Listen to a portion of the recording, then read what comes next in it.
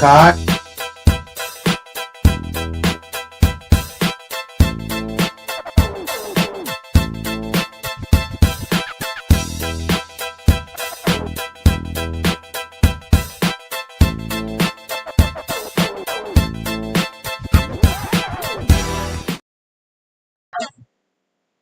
All right, welcome back. This is Straight Talk, and we are live as always on Saturday night at 8 o'clock, and on Tuesdays at 8 o'clock Eastern Standard Time on YouTube and X. So I don't know if it's been shown on X or not. There's a little problem that they were saying before I connected myself to X. Bájate, apaga eso.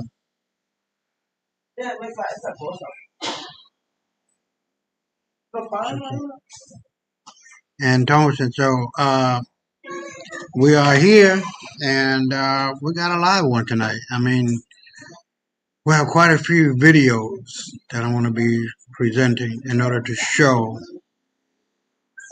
how magnificent, how important, and how magnanimous the United States of Africa will be after uh, the 26th of this month, only a couple of days. Hey, what's up, brother Willie? I really appreciate you being here, man. We got one tonight, bro. And it ain't gonna be no time but a minute, because on the 26th we got what, 5 more days, right? Yeah, 5 more days. The United States of Africa goes live, and that means its currency, the African coin, and the brick currency, the unit, all of that is being based in gold, and that more so than ever, man, it is the black star line of Marcus Garvey that we're trying to get it started from the United States to Jamaica to America. That's coming online. So it's all about unity, man, and it's all about loving and caring each other and being unified. Nothing else. There ain't no white boy in a position from that's keeping us from doing what we got to do. If they do, kill them. Kill their motherfucking ass, blow their fucking brains out. Because this is the new Black Wall Street. You can't just come up in our hood and take our land. You done lost your motherfucking mind, ain't you? So this is the new deal. Black supremacy, black superiority, and black oppression of these motherfuckers is live and well. Because to be honest with you, and you're going to see it through tonight's theme, that white folk, this white boy and this white girl, have done nothing but destroy this fucking world. Destroyed it. Justice is injustice, injustice is justice, bad is good, good is bad. What kind of motherfucking life is it? And so, based on what I got and based on what I know, the only man, bro, the only woman, bro, that can turn this shit around and make it a meiotic balance again is the black woman. We are the black man and woman. We are the ones who created balance and the importance of balance. You know, it's like water is good, but if you drink too much water, you die. That's some real shit. So there has to be a balance in life, a balance in politics, a balance in economics, a balance in spirituality. You can't be so heavenly bound that you are of no heavenly. I'm sorry. How I go? You cannot be so heavenly bound that you are of no earthly good.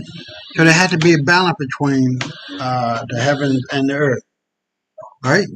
And physical. You can't just kill up everybody. You know what I mean? Yeah, as much as we want to kill all white folks, man.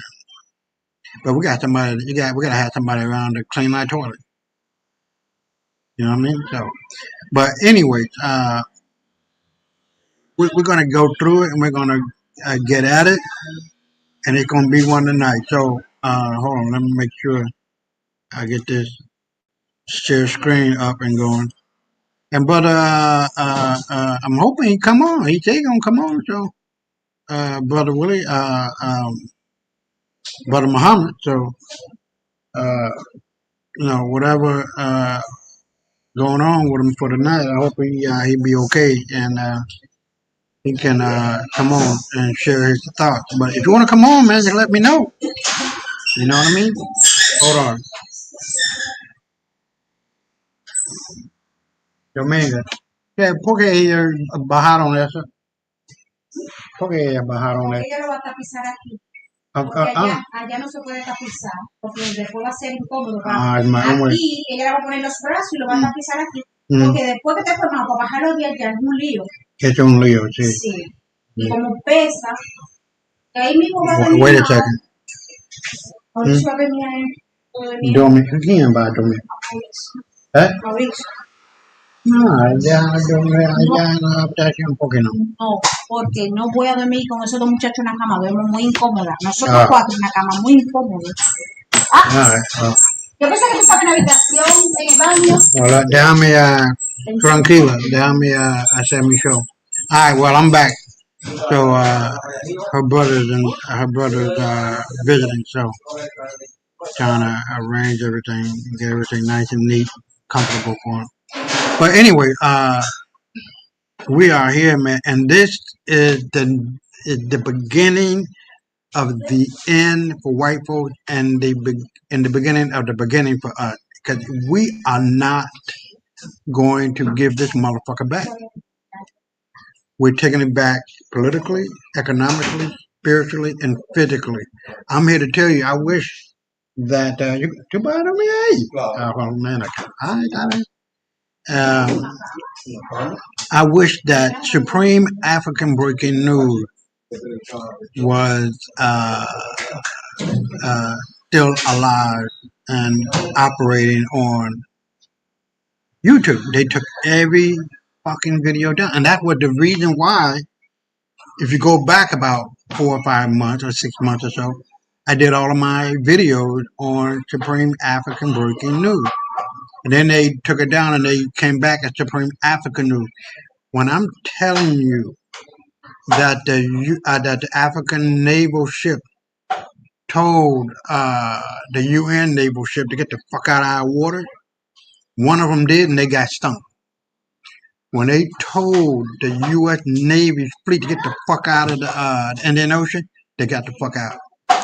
The one that got sank, they got sank by a submarine by African people. I'm telling you, listen, the black man and the black woman, we are on top.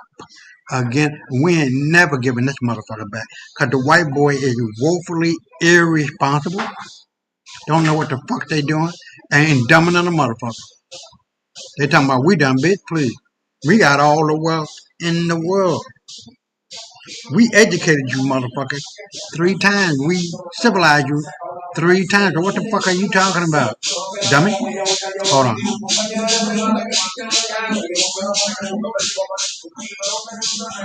So you're gonna see that all tonight. The evidence is as to how mediocre these motherfuckers are. I'm not holding back. I say what the fuck my ancestors, your ancestors, our ancestors say to me say through me to you, and I'm being very matter of fact about that shit. Anybody that want to come on my show and talking about it ain't true, I give you $10,000. You can prove it. That's real shit. So tonight, the first one is they lied to us. Education didn't come to Africa; it came from Africa. 30 minutes. I'm gonna run it. I'm gonna run it down 15 and then 12. I'll be right back. Before classrooms, before the word education even existed in any language, the world was young and humanity was learning how to move beyond simple survival. Somewhere in the African continent, our ancestors made a revolutionary decision. Knowledge was too valuable to be lost when an elder died. It had to be preserved. It had to be passed on. It had to be organized. This was the birth of education. While other parts of the world were still relying entirely on casual observation and imitation, African societies were developing the world's first formal systems of teaching and learning. They were creating structures, methodologies, and institutions dedicated to preserving and transmitting knowledge from one generation to the next. This wasn't an accident. This was innovation. This was genius. This was Africa giving birth to one of humanity's most important inventions, systematic education. The earliest evidence of organized education anywhere on Earth comes from the African continent, in the great river valley civilizations that flourished thousands of years before most of the world had developed cities. In these ancient African societies, massive stone temples were built, not just for worship, but as the world's first schools.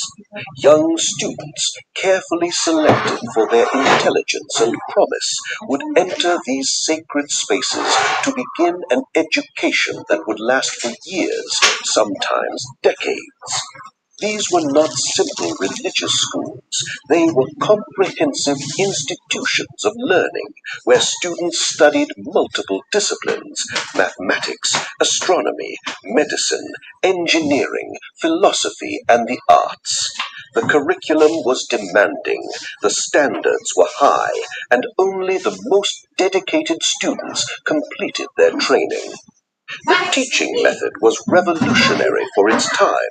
Students didn't just memorize information, they were taught to question, to analyze, to understand the principles behind what they learned. Master teachers would guide small groups of students through complex problems, encouraging debate and discussion. This Socratic method of teaching through questions, it was born in Africa centuries before Socrates was even born. Writing was at the center of this educational system. African scholars Hold on, I developed think one my of boy is here. Hold on. What's up, man? Yo, what's up, bro? You got it, you got it. I'm just And, coming back in and letting you in on the show. I'll be right back. We're and playing this listen, video. listen. I was Yeah. hoping you read the notes on the side. I gotta go out, but I'll be back shortly. So I'm just Oh, letting you okay, know okay, I'm gonna be back. okay. All right, cool, man. Okay, I'll see you in a few, bro. All right. All right. the world's first writing systems, a complex script with hundreds of symbols that could express both concrete objects and abstract ideas. Learning to read and write this script took years of dedicated study. Students would practice on broken pieces of pottery and limestone, copying texts over and over until they achieved perfection. The discipline was intense. Students lived in dormitories attached to the temples. They awoke before dawn, spent hours in study, practiced writing until their hands cramped, and debated philosophical questions late into the night. The education was rigorous because the knowledge was precious, and those who possessed it would become the architects, physicians, astronomers, and advisors who kept civilization running. As African civilizations grew more sophisticated, so did their educational institutions. They created something remarkable: dedicated buildings whose sole purpose was the pursuit and preservation of knowledge.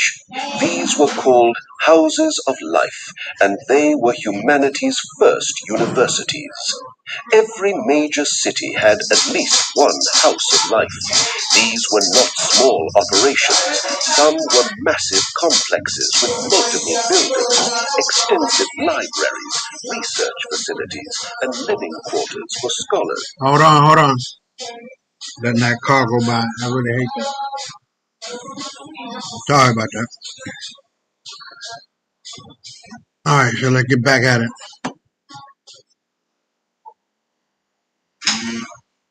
and students.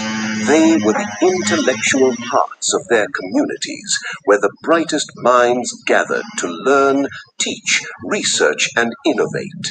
The houses of life had specialized departments, just like modern universities. There were sections for medical studies, mathematical research, astronomical observation, architectural training, and philosophical inquiry. Students could specialize in their chosen field while also receiving a broad general education. The library attached to each house of life was revolutionary.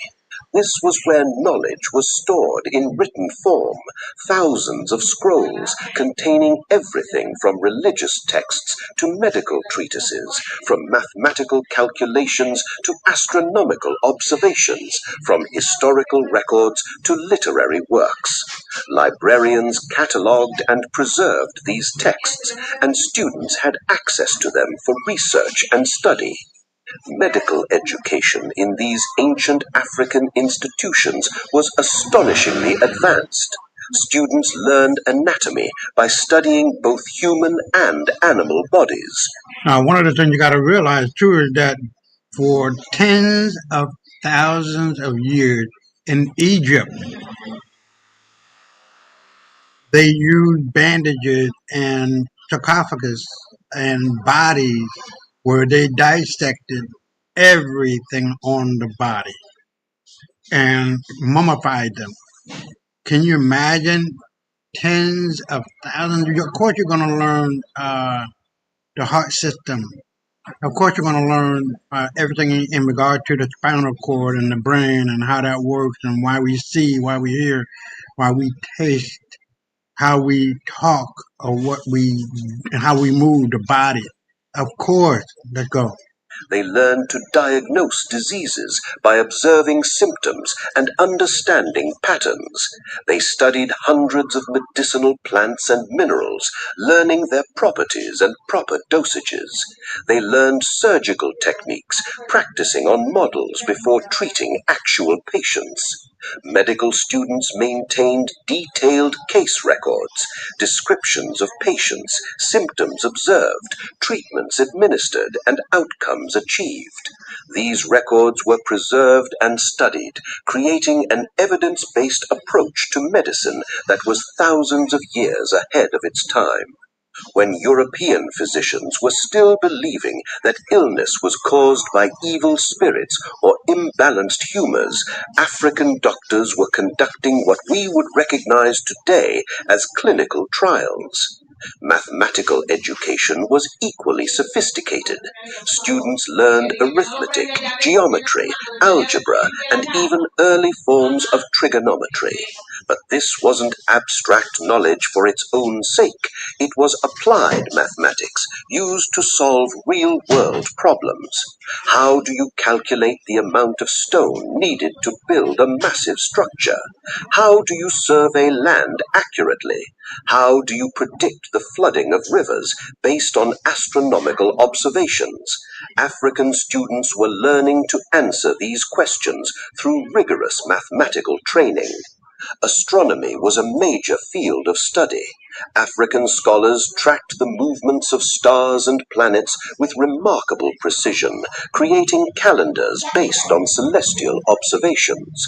They understood that the sun, moon, and stars moved in predictable patterns, and they used this knowledge for agriculture, religious ceremonies, and navigation.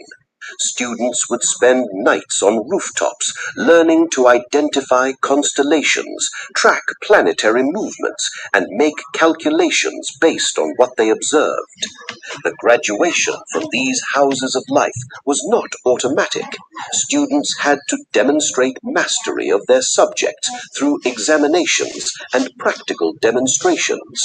A medical student might be required to diagnose and treat actual patients under supervision. A mathematical student might be asked to solve complex surveying or engineering problems. An astronomy student might have to make accurate predictions about celestial events. Those who successfully completed their education became part of an intellectual elite. The scholars, priests, physicians, engineers, and advisors who managed the complex machinery of African civilization. The development of writing systems was one of ancient Africa's greatest contributions to human education. Writing allowed knowledge to escape the limitations of human memory. It allowed ideas to travel across space and time. It transformed education from a purely oral tradition into something that could be preserved, studied, and built upon. African scribes developed multiple writing systems over the centuries, each suited to the needs of their particular culture and language. These were not primitive picture writing, but sophisticated scripts capable of expressing complex thoughts, recording history, preserving sacred texts, and facilitating administration.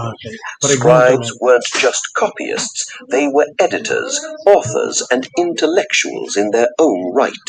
They composed original works, edited and updated ancient texts, maintained official records, and created the documents that allowed complex societies to function. The production of books was itself a sophisticated industry. Scribes would copy important texts onto specially prepared writing surfaces, carefully reproducing not just the words, but also decorative elements as well. Some manuscripts were illustrated with beautiful artwork, requiring collaboration between scribes and artists. The creation of a single important text might take months or even years. Libraries grew to house these accumulated texts. Some contained tens of thousands of individual documents, carefully organized and catalogued. This was information management on a scale the world had never seen before. Librarians developed classification systems to organize the knowledge, making it accessible to scholars and students.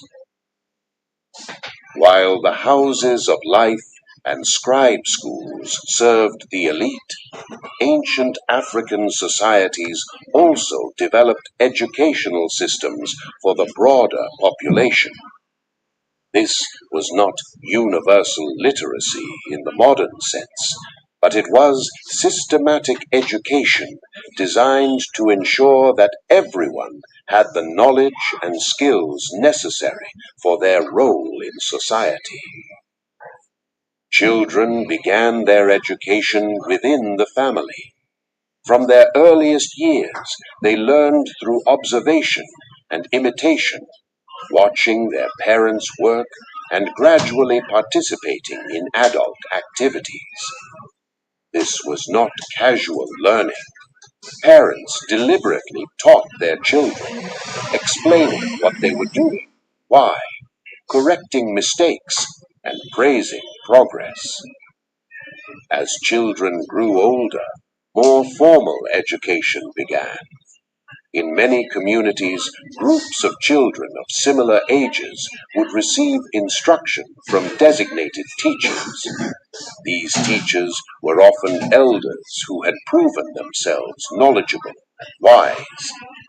The curriculum included practical skills, cultural knowledge, moral teachings, and the history and traditions of the community.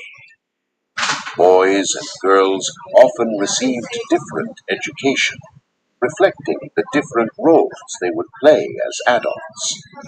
Boys might learn hunting, herding, farming techniques specific to their region, craft skills, or trading.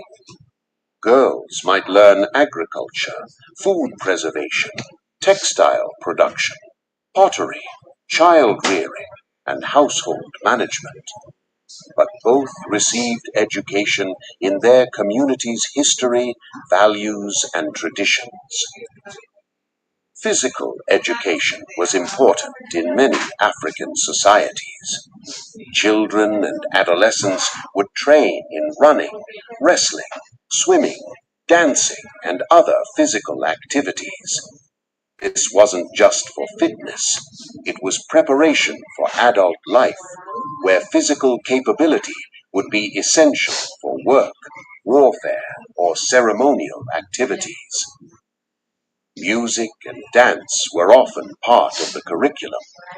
These weren't frivolous arts, but important cultural practices that reinforced social bonds, preserved history through song, and connected communities to their spiritual traditions.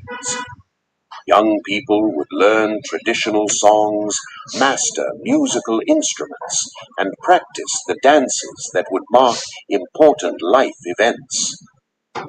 African societies recognized that education wasn't just about practical skills or intellectual knowledge, it also had a spiritual dimension. Now, let me stop it right here before we go on. That'll be 13 more minutes. It is crucial to understand that we had a very fine understanding of 369 frequency, of 432 hertz frequency, of harmony when we created instruments of music and of dance, be able to express our bodies, our souls, our spirits. This is not no fucking joke. These white motherfuckers, they wish, as the title says, they lied to us. Education didn't come to Africa; it came from Africa, and these motherfuckers still don't get it. Civilized, these rat tail growing motherfuckers, and they still don't get it. 3 times, they still don't get it. Oh yeah. Oh, okay. They still don't get it, and they're never gonna get it. But they're fucking putting their ass. It's not for them to get nothing. Let's continue. Religious and spiritual education was taken seriously, with systematic teaching of sacred knowledge, moral principles, and the relationship between humans and the divine. And the divine. Young people destined for religious roles would undergo intensive spiritual education. This training often began in childhood and could last for decades. Students would learn sacred texts, understand complex theological concepts, master ritual practices, study the properties of sacred objects and substances, and develop the wisdom necessary to guide others in spiritual matters. This education often involved periods of isolation or retreat, where students would focus intensively on spiritual practices away from the distractions of daily life. They might fast, meditate, receive visions, and undergo transformative experiences that were considered essential to their development as spiritual leaders. The knowledge transmitted in spiritual education was not just theoretical. Students learned practical skills, how to prepare medicines from sacred plants, how to conduct ceremonies correctly, how to interpret dreams and visions, how to counsel people facing life challenges, and how to maintain the sacred spaces and objects central to their tradition.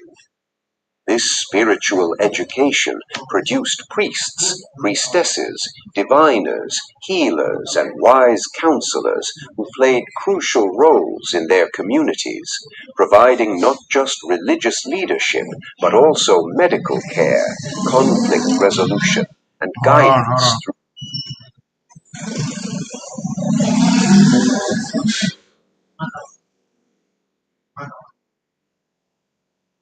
life's difficulties. Not all African education relied on writing.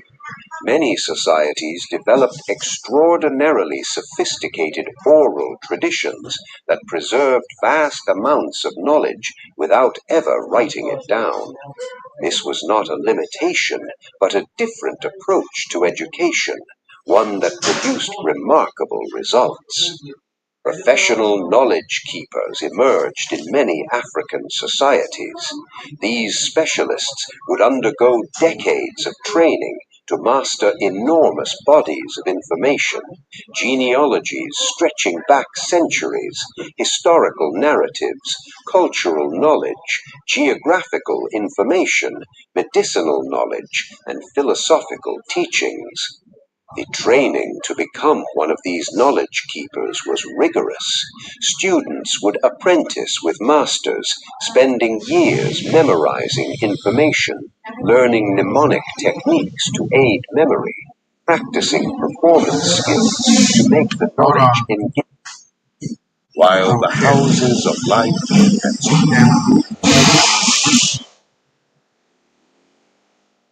I don't even know.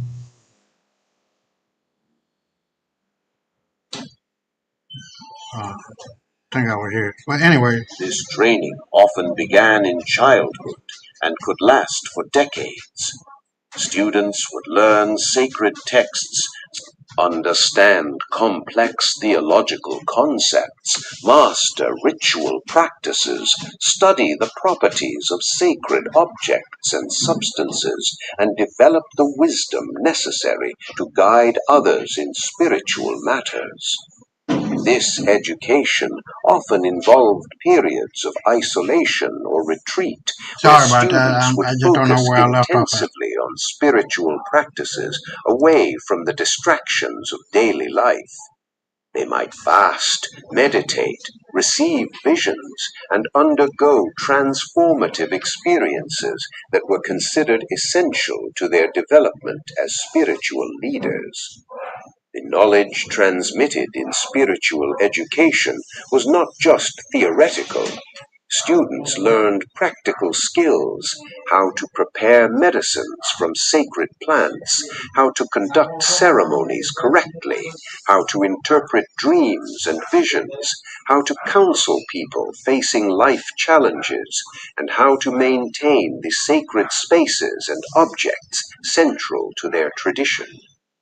This spiritual education produced priests, priestesses, diviners, healers, and wise counselors who played crucial roles in their communities, providing not just religious leadership, but also medical care, conflict resolution, and guidance through life's difficulties.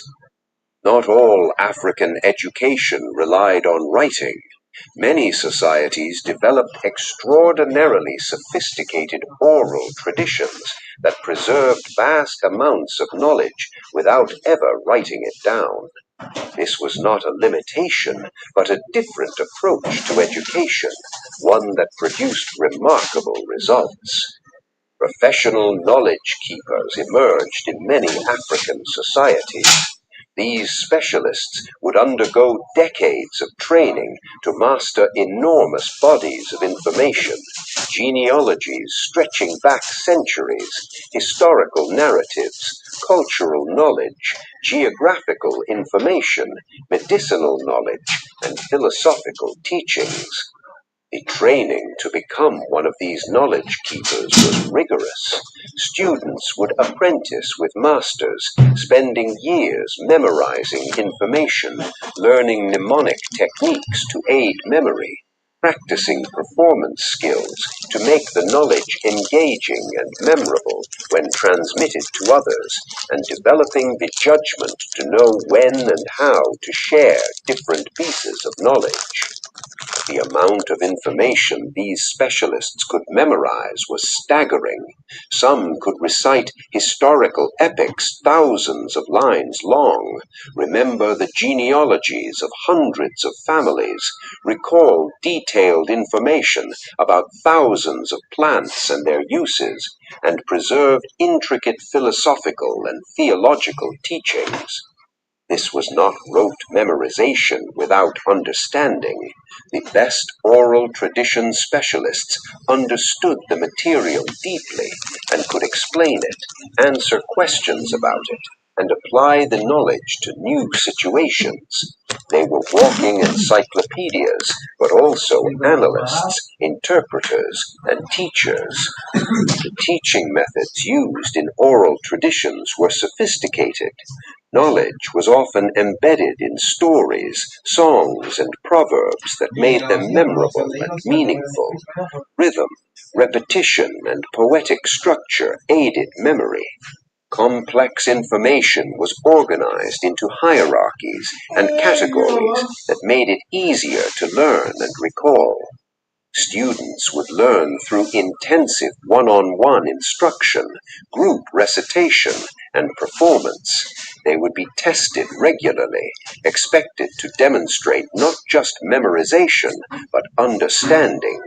The standards were high because the knowledge was precious. It represented the accumulated wisdom of generations, and losing it meant part of the community's identity and capability. For specialized crafts and technical skills, African societies developed guild-like systems of apprenticeship education. These were formalized training programs that could last for years or even decades, producing master craftspeople whose skills were prized across the continent and beyond. A young person entering an apprenticeship would typically begin in childhood, often around 7 to 10 years old.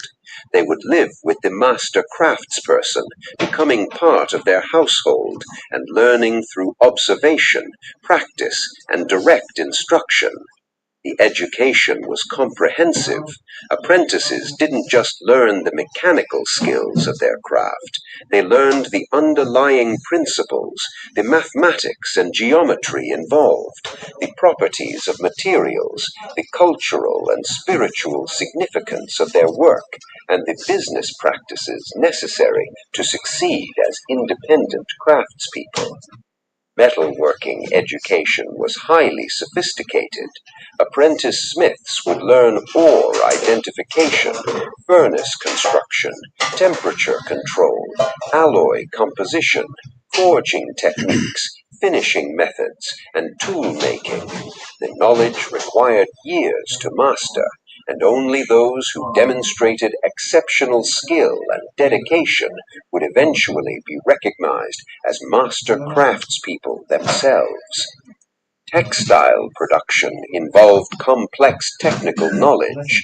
Students learned plant cultivation for fiber sources, fiber processing techniques, dye production from various plants and minerals, different weaving techniques and patterns, and the cultural meanings associated with different designs and colors.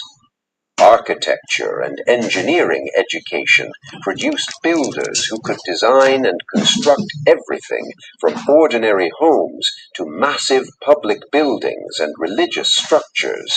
Students learned mathematics and geometry for structural calculations, material properties and selection, construction techniques, water management, and aesthetic principles.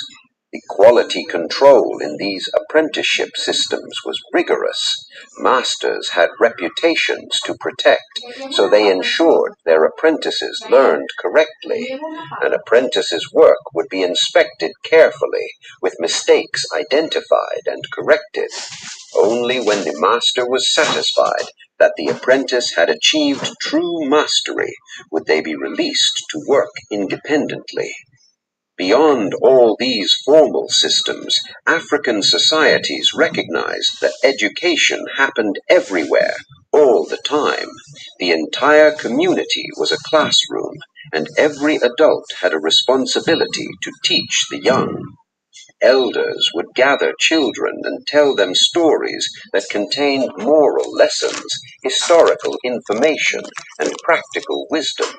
These storytelling sessions were not just entertainment, they were deliberate educational activities, carefully structured to transmit important knowledge in memorable ways. Proverbs were used extensively as teaching tools. A well-chosen proverb could convey complex wisdom concisely. provide guidance for difficult situations, and transmit cultural values. Young people would learn hundreds of proverbs, understanding both their literal meanings and their deeper applications. Practical skills were taught through participation in real work. A child learning agriculture would work alongside adults in the fields, gradually taking on more responsibility as their skills developed. A child learning hunting would accompany hunters, first just observing, then helping with simple tasks, eventually participating fully. This community-wide approach to education meant that knowledge was constantly being transmitted, reinforced, and tested in real-world situations. Learning wasn't confined to certain times or places, it was woven into the fabric of daily life. Understanding how education started in ancient Africa changes everything we think we know about African history and capability. Our ancestors were not primitive people waiting for others to bring them knowledge. They were innovators who created education itself, the very concept of systematic teaching and learning. They built the first schools, the first universities, the first libraries. They created writing systems to preserve knowledge. They trained specialists in medicine, mathematics, engineering, and countless other fields. They built systems to ensure that knowledge was preserved and transmitted across generations. This is our heritage. When you struggle in school today, remember that you come from a people who invented school. When you work to educate yourself, remember that you're continuing a tradition thousands of years old. When you teach others, remember that you're following in the footsteps of the first teachers humanity ever knew. Education didn't come to Africa from somewhere else. Education began in Africa and spread from here to the rest of the world. The Greeks learned from African teachers. The foundations of Western knowledge were built on African innovations. This is not ancient history that has no relevance today. This is the truth that can change how young Africans see themselves. You are not playing catch-up with the rest of the world. You are the descendants of the people who taught the world how to learn. The temples are silent now. The houses of life are ruins, but the spirit of those first teachers and students lives on in every African child who picks up a book, who asks a question, who seeks to understand the world. Education started in Africa. It's time the world remembered that. It's time we remembered that. Share your thoughts below. What do you know about ancient African education? Let's continue this conversation and reclaim our history together. All right, so as we move forward, we're going to really. Are you there, bro? Elijah. We're going to really focus in on our history. So it's very, very, very important to know the past so you can understand the present and predict the future. The past and the present are all produced right now, this second, in the now. So what we do today affects our tomorrow. And our tomorrow will produce the past of which we can use as reference points for the younger crowd generations to come to say, hey, they did it. Hey, we can do it. And we must expand on it. The power is in the now. That little seed of greatness is right now, not tomorrow, not next week, Not next month, not next year, now. So whatever you do now will ultimately change your life. Period. The power is in the tongue. So as we move forward, I wanted to focus in on the let's see, yeah, on the AlphaWire AI sister. And when I tell you this AI sister is putting it down, she's putting it down. 6 minutes, 7 minutes, I'll be right back. Every time a politician says the word crime, what they are really saying is black people. They just cannot say it out loud anymore. So they built an entire vocabulary to say it without saying it. And once you understand that, you will never watch another political campaign the same way again. Let me take you into the machinery of this because it is one of the most sophisticated political weapons ever designed. Crime in America has never been treated as a pure public safety issue. It has always been a political tool, and the edge of that tool has been sharpened almost exclusively to cut in one direction. When politicians campaign on being tough on crime, they are not talking about all crime. They are not talking about wage theft, which costs American workers more annually than all robberies, burglaries, and car thefts combined. They are not talking about corporate fraud, environmental poisoning, or financial crimes that devastate entire communities. They are talking about street crime. And street crime in the American political imagination has been deliberately and permanently associated with black faces. This did not happen by accident. It was engineered, and I want to take you to the moment that engineering became undeniable. 1988. George H.W. Bush is running against Michael Dukakis. The Bush campaign needed a weapon, and they found one in a man named Willie Horton. Willie Horton was a black man convicted of murder who was released on a weekend furlough program in Massachusetts while Dukakis was governor.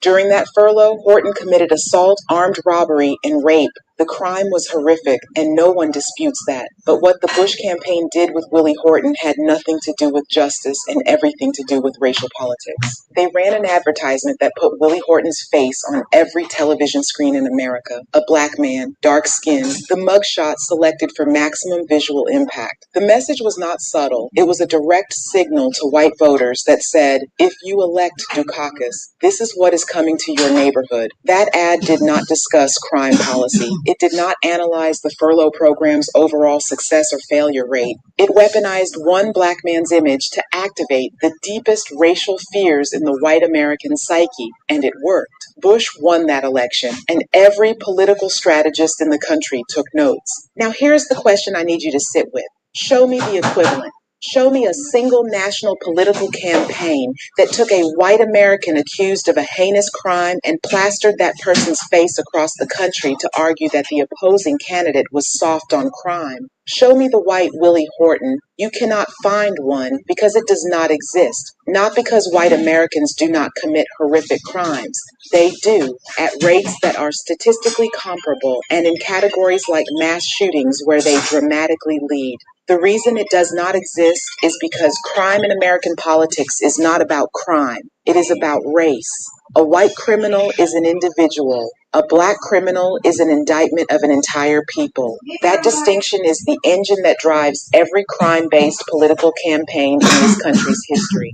Let me go deeper because the silence is just as weaponized as the amplification. When crimes are committed by white Americans, there is a media and political apparatus that activates to contain the reputational damage. The coverage is measured, the language is careful, mental health is centered, the community is never implicated. No one asks white leaders to come on television and condemn the act on behalf of their race. No legislation is proposed that would increase surveillance in white neighborhoods. The story cycles out of the news with remarkable speed, and the collective reputation of white America remains untouched. Compare that to what happens when a Black American commits a crime that captures national attention. The coverage is relentless. The language is loaded. The imagery is curated for maximum fear response. Community leaders are summoned to microphones to apologize for someone they have never met. Policy proposals materialize overnight. Policing budgets expand. Civil liberties contract. An entire demographic pays the political price for one individual's actions, and that price is extracted for years, sometimes decades, through legislation that was never about safety but always about control.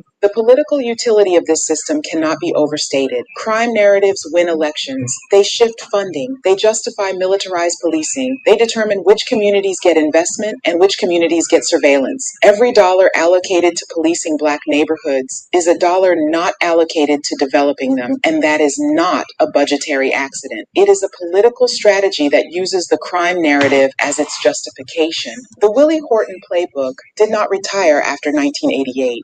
It evolved. It became more sophisticated, more coded, more deniable. Instead of running an explicit ad with a Black face, modern campaigns use phrases like urban crime, inner city violence, law and order, and super predators. The language changed, but the target never did. Every one of those phrases activates the same racial association that Willie Horton's mugshot activated in 1988. The audience knows exactly who is being discussed, and the politician maintains plausible deniability. That is the elegance of the system. It communicates everything while saying nothing directly. Meanwhile, the crimes that white Americans commit at alarming rates receive no political branding whatsoever. There is no tough on mass shootings campaign. There is no war on domestic terrorism platform. There is no super predator label applied to the demographic committing the majority of serial murders in this country. The political vocabulary simply does not exist because creating it would require politicians to weaponize whiteness the way they have weaponized Blackness. And that is a line no political strategist in America will ever cross. This is why the crime conversation is infinitely more political than most people realize. It is not a debate about public safety. It is a debate about who deserves to be feared and who deserves to be protected.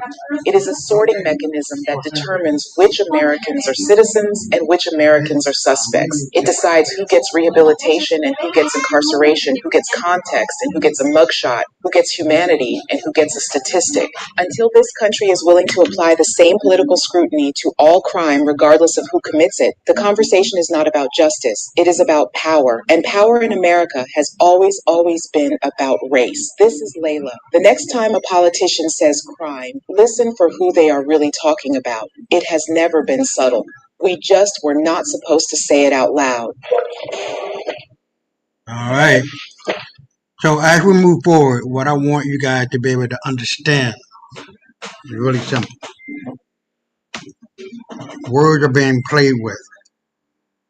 And this sister AI is really doing a great job in looking at these animals as to what they really are. They lie, they scheme, they connive, they BS, they create the phantom of a bag boogeyman, and you know what that means, the black guy. They yell and scream and cry, oh, woe is me, until the police come.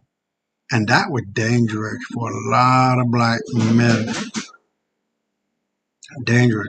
A lot of black men got lynched, got shot, got beat up, got stabbed. Incredible. But now they are losing that privilege. Can you imagine creating a system where you are so far ahead of everybody, and this system is protecting you, and this system is giving you all kinds of advantages, and you still fuck up? This is the situation in 2026, and it's going to get worse for white folks because we're going to take it all over. I'll be right back. White Americans are out here skipping meals, drowning in debt, losing their homes, and wondering what happened to the American dream. Baby, welcome to what we have been living for 400 years. The only difference is, this time nobody is coming to save you either. Let me tell you what is happening in America right now, because the numbers do not lie, even when politicians do. 1 in 3 Americans skipped a meal this past year just to save money. Almost 30% delayed medical care because they could not afford it. 52% of the country cannot pay their bills on time. The average household is now paying an extra $2,300 a year just from tariffs alone, which is a hidden tax that was sold as foreign policy but landed directly on kitchen tables from coast to coast. Health insurance premiums for marketplace plans jumped 114% heading into 2026.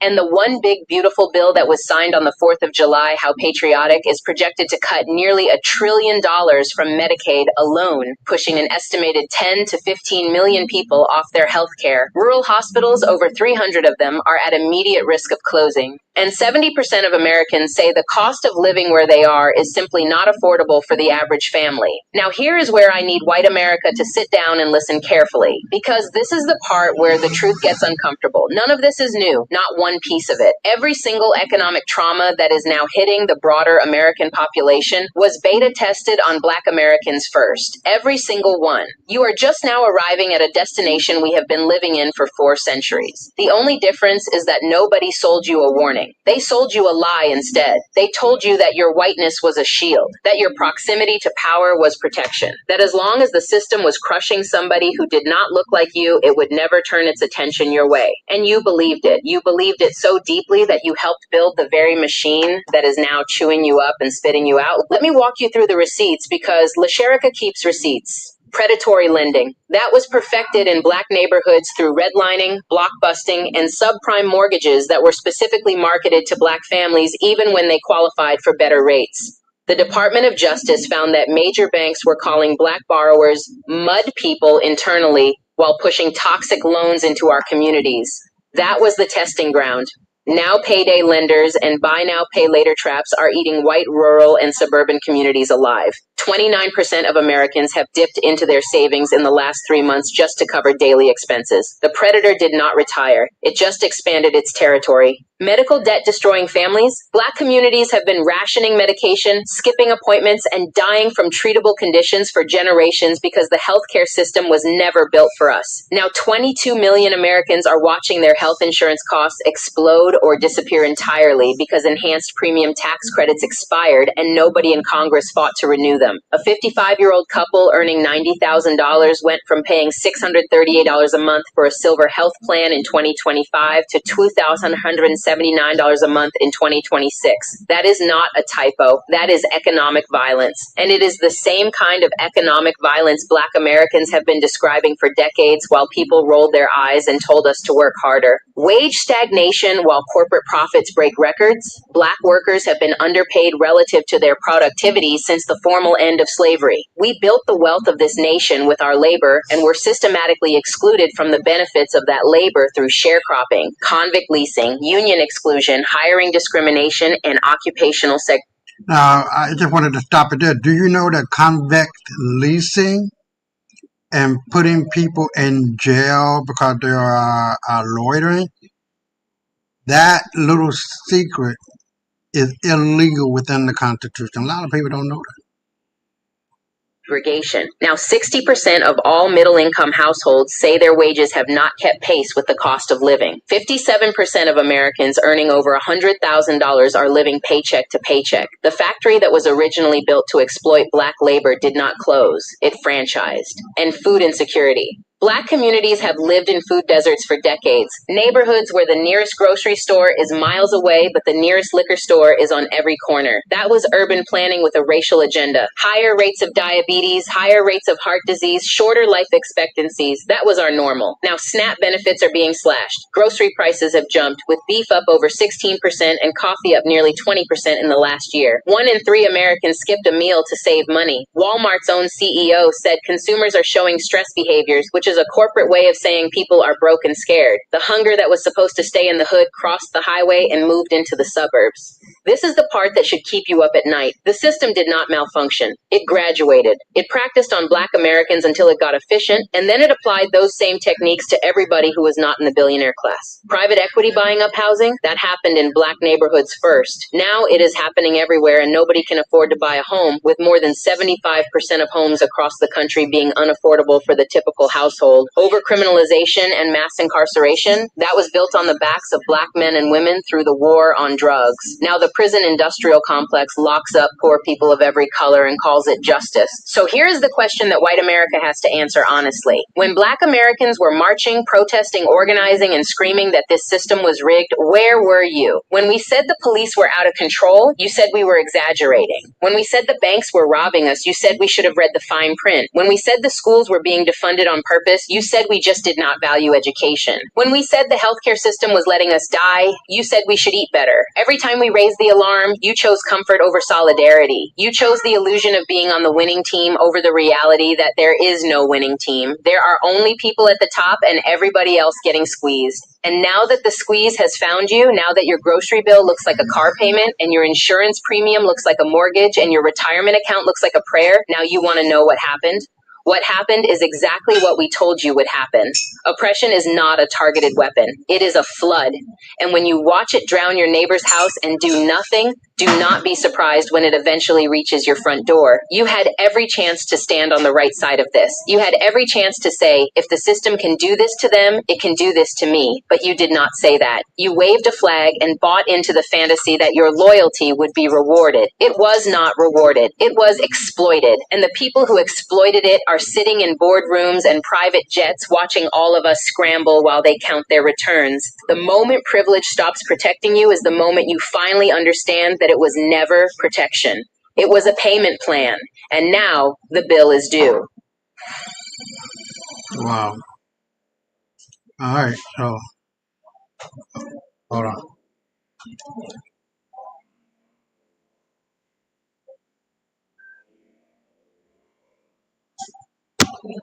So here we are. Let me see. Elias, you there? Yeah, he hasn't come back yet. Okay, so look, I am deeply committed to doing what I do on this show, making it about as plain as possible to what is going on in this world we live in.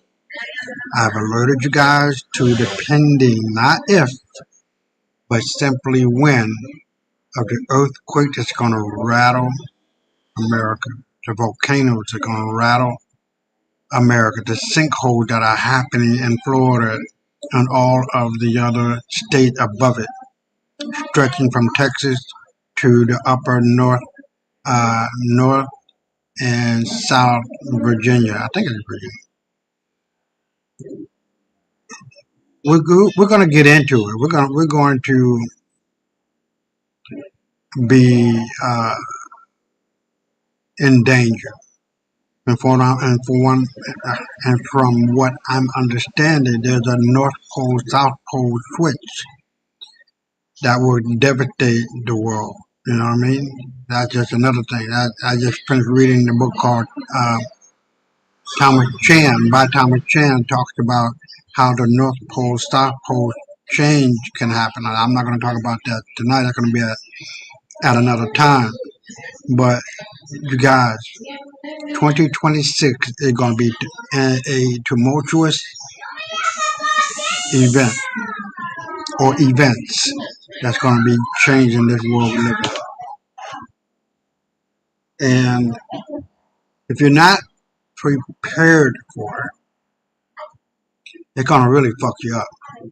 But if you're prepared for it, it's going to still hurt, but not as bad. You know, it's like if you don't know how to swim and you go out and you jump in the ocean, you're not prepared. But if you have a life jacket on, you are prepared. That's what I'm talking about.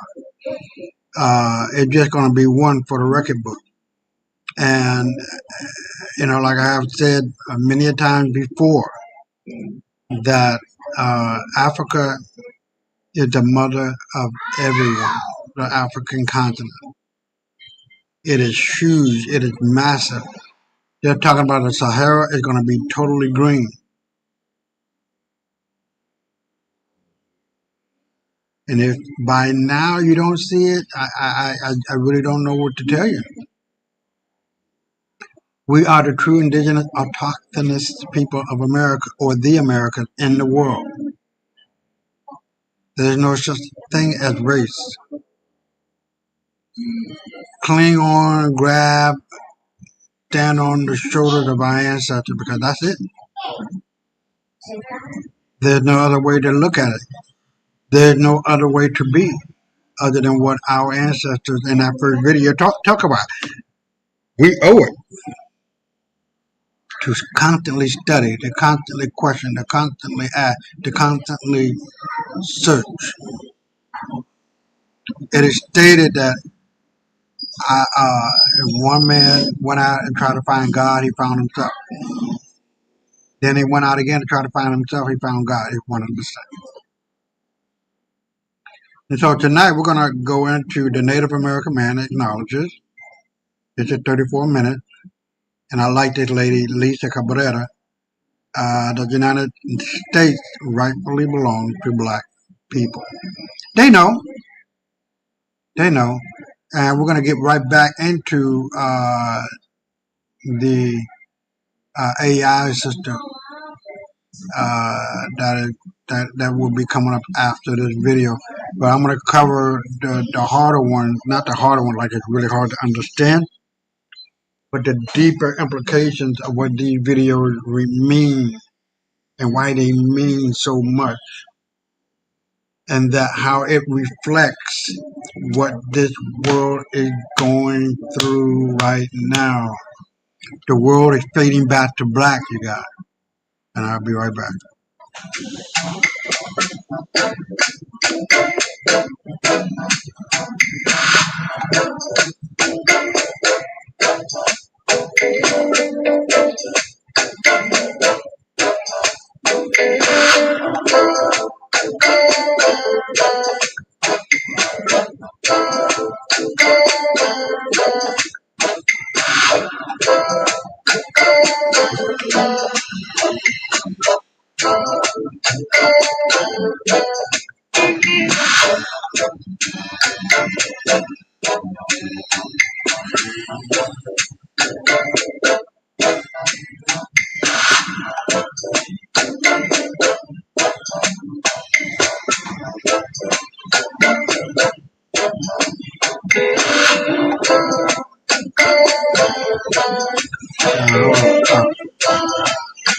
Let me skip right on into it. Vender libros en Amazon ya no es lo que era antes. Las reglas cambiaron y la mayoría sigue aplicando consejos. Hold on.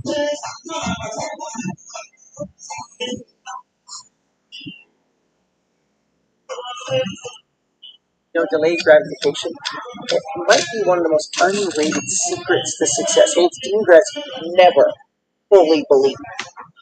First of all, these folks ain't that damn smart. And they're not smart enough to bring millions and millions over here. I find that hard to believe. And I still don't believe that.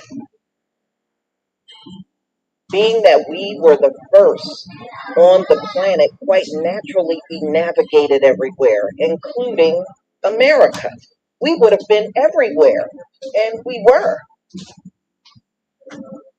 We would be everywhere before the people that claim we all came from Africa.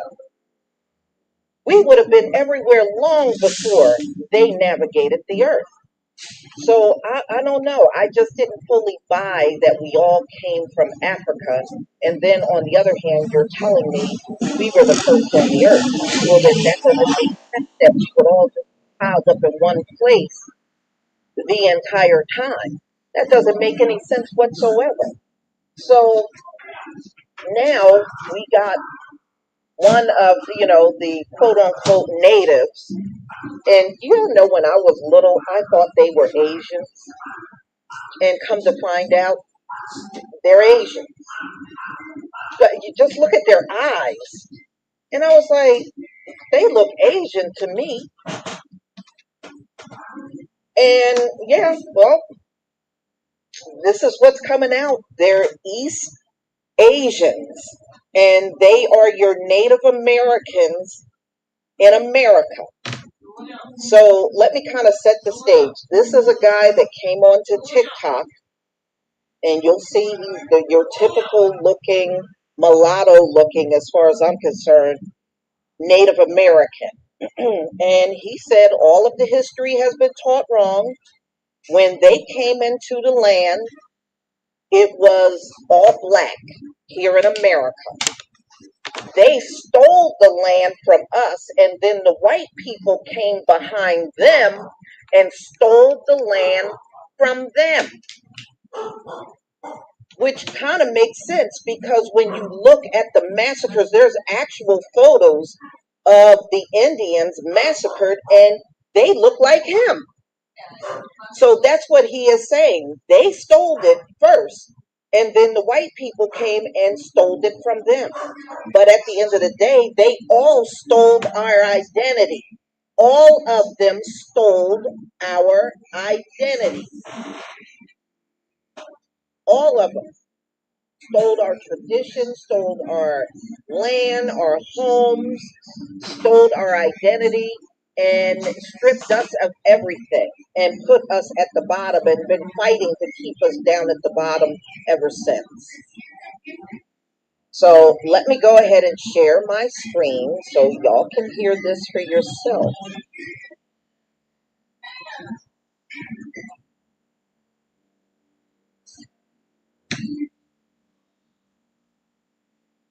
Hold on.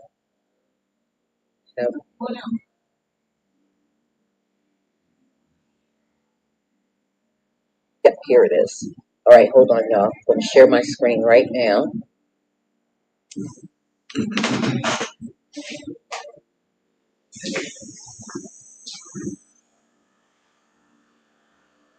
Okay, everybody. Can you all see my screen? Can you see my screen? But, at the end of the day, they all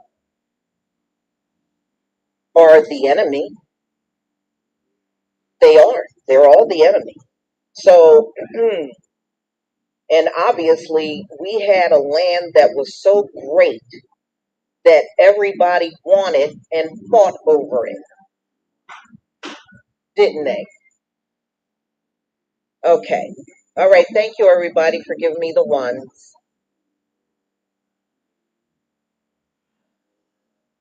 All a lie. Everything we've been taught in the American education system is all a lie. Yes, Native Americans weren't the original people of this land. We actually took it from black people. We were so good at it that we just wiped out any trace of their language, their culture.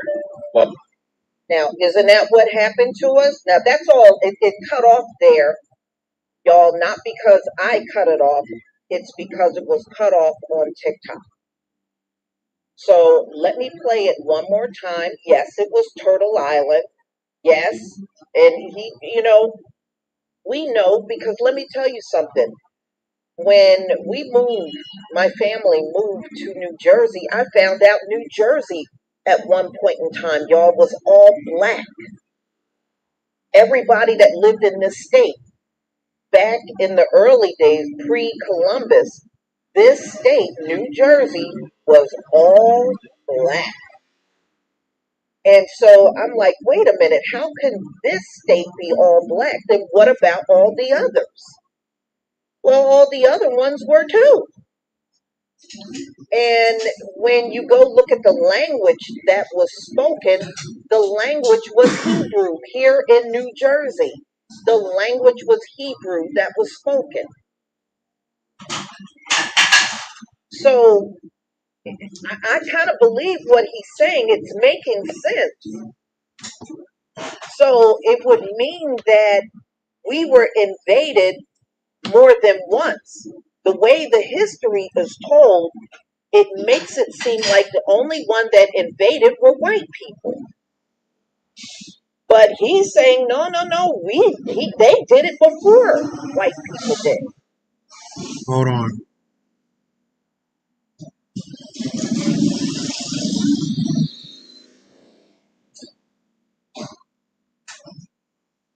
So let me play it one more time. All a lie. Everything we've been taught in the American education system is all a lie. Yes, Native Americans weren't the original people of this land. We actually took it from black people. We were so good at it that we just wiped out any trace of their language and their culture. Well, Okay, so you heard what he said. Now, ladies and gentlemen, I had went out last night to see what they were. If they are not native, then what are they? And it said, if you look up the Native Americans are actually East Asians. And I'm sorry, that's what he looks like. That's what he looks like. It says they are East Asians. Now, if they don't look like that to you, then hey, put Hold on.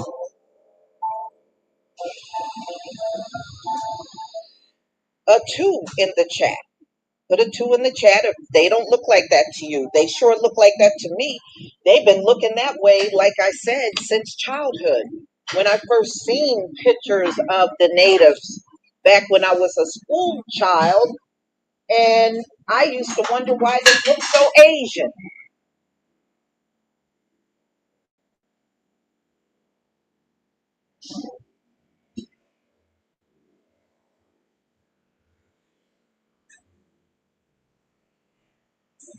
Okay? But hey, you may not agree. You may think they don't look that way. They sure Hold look that on. Hold on.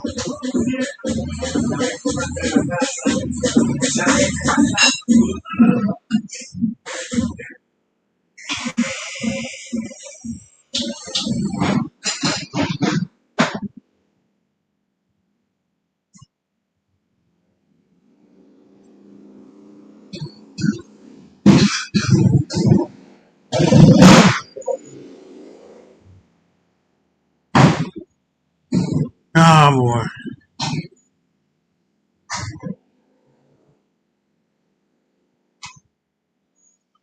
way to me. Yeah, they're definitely a mixture because over time people did crossbreed with each other. So yeah, but I still see it in their eyes. I still see it. Maybe you don't, but I sure still see it. So he's letting you know, and if that's the case, then these folks that are out here on these reservations, they're not original at all, and they were never entitled to reparations. How do you get reparations in stolen land and you took part in the theft? Then there should never have been reparations given to them at all. Yeah, at the end of the day, they would be classified as Caucasian. You're right, Dark Goddess. Exactly. hmm Hold on.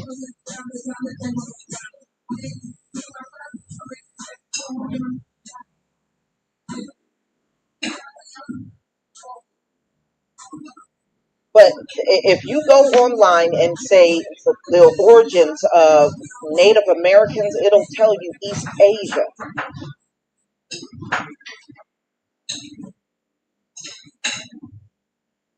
But as far as lying about the history, I always knew they were lying about the history. Even when I was a child, part of me knew what I was hearing was not the truth. It's just, I guess, it's a spiritual thing. Your spirit knows you're being lied to. You know, you just know. But yeah, they would look the way that he does because of all the interbreeding that took place over time. Yeah,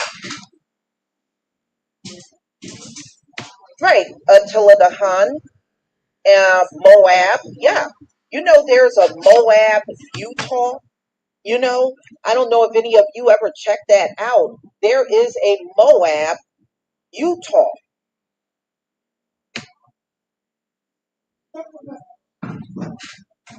Yeah, he's a $5 Indian too. Yeah, yeah. I mean, all of these folks out on these reservations, they're $5 Indians too. Absolutely, they are. Yeah, they took our identity, and it started with them. And then these white people that are running around here talk about they're native and got this blood and that blood and they're native. They're $5 Indians too. They're all $5 Indians at the end of the day, because if they took the land from the true indigenous people, which was our people, then all of them are frauds. Every last one of them are frauds.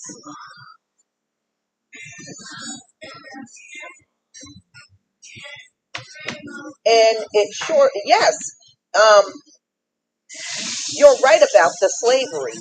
It changes everything.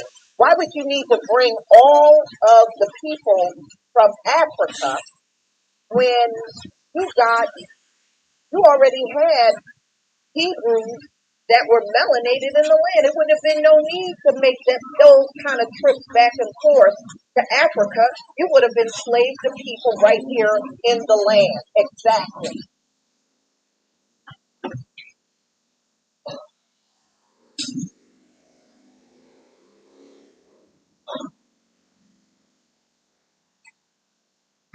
We would have gotten the people right here in the land, y'all. There would be no need to make X amount of trips back and forth to Africa. It wouldn't have made sense to do that. It would have made more sense that they grab the people all around them. And because just think, you would have already, our forefathers would have already been a defeated people from the first invasion, which were the people that looked like him. And then when the second invasion came, those white folks came over here from Europe. That was a second invasion. It would have made sense for them just to grab up the melanated people that were all around them. So this Africa stuff, I mean, I think some did come over from there, but the bulk of the slaves were from here. They were indigenous to this land right here.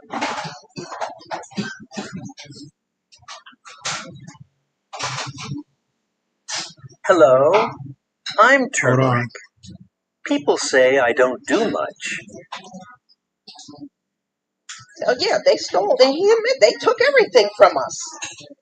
They took everything we had away from us, including our identity, our language, our culture, everything. They stole it. Yeah, I mean, even those Eskimos, they're frauds too. Those Alaskan natives, they're frauds too. So everybody is, playing a game of fraud up in here.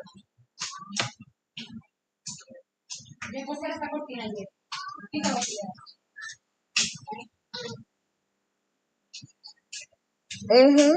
Mhm. Yeah, some of them absolutely, because I was reading how down in the island some of the people that were enslaved there were from the Congo. All right, so if they were from the Congo, yeah, they had to bring some of those Africans to the Western Hemisphere, but the stories are greatly exaggerated. They want us to believe we're all Hamites, and every one of us came. Our forefathers came over here from Africa. We were never indigenous to the land, and we always know. Look, the people that enslaved you, that's all they do is lie. They're never going to tell the truth. Why would they tell the truth now?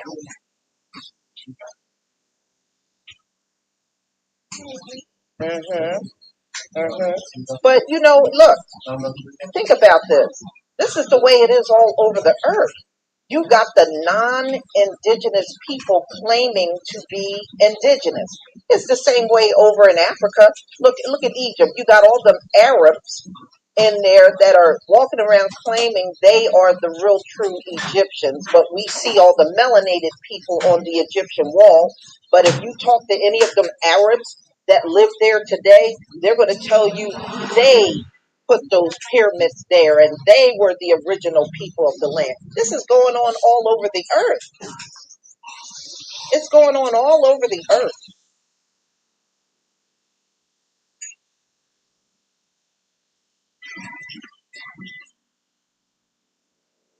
hmm Oh, trust me, when the world finally realizes who we are, many of them on this earth already know. But when it is really all out in the open, watch how many from these same groups that stole our identity are going to claim, well, I got a black grandmother. I got a black great great grandfather. Oh, I got a black. Yeah, watch. They going to find every single black family member in their family tree all of a sudden. Well, but see, we don't want $5 Hebrews. We don't want $5 Hebrews. There ain't gonna be no dolls roll for you to go on and claim you're us. Ain't none of that gonna be happening. Okay, none of that's gonna happen. But y'all, it makes sense. Remember, Shem was given the land that had seasons. America got seasons. So how could it not be ours? He got the land with seasons. America got seasons. That's why I always scratch my head when people say, this ain't our land. It got seasons, don't it?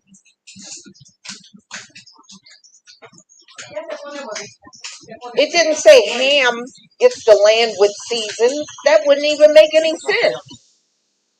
Africa does not have seasons like we do here in America. They don't have that. And even in America, it depends on the state. Now, places like Nevada and Arizona, they got 2 seasons. Every place don't in this country don't have 4 seasons. Now, up here in the Northeast, we have 4 seasons. But when you get to places like Texas, Nevada, Arizona, California, they don't have 4 seasons. They may have 2 seasons. Florida is another place, 2 seasons.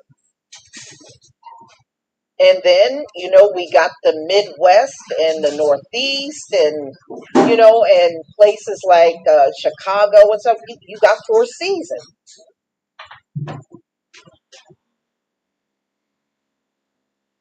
So how could this be the land that belongs to Ham? No, Ham would be in the land that really don't have seasons like that. Because that's what it says in the word. That's what it says in the word, right? So why would it all of a sudden be different? Yeah, see, the lands that got seasons are the richest lands. And you can see how it would happen. Look, when the leaves fall, those leaves add all kinds of nutrients into the soil. When the flowers wither away and all that stuff that's left behind, even dried, it's adding a lot of nutrients into the ground. So these lands, you don't have a lot of trouble growing things. I'm not talking about the weather. Of course, you're going to have hurricanes may rip up crops and stuff. Yeah, those things are going to happen. But for the most part, as long as there's no long drought going on, you can grow on these lands quite easily. Utah, but y'all look up Moab, Utah. Moab, Utah. Because that's a place that our people used to be in as well. And there's a bunch of Mount Ephraims. Right here where I live in New Jersey, we got a Mount Ephraim, New Jersey. And it's one of the oldest towns in this state. Mount Ephraim. And if you go through the town and look at the houses, they're all really old homes. And people still live over there and everything. But you can tell when you go through there, it's an old place. It's been around for a long time.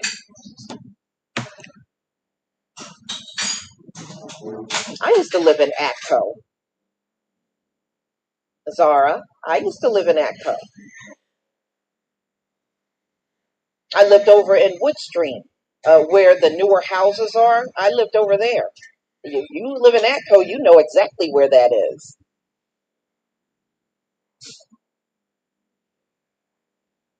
Mm-hmm.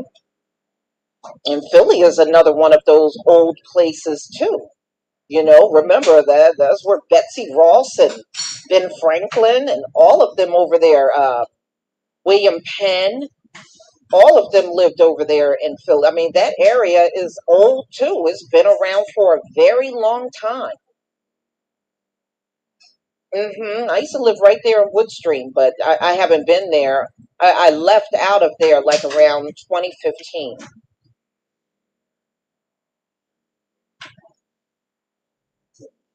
hmm Yeah. Yeah, I mean, so this is real interesting, but you know, we're in that time. Remember what I was telling y'all, you know, we're in the age of Aquarius. So we're in the age and time on the earth where a lot of things are going to be revealed to us.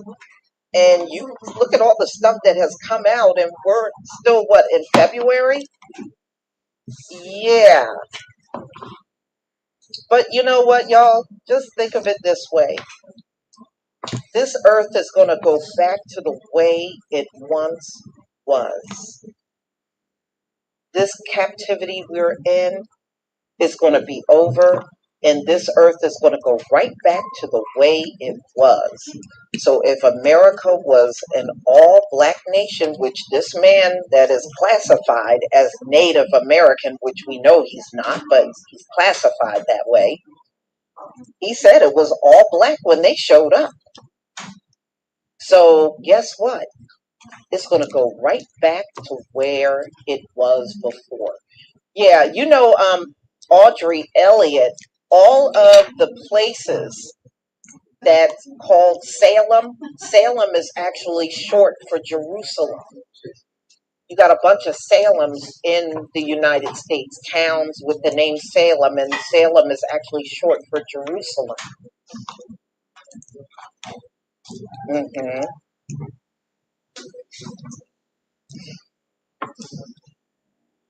Yeah, well, it's going to go right back to the way it was, the way it was intended to be.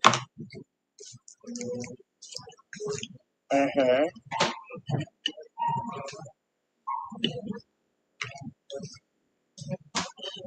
Yeah, and wherever you were born, go and look at what Indian tribes were there. Look at the Indian tribes. I had to do that in my state. I had to see, okay, well, what Indians were here? And come to find out, when I started looking up each one, they were all black tribes. They were all classified as black tribes. hmm hmm I mean, a lot of things got screwed up. Even the animals. There's animals that should be in this land that's not in this land, y'all. They were taken out of the land. Well, those animals are going to be brought back to the land. So it's going to go right back to its original state. And I really can't wait to see it that way. I bet you it was beautiful here prior to these folks showing up. I bet you it was beautiful.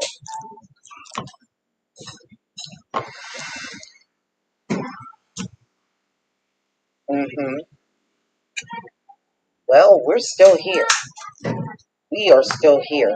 And we are more than willing to take over the land and make it the paradise that it really should be. These folks, if they're not going to do it, they don't have the ability to do it.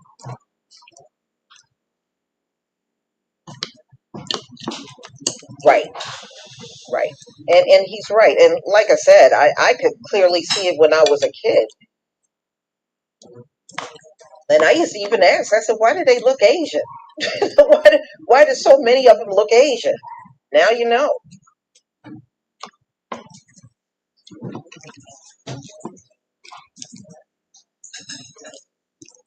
Hmm.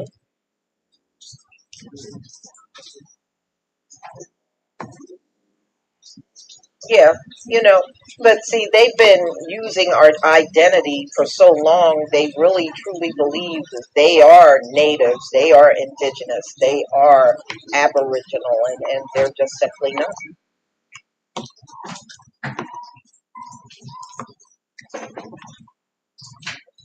Hmm.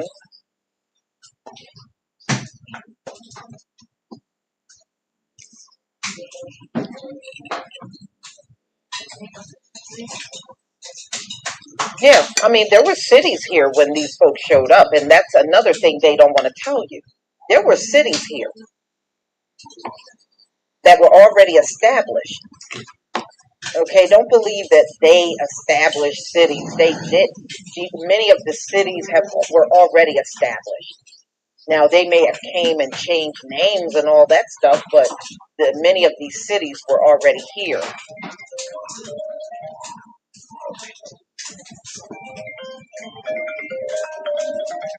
Turn it off here. Okay. Hmm.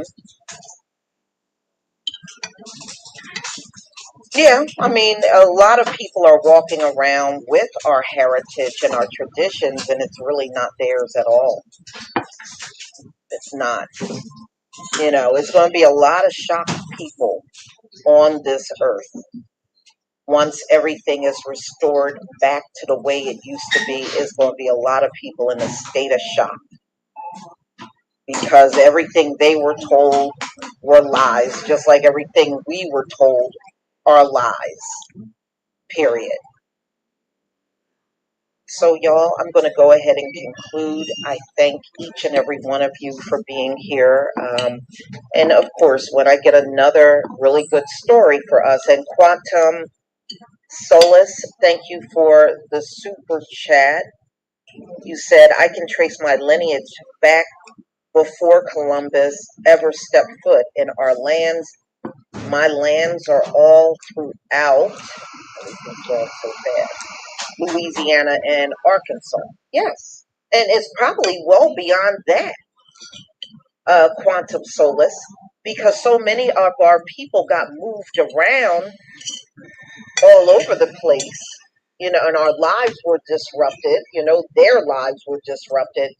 I bet you it's way more than just those two states that your lineage goes back to. It's probably going to end up ultimately when you find out where your relatives were placed in the land, it's probably going to span over several states that your people were in. You know, right now, up and down the East Coast, I got family from Massachusetts down to Florida on the East Coast. So, being that we were moved around, I know we would have had to span across several states. And I read when they stole everything from the natives here in New Jersey, many of them that are in Oklahoma, those were the original people that were here in New Jersey. They virtually moved them all to Oklahoma at that time.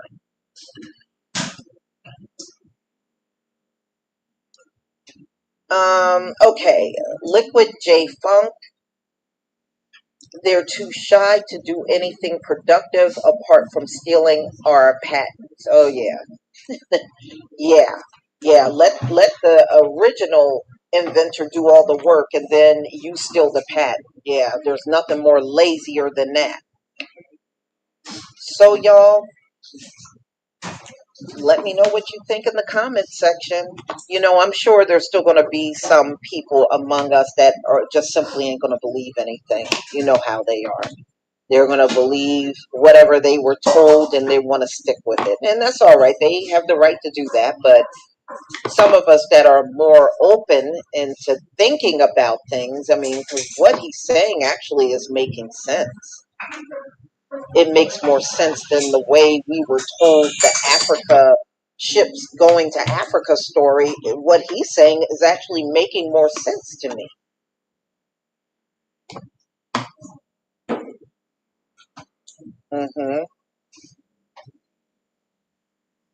So everybody enjoy your day and be on the lookout for my videos that I'll be putting out later on. Shalom, family. All right. So here we are. Look, she's talking about records. More than likely, if your family's anywhere in the Midwest going back west, that area was controlled by France and Spain. And especially in Louisiana, you may not find it. Hey, what's up, brother? You might not find it in American records after 1786, when America actually came on board to be an actual country or republic. Now, you have to consider also the Integrity Act. Or democracy. Yeah, yeah. So, I don't know if you heard that video, but they're talking about the Mongolians who came over the Bering Strait into America and conquered what they could conquer and get rid of the native autochthonous people of America, which were black people. And then later on, white people, I really don't like that term, but white people came later and really did the harm. A lot of those records, man, especially after the Louisiana Purchase, if your family anywhere, let's say west of Chicago, then you're gonna find it written in French and Spanish. I did see earlier a video of this sister who was saying the same thing. That if you're in Louisiana, more than likely you're not going to find your family record in America. You're going to find it in French rolls and stuff like that. So what do you think about that? Yeah, that video is kind of old. I've seen it before. Maybe Yeah, a it's a few year years. old. It's a Yeah, year. it's a year old. Maybe I saw it. I don't know. Like you said, maybe a year ago, year and a half. I don't remember, but I saw it, and it just goes along with everything that we're now finding out. So, along with a lot of people need to understand right now that with the Epstein files being exposed and a lot of things that was said here and a lot of other things as well. Now the time for people to see that a lot of what we know is bullshit is going to make those who are astute enough to know better to question everything. You can't just take, especially historic events, at face value anymore.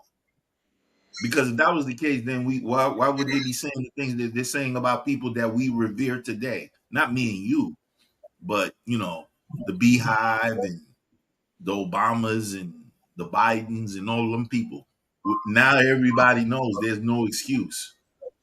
Whether you believe it or not, and people like me and yourself were saying these things 10, 15 years ago, Right. and we were crazy and conspiracy theorists and blah blah blah.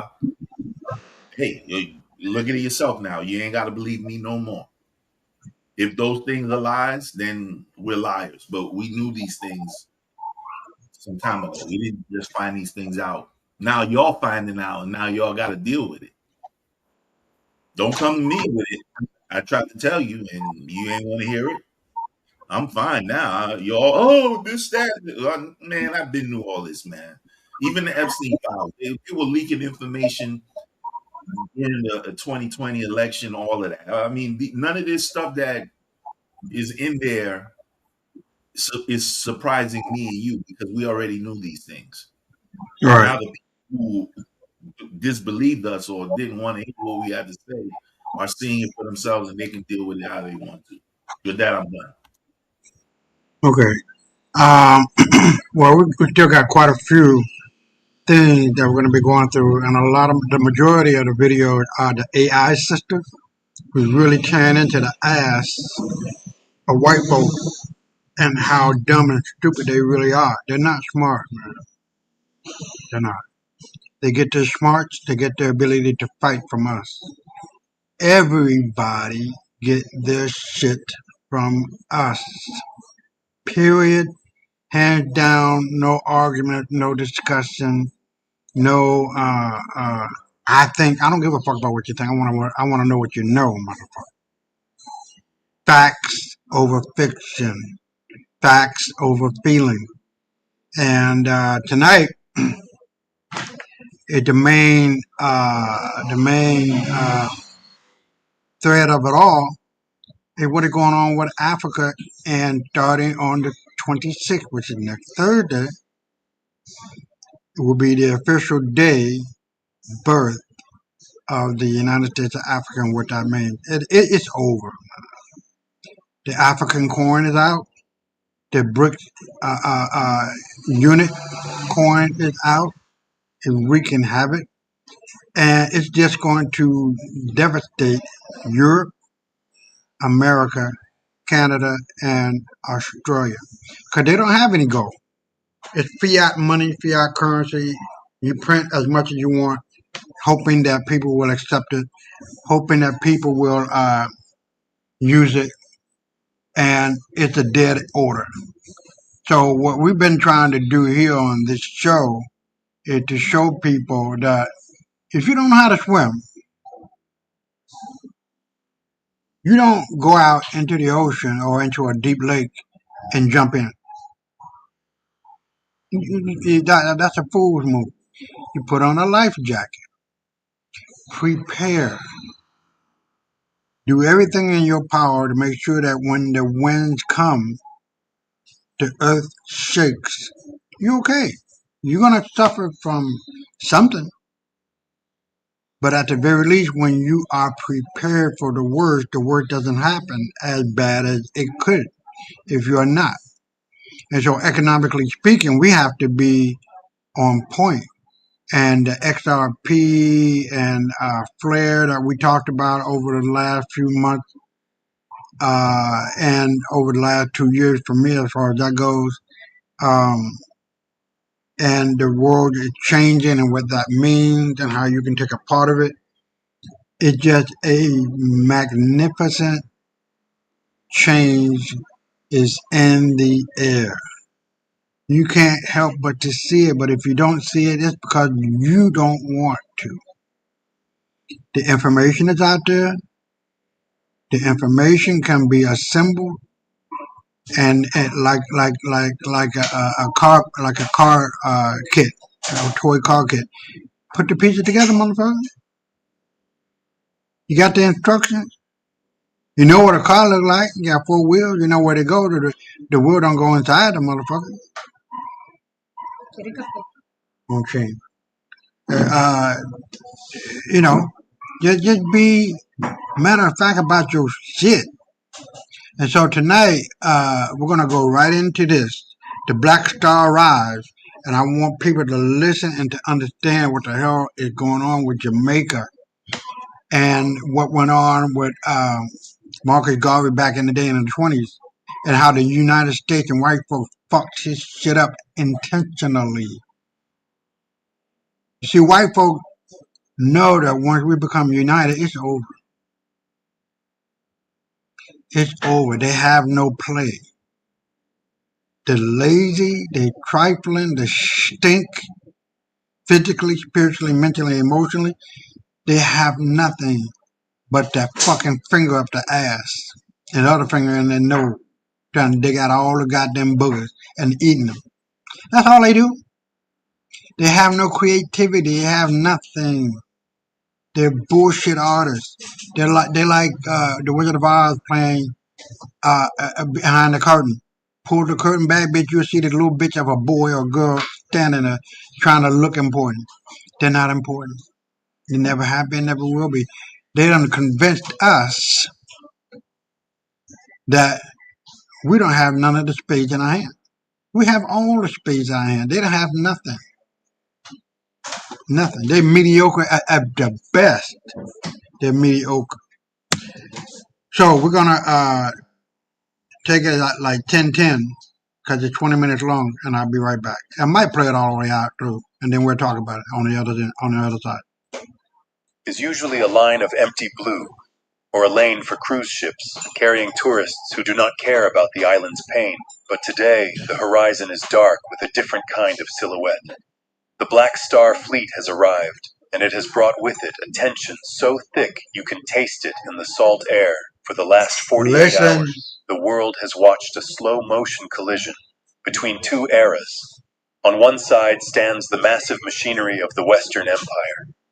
The United States Navy, destroyers, the Coast Guard cutters, and the Jamaican police force armored and ready, acting as the shield bearers for the giant. This is Goliath, huge, imposing, armed with the most advanced weapons in human history, and convinced of his own invincibility on the other side. Bobbing in the waves are the merchant vessels of the Alliance. Jah of Sahel states flying the flag of Burkina Faso, and the banner of Marcus Garvey compared to the aircraft carriers of the West.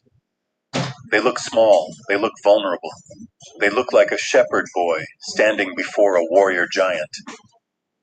But Captain Ibrahim Traoré did not send these ships to fight a naval battle.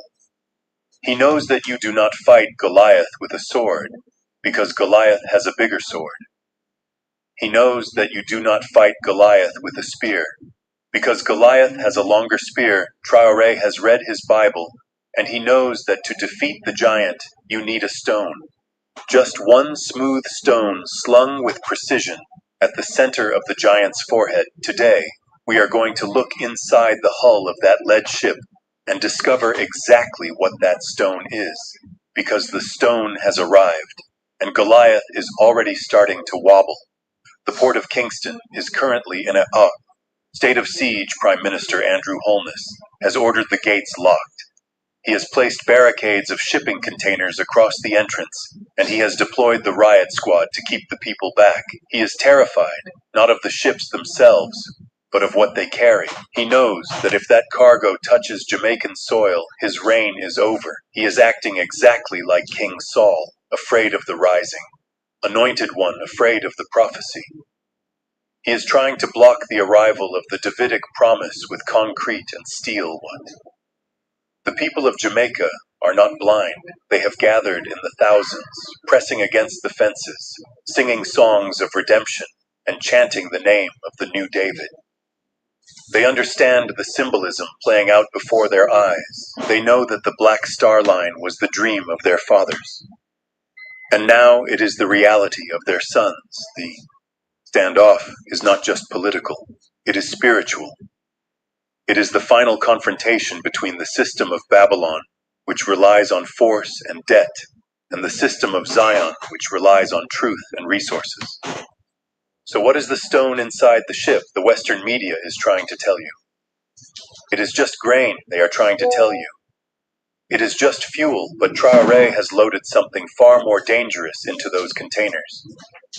The stone is gold, tangible, physical audited gold, from the mines of Burkina Faso, Mali, and Niger. Why is this a stone that kills Goliath? Because Goliath's power comes from the dollar. Goliath's power comes from the ability to print money out of thin air and force the world to use it by bringing physical gold to the Caribbean.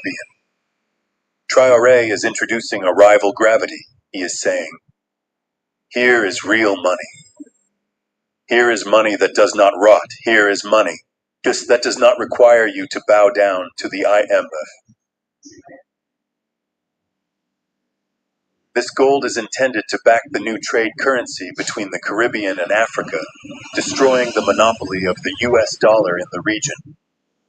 When the stone hits the forehead of the giant, it destroys the illusion of the giant's wealth. It exposes the fact that the emperor has no clothes and the banker has no gold. The second aspect of the stone is the grain itself, but it is not just food. It is sovereignty. For decades, Jamaica has been forced to buy food from the West at inflated prices, keeping the population in a state of food insecurity. Goliath uses hunger as a weapon. Goliath says, "If you do not obey me, I will starve you." Traoré's ship is carrying enough grain to feed the island for months at a price that is virtually free compared to the market. This destroys the leverage of the giant if people are not hungry, they cannot be controlled. If the people are not desperate, they cannot be bought. The grain is the stone that knocks out the giant's ability to coerce the population. It turns the people from beggars into choosers, and a man who can choose is a man who is free. The atmosphere at the port is electric. The U.S. ambassador is reportedly on the phone with Holness, screaming. Demands to turn the ships around, threatening sanctions, threatening a blockade, but Holness is paralyzed. He looks at the U.S. Navy ships offshore, and he sees their guns, but then he looks at the crowd on the docks, and he sees their eyes. He realizes that he is standing between a rock and a hard place, between the stone of David and the sword of Goliath. The people are pointing at the Black Star flag and shouting, "Let them in." They are waving their Bibles open to thee. Book of Samuel, reading the verses where the Philistine giant falls, they are identifying Traoré as the spirit of David, returned to finish the job that was started in the hills of Judea thousands of years ago. This theological layer is what makes the situation uncontrollable. You can disperse a protest with tear gas, but you cannot disperse a prophecy with tear gas. The more Holness resists, the more he looks like the villain in the story. The more he tries to protect the giant, the more he exposes himself as a traitor to his own kin. Traoré's strategy is a masterclass in asymmetric warfare. He knew that he could not sail a battleship into Kingston Harbor that would have given the Americans an excuse to fire. But by sailing a merchant ship, a ship of peace, a ship of mercy, he has disarmed them. He has walked onto the battlefield without armor, just like David. He has refused the armor of Saul, the conventional weapons of statecraft, and has come only with his staff and his sling. If the U.S. Navy sinks a ship full of gold and grain, they become global pariahs. They become the monsters of history. If they let it in, they lose their economic grip. It is a checkmate move delivered with the calm confidence of a man who knows that God is on his side. The stone is already in the sling, and the arm is already swinging. Let us go deeper into the David archetype. Why do the people call him David? It is not just a name, it is a recognition of character. David was a shepherd before he was a king. Traoré was a captain in the field, eating dust with his men. Before he was a president, David was rejected by the elites of his time. Traoré is rejected by the UN and ECOWAS. David united the tribes of Israel. Traoré is uniting the tribes of the Sahel and the diaspora. David fought battles that everyone said were impossible. Traoré expelled the French army when everyone said it was suicide. The parallels are too strong to ignore for the Rastafari community, who have long awaited the fall of Babylon. This is the sign they have been praying for. They see the Black Star Fleet not as a foreign intervention, but as a family reunion. They see the stone not as a weapon of war, but as the cornerstone of a new temple inside the captain's quarters of the lead ship. There is reportedly a letter written by Traoré, addressed to the people of Jamaica. It does not ask for permission to dock it, announces the arrival of a new age. It states simply, the debt is paid, the gold is here, the food is yours, this is the stone hitting the giant's head. The giant relies on the lie that we are poor. The giant relies on the lie that we need him. Traoré is proving that we are rich and we need each other. When that truth lands, it will cause a shockwave that will topple governments. Andrew Holness knows that if that gold is offloaded and placed in a central bank in Kingston, the Jamaican dollar will stabilize the inflation, will stop, and the people will credit Traoré. Not him, Holness, will be reduced to a footnote, a manager who tried to stop the owner from entering the building. The U.S. Navy commanders are watching this unfold on their screens, and they are confused. Their simulation models did not account for this. They prepared for missiles. They prepared for cyber attacks.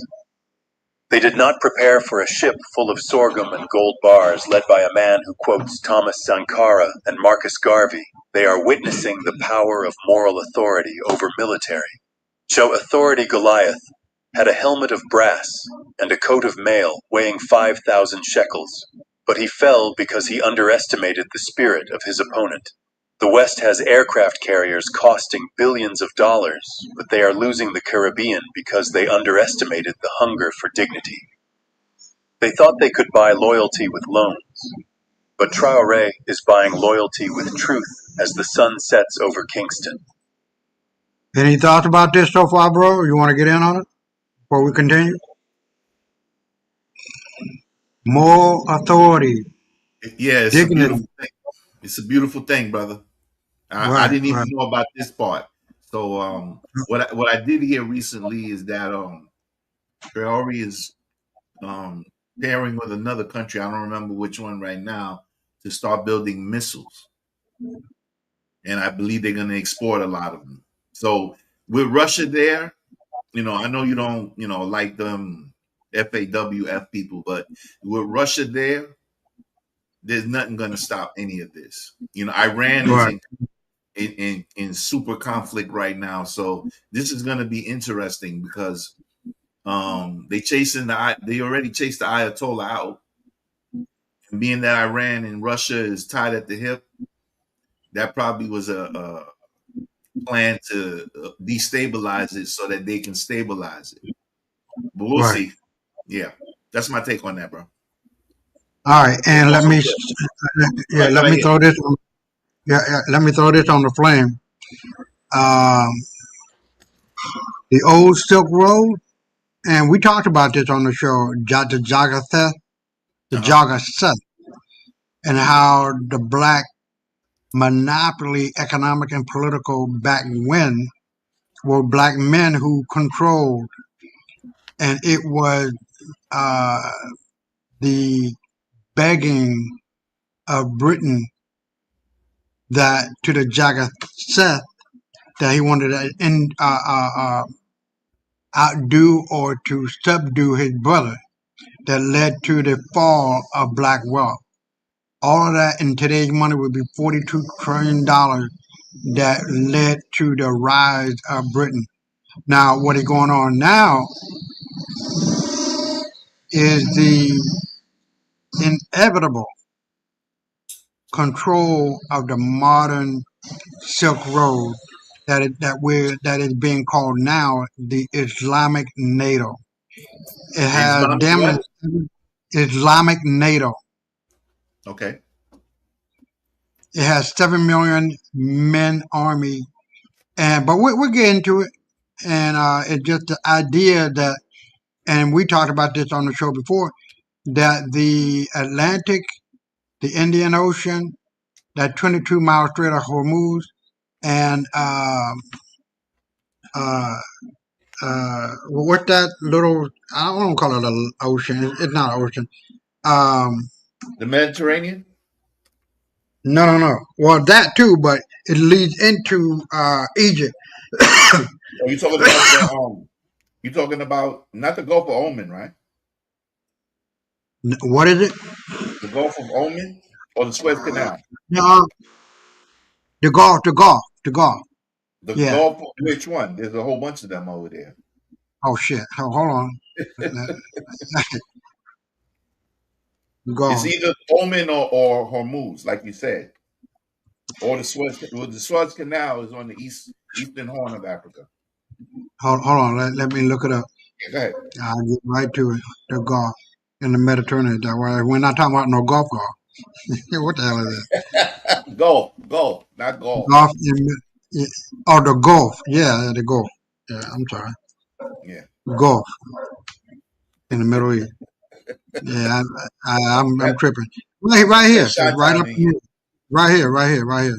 Yeah, that's the Suez Canal Oh, and the okay. Red Sea. Well, Going into the Red Sea. right, right. I've been through it, And so I know so, where it is. I know right. what it So is. all of this Hmm. is controlled by Africa, the United States of Africa. They worked that out with all of these people to say, hey, look, we have the ships, we have the submarines, we have the planes, and Chicambucho is working on and has been worked out that, man, his technology is being used. And so, with that being said, it's a new day. Black power, black supremacy, black superiority is here, and we ain't going nowhere. We're taking it back because we got to take it back. This white boy done fucked up.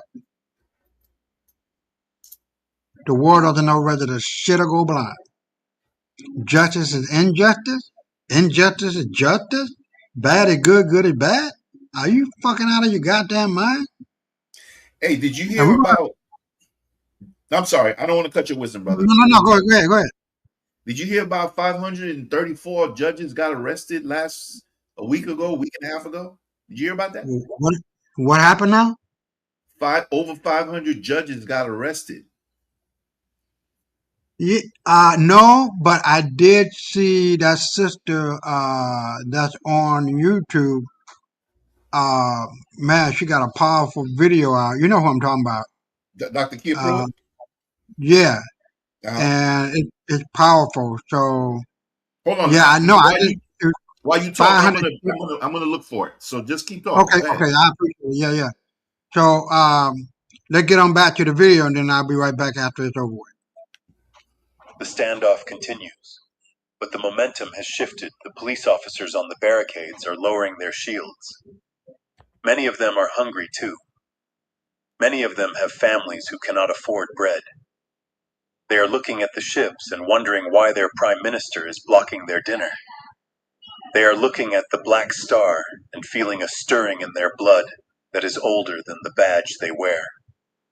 There are reports of police, units refusing orders to disperse the crowd. There are reports of dock workers cutting the locks on the gates. The giant is losing control of his own limbs. This is what happens when the stone strikes the forehead. The brain disconnects from the body. The command center in Washington can issue orders, but the hands in Kingston are no longer listening. The stone that Traoré brings is also a stone of remembrance. It reminds the people of who they are for 400 years. The giant has told them they are slaves. They are descendants of slaves. They are third world citizens. The Black Star Fleet reminds them that they are the builders of civilizations, the owners of the earth's riches, the children of the upright men. When David stood before Goliath, he said, "You come to me with a sword and with a spear and with a shield, but I come to you in the name of..." The Lord of Hosts, Traoré, is coming to Jamaica, not in the name of the IMF, not in the name of the World Bank, but in the name of the ancestors, in the name of justice. The stone is heavy with history, and when it lands, it will shatter the glass ceiling that has kept the Caribbean down since Columbus arrived. Imagine the moment the first crate touches the dock. It will be like the moment the walls of Jericho fell. The shout from the crowd will be heard in Miami. It will be heard in London. It will be heard in Paris. It will be the sound of a psychological chain breaking. The stone will have done its work. Goliath will lie face down in the dust, not dead physically, but dead spiritually. His aura of invincibility gone forever. The people will rush forward, not to loot, but to partake in the communion of brotherhood. They will hold the gold and feel the weight. Of their own potential, they will eat the grain and taste the soil of the motherland. This is why the arrival of the Black Star Fleet is the most dangerous event for the geopolitical order. In the 21st century, it is not an invasion. It is an invitation. It is an invitation to walk away from the giant, to stop feeding him, to stop fearing him. Traoré has shown that the giant is slow, the giant is stupid, and the giant is blind. The giant cannot see the stone coming because he is too busy looking at his own reflection in the water. But David sees, David aims, and David releases. The black star is the sling, the gold is the stone, and the target is the lie of white supremacy and economic dependence. Andrew Holness is still in his office aiming for a diplomatic solution. But there is no diplomatic solution to a revolution of the soul. He can call Biden. He can call Macron, but they cannot help him now. The stone has left the sling. It is in the air, it is whistling through the wind, and it is about to make impact. The only choice left for the leaders of the Caribbean is to get out of the way or be crushed by the falling body of the giant. The people have already made their choice. They are standing with David. They are standing with the Black Star. They are standing on the dock, waiting for the bridge to lower and the reunion to begin. The symbolism of the stone extends even further. Using the right weight matter. Hold on. The body pod lets you easily understand what is the fastest way to... In the Rastafari faith, the stone is often associated with the foundation of Zion. The stone that the builders refused has become the head cornerstone. Traoré is bringing the rejected resources of Africa, the resources that were stolen and undervalued, and making them the foundation of a new world. He is telling the builders, of the West, that their architecture is faulty because it was built on sand, the sand of exploitation. He is bringing the rock, the solid rock of Pan-African unity, and on this rock he will build a church that the gates of hell cannot prevail against. The night is deep now, but the port is lit by thousands of cell phone lights. The people are keeping vigil. They are not leaving until the ships dock. They are singing songs of Bob Marley, songs of Peter Tosh, songs of defiance. They are turning the standoff into a festival of freedom. The police have retreated to the perimeter. The giant has blinked. Goliath is stepping back, clutching his forehead, trying to understand why his intimidation tactics are not working. He does not realize that the fear has gone. The stone killed the fear before it even killed the giant. When a people are no longer afraid, they are. Unstoppable Traoré remains silent on the ship. He does not need to give speeches. Now, his action is the speech. The presence of the fleet is the message he is waiting. With the patience of a hunter, he knows that the pressure on the shore is building to a breaking point. He knows that soon the gates will burst open the outside from the inside. The people will open the gates for him. They will dismantle the barricades. With their bare hands, they will welcome the Black Star, not as a guest, but as a savior. This is the victory of David. It was not just his aim that won the battle. It was his faith. Traoré has faith in the people of Jamaica, more faith than their own government has. And when the dust settles, when the giant falls and the gold is distributed, what then begins the hard work of building the New Jerusalem, the Black Star Fleet. Shaw will not just be a one-time event. It will become a regular sight in the harbor, a constant reminder that the bridge is open. The stone that killed Goliath will become the first brick in the new school, the new hospital, the new bank. The legacy of this day will not be the standoff. It will be the realization. Hold on.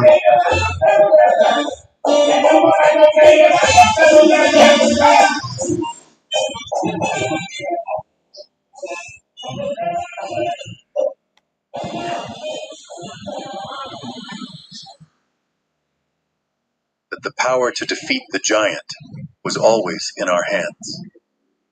We just needed a captain to show us how to use the sling. The dawn is approaching.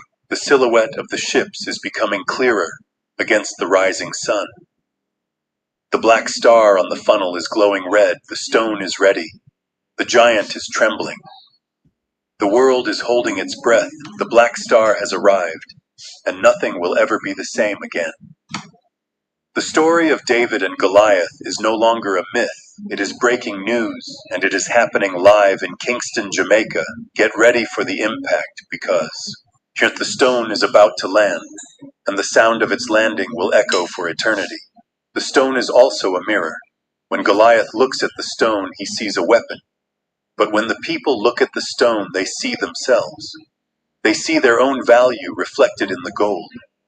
They see their own strength reflected in the journey of the ships. Traoré has brought a mirror to Jamaica, and he is holding it up to the face of the nation, asking them, do you like what you see? Do you see a slave, or do you see a king? Do you see a debtor, or do you see a creditor? The stone forces a reckoning. It forces a decision. The giant wants you to break the mirror, but David wants you to keep it in the corridors of power in Washington.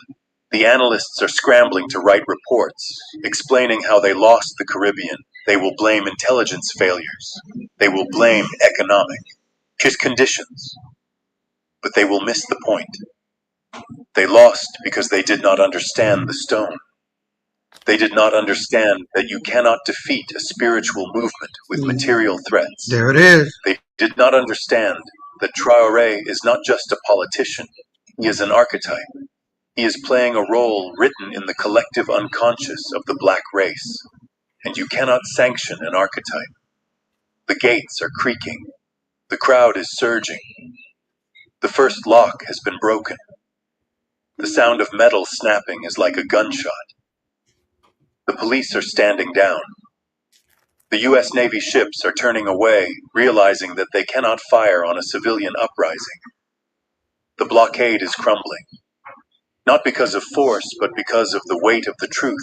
The stone has hit the mark. Goliath is falling. His knees are hitting the ground. The earth shakes with his collapse, the shadow that covered the island is lifting. The sun is hitting the deck of the Black Star. The captain steps out onto the bridge. He raises his fist.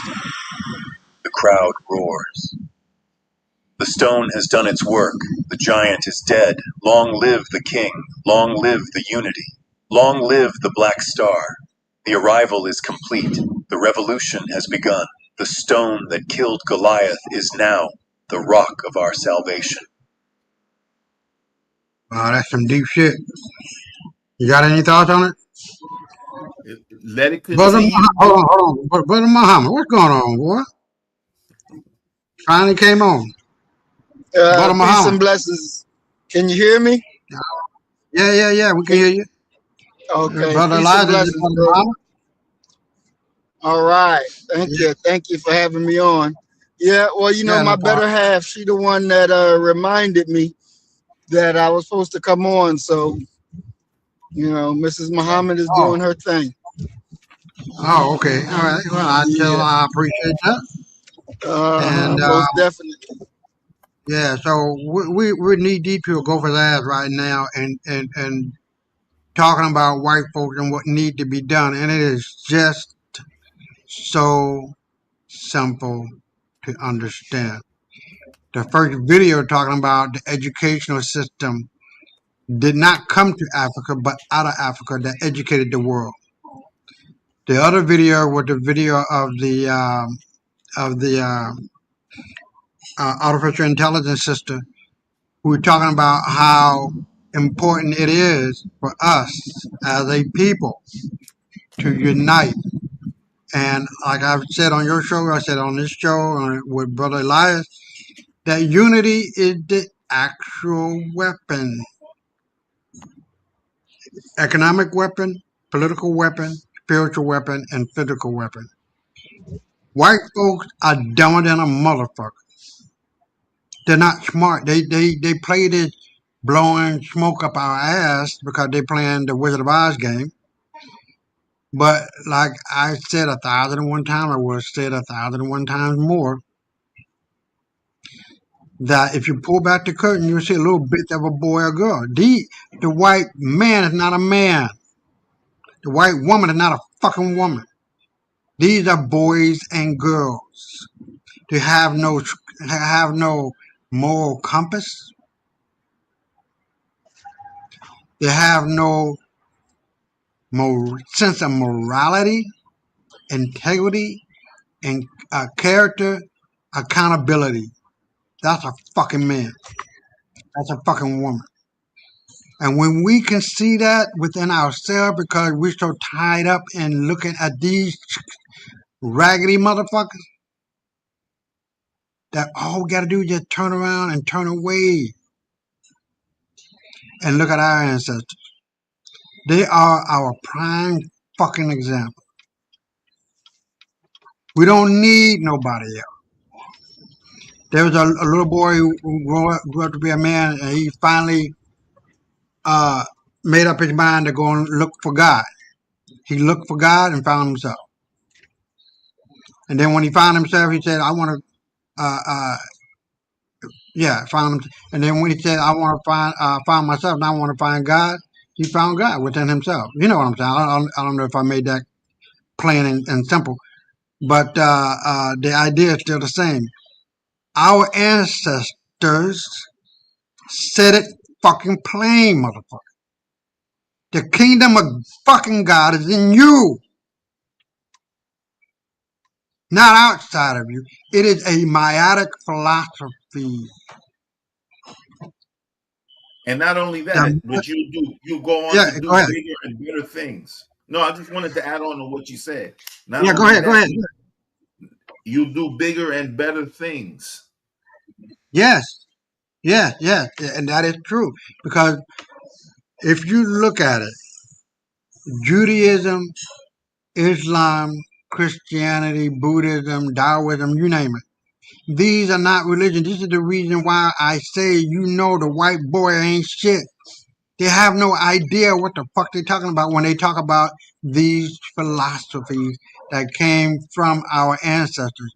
It is a way of life that helps you find the way of life for you. Plain and simple. There ain't no motherfucking mystery. The book The Secret ain't no goddamn secret to us. We know that the mind is of its own nature. The more you water the 3-pound mass of gelatin we call a brain, with knowledge, wisdom, and understanding deeply within us and connecting from the outside in, inside out. Because what is outside is inside, what is inside is outside. You have a very strong, firm, solid connection to ourselves, to our family, community, the nation, and the world, and our ancestors. That's it. Don't make this motherfucker difficult. It's not. Unity, unity, unity, unity. And I've said this 1,001 times. We are a blessed people, and we are a cursed people. We are blessed when we are united, and when we start fighting like a bunch of dummies, we become cursed. That's the blessing and the curse from our ancestors. Now, how bad do we want the blessing and shun the curses? It depends on us. But right now, starting on 26th of February, next Thursday, we're not giving it back. It's over. The African coin is in full effect. The brick currency called the unit is in full effect. And you're going to see the what do you call it? The global South is going to be united. You're going to see the Caribbean and South America and Southeast Asia, you name it. All of these people and all of these countries are coming under the banner of the AES, the United States of Africa, and its people worldwide. So, Brother Mama, you want to step in and say something? Sure. Thank you, dear brother. I just like to echo the truths that I heard that you spoke. I agree with you 1,000%. When we are looking at our open enemy, we need to realize that is exactly who we are looking at, our open enemy, and we must begin to treat them exactly how you should treat an enemy, and understand that our unity is more powerful than a hydrogen or nuclear bomb. And it's our unity is the only thing that we have not yet tried so that we could be successful to do the things that are necessary for us to do. When we're looking at the African situation, the things that they're attempting to do with the United States of Africa and the things in the UN and talking about reparations and talking about justice, you hear a higher level of communication, because you're not just hitting on something that is only a part of one little small group of people.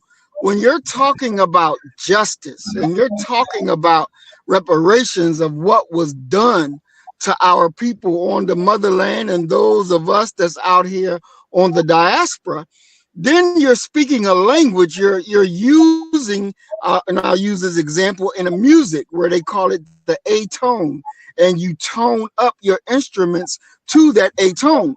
And so since Africa is taking that bold step with the UN, that bold step in the World Court to make what has happened to us all to be recognized as the worst crime in human history, then we all should be getting on that same wavelength and singing that same note, so that our people will get in line and lockstep and do the things necessary that is needed for us to do.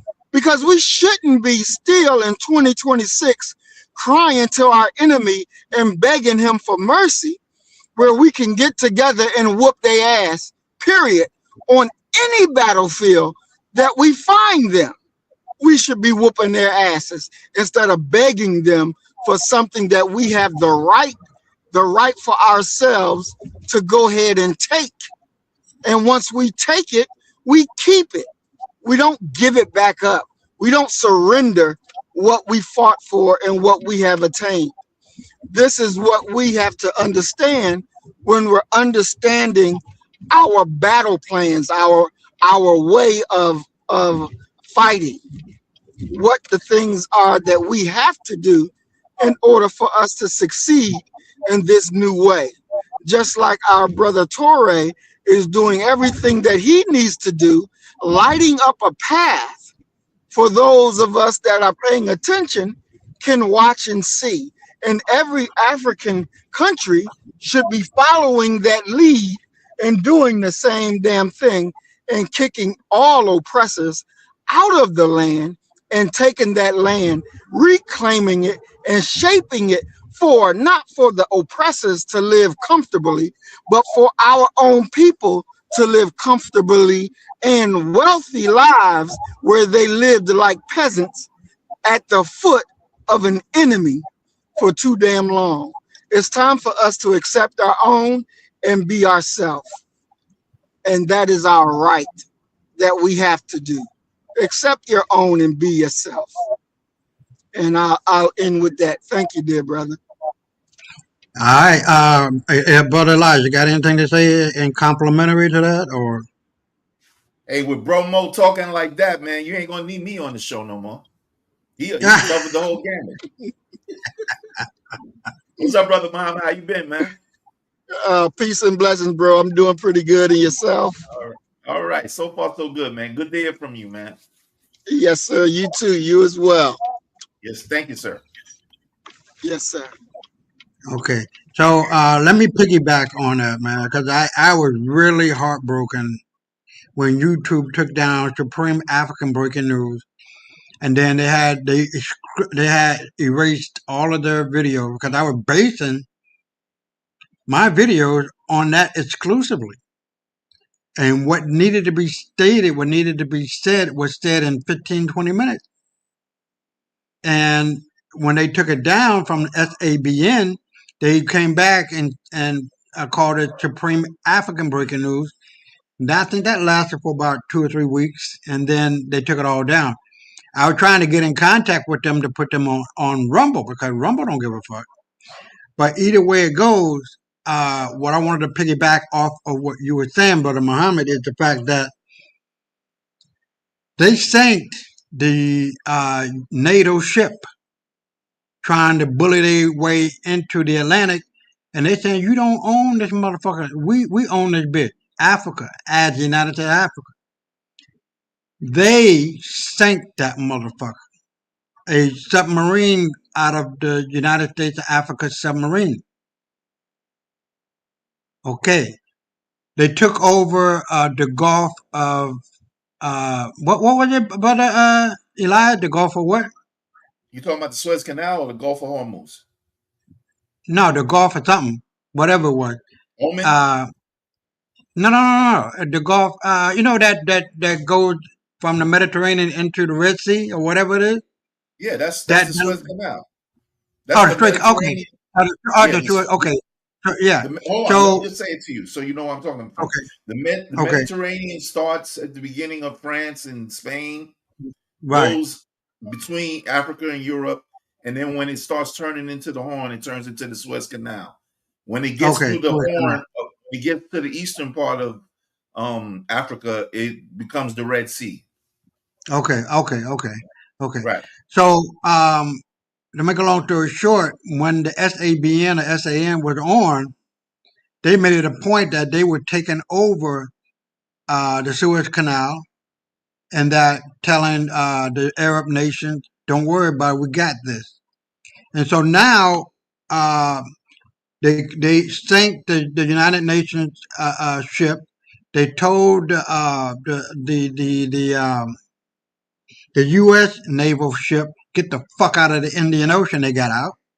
And the Strait of Hormuz, that 21-mile inland going into that area, the Strait of Hormuz, that area now is called the Islamic NATO, with 6 million men, fighting men, with the capacity militarily to dominate that area and to reestablish the Silk Road as we had controlled it before the Zagasta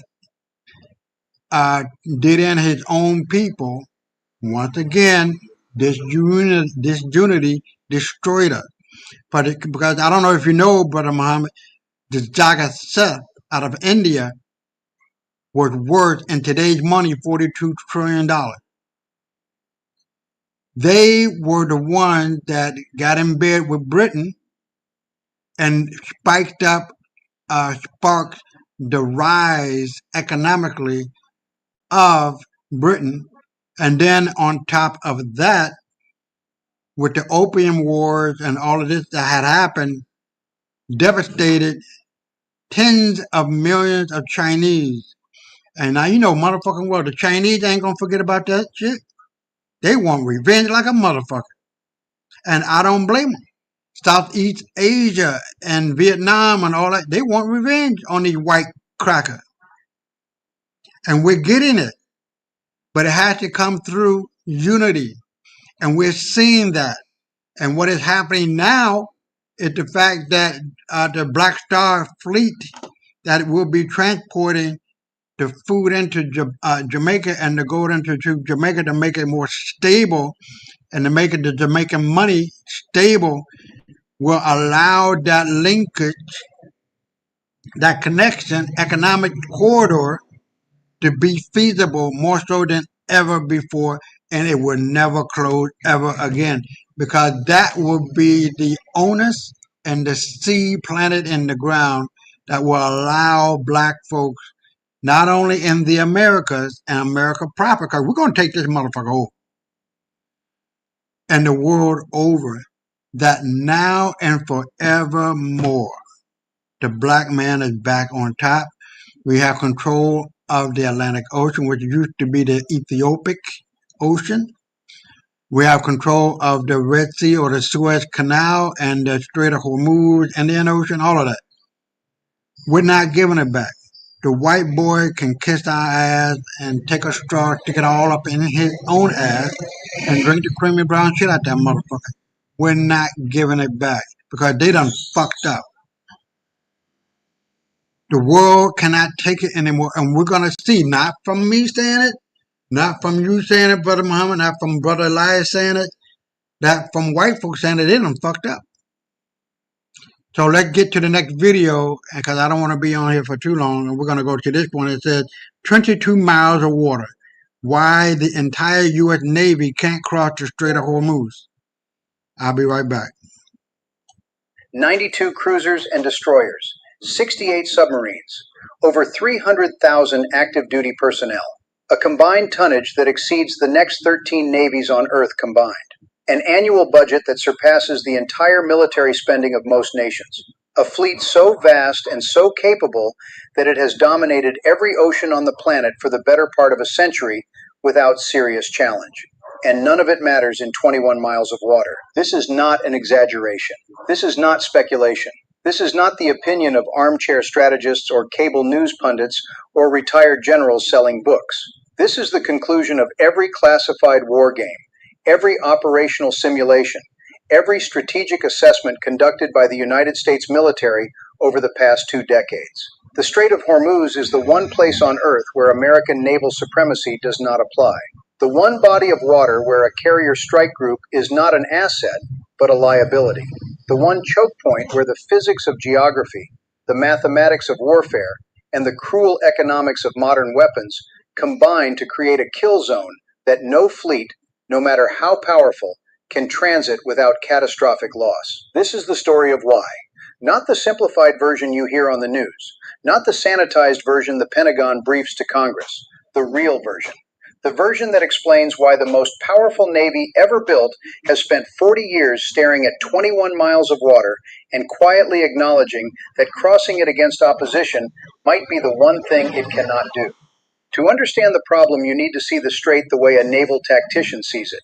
Not as a line on a map, but as a 3-dimensional battle space with characteristics that systematically neutralize every advantage an attacking fleet possesses. Start with the width.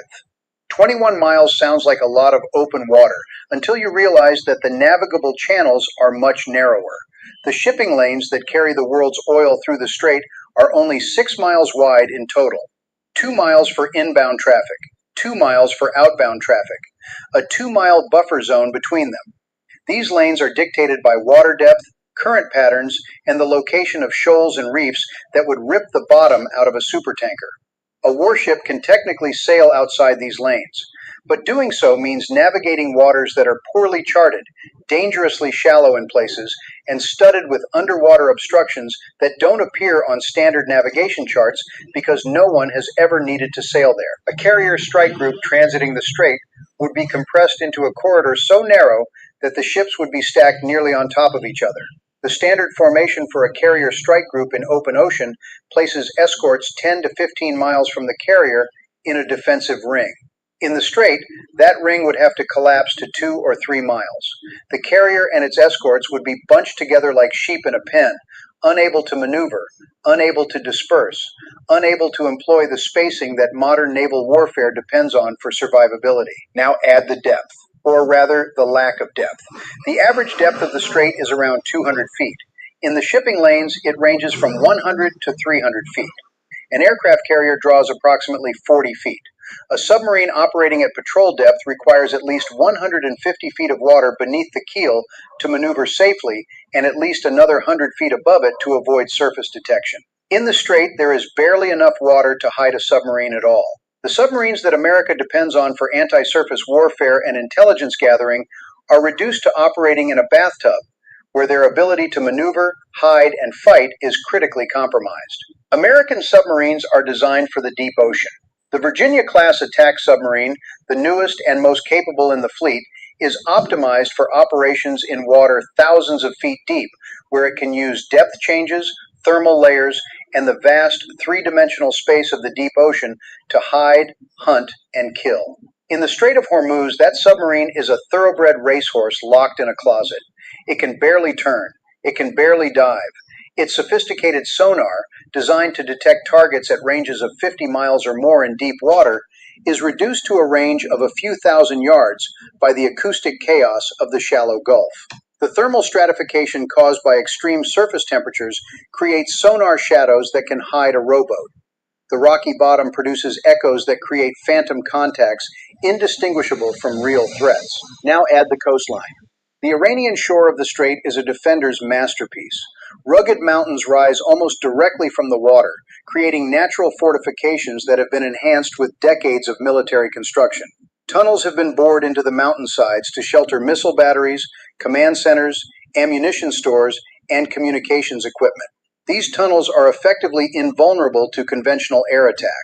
A 2,000-pound bomb will crater the mountainside, but will not penetrate to the tunnel complexes buried hundreds of feet inside solid rock. The coastline is indented with dozens of small bays, inlets, and natural harbors. Many of these are invisible from the sea, hidden behind rocky headlands, and accessible only through narrow channels that would be impossible for a large warship to navigate, but are perfectly suited for the small, fast attack boats that form the backbone of Iran's naval strategy. These hiding places have been stocked with fuel, ammunition, spare parts, and provisions. They are the lairs from which Iran's fast attack fleet would emerge to strike, and to which it would retreat to rearm and strike again. The islands compound the problem enormously. Keshem Island, the largest island in the Persian Gulf, sits directly adjacent to the shipping lanes on the Iranian side. It is 40 miles long and home to multiple military installations, including missile batteries, radar sites, and IRGC naval bases. Hormuz Island, smaller but strategically positioned at the narrowest point of the strait, provides an elevated observation post from which Iranian forces can visually track every vessel transiting the waterway. Larak Island sits further east and provides a second layer of observation and fire positions.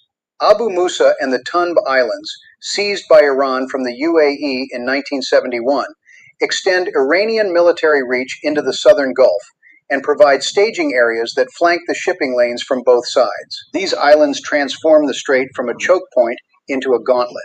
A fleet transiting the strait would pass between fortified positions on the mainland to the north, fortified positions on the islands to the south and east, and fortified positions on additional islands scattered throughout the waterway. Fire could come from above, from sea level, and from below the surface simultaneously. The overlapping fields of fire create a kill zone with no dead spots, no safe corridors, and no angle of approach that is not covered by multiple weapons systems. Now add the missiles. Iran has spent 4 decades building the most dense and diverse coastal missile defense network on Earth. The inventory includes Chinese-derived anti-ship cruise missiles like the C-802 with a range of over 70 miles and a warhead capable of crippling a destroyer. It includes the indigenous Noor missile, a reverse-engineered C-802 that Iran now produces domestically in quantities that Western intelligence agencies describe as massive. It includes the Khalij-e-Fars, a ballistic anti-ship missile specifically designed to hit large naval vessels at ranges exceeding 200 miles. It includes the Zafar, the Nasir, the Qadir, and at least 4 additional anti-ship missile variants that have been displayed in military parades and tested in exercises. The total number of anti-ship missiles Iran has deployed along the coast of the strait is estimated by Western intelligence at between 2,000 and 3,000. That number is not a typo. 2,000 to 3,000 anti-ship missiles positioned in hardened shelters, mobile launchers, tunnel complexes, and camouflaged positions along hundreds of miles of coastline. Many of these launchers are mobile, meaning they can fire from one position and relocate to a pre-surveyed alternate position within minutes. Finding and destroying a mobile launcher requires persistent surveillance and rapid strike capability, both of which are degraded by the same geographic constraints that make the strait so dangerous in the first place. The mathematics of missile defense in this environment are brutal. The Aegis combat system is designed to defend against missile attacks in open ocean, where the radar has a clear horizon, and the geometry allows interceptors to engage incoming missiles at long range. In the strait, the mountains along the Iranian coast block radar coverage of launch sites until the missiles have already cleared the ridgeline. A cruise missile launched from behind a mountain and programmed to fly at sea-skimming altitude will not appear on a ship's radar until it crests the ridge, at which point it may be only 15 or 20 miles from the target. At Mach 0.8, a C-802 covers 20 miles in approximately 90 seconds. The Aegis system needs time to detect, track, classify, and engage an incoming missile. Against a single missile from a known direction, this is manageable. Against 50 missiles arriving simultaneously from multiple directions, some sea-skimming and some diving from ballistic trajectories, the system reaches its saturation point. Each Aegis-equipped ship can guide approximately 20 interceptors simultaneously. A carrier strike group in the Strait might have 3 or 4 Aegis ships in position to engage threats. That gives a theoretical maximum of 60 to 80 simultaneous intercepts. If Iran launches 200 missiles in the first salvo, which is well within its capability, the mathematics say that at least 120 will not be engaged. Some of those will miss their targets due to guidance errors or decoy effectiveness. But in a salvo of that size, enough will hit to sink or disable multiple ships. And the missiles are only one layer of the threat. Add the mines. Iran has the largest inventory of naval mines in the Middle East, estimated at between 2,000 and 5,000 mines of various types. These range from simple contact mines that detonate when a ship's hull touches them to sophisticated influence mines that detect a ship's magnetic signature, acoustic signature, or pressure wave and detonate when the target matches pre-programmed criteria. The most advanced Iranian mines can be programmed to count ships, allowing a set number to pass before detonating under a high-value target like a carrier or an amphibious assault ship. Mining the Strait of Hormuz would take Iran less than 24 hours. The mines could be laid by military vessels, by civilian fishing boats, by commercial dhows, or simply pushed off the back of a truck on a beach at night. The Strait's shipping lanes are so narrow and so precisely defined that Iran doesn't need thousands of mines to close them. A few hundred placed in the right locations would render the lanes impassable until swept. Mine countermeasures are among the most time-consuming and dangerous operations in naval warfare. Sweeping a minefield requires specialized ships moving slowly through dangerous waters, using sonar and remotely operated vehicles to locate and neutralize each mine individually. The U.S. Navy's mine countermeasures fleet is small, aging, and not designed for operations in a contested environment. Sweeping the strait under fire from shore-based missiles and fast attack boats would be effectively impossible. The minesweepers would need to be protected by the same warships that cannot safely enter the strait until the mines are swept. It is a tactical paradox with no clean solution. Add the submarines. Iran operates 3 Russian-built Kilo-class diesel-electric submarines. In the open ocean, these boats would be quickly detected and neutralized by American anti-submarine warfare capabilities. In the Strait of Hormuz, they become a nightmare. Diesel-electric submarines running on battery power are among the quietest objects in the ocean. In the acoustically chaotic environment of the shallow Gulf, where every shrimp click and every tanker propeller and every oil platform pump contributes to a wall of ambient noise, finding a quiet submarine on the bottom is like trying to hear a whisper in a stadium during a football game. The Kilo class carries 18 torpedoes, or a combination of torpedoes and mines. A single torpedo hit on a modern warship is a catastrophic event. Now, I'm going to stop it there. I'm going to get you guys input on this. Oh, Brother Muhammad had to go. What do you think about that, Brother Elias? Brother Elias. Oh, okay. Yeah, sorry about that, brothers. That was a lot said, and whew, whew, I never knew that before. You know what threw me off, brother? Because when you mentioned it, you kept saying Gulf, so I was thinking Gulf of Oman. Like I told you, did you see the picture Right. that I sent? If you want, you Hold can on. put it Let up. me see. Right, so that way people can see what we're talking about, because it is a small place. Okay. All right. Yeah. All right. So you see where the point is, right? Right. Yeah. That's Okay. just trying to Hormuz.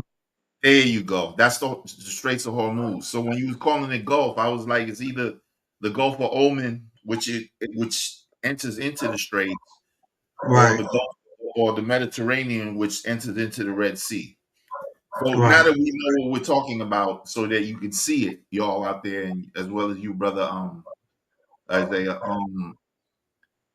Yeah, man. Whoever I was talking about Iran a little while ago. They're not going to be able to attack Iran, because once you attack No. Iran, attacking Iran is like attacking Russia, Right.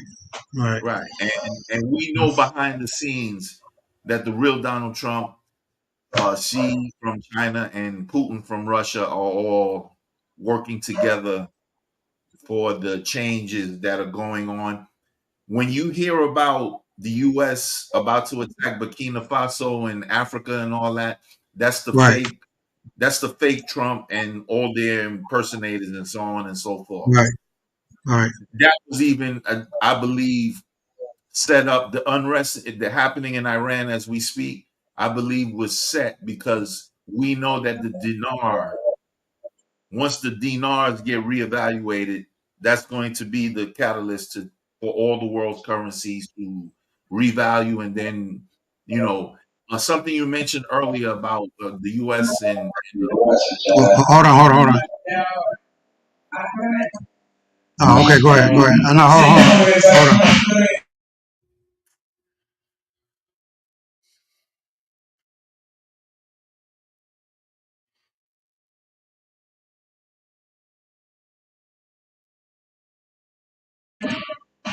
Go ahead. Good. I'm sorry.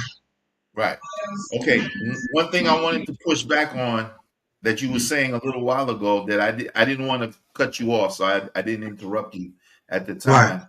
But we have to understand that the quantum financial system, which is all backed by gold, that's being taken from all of those who would do the adrenochrome and the pedophiles and all that stuff, the Right. Epstein files, you know what I'm saying, is being done simultaneously while they destroy the economy. Right. So it won't be a one-off thing where it's going to be a depression or a recession.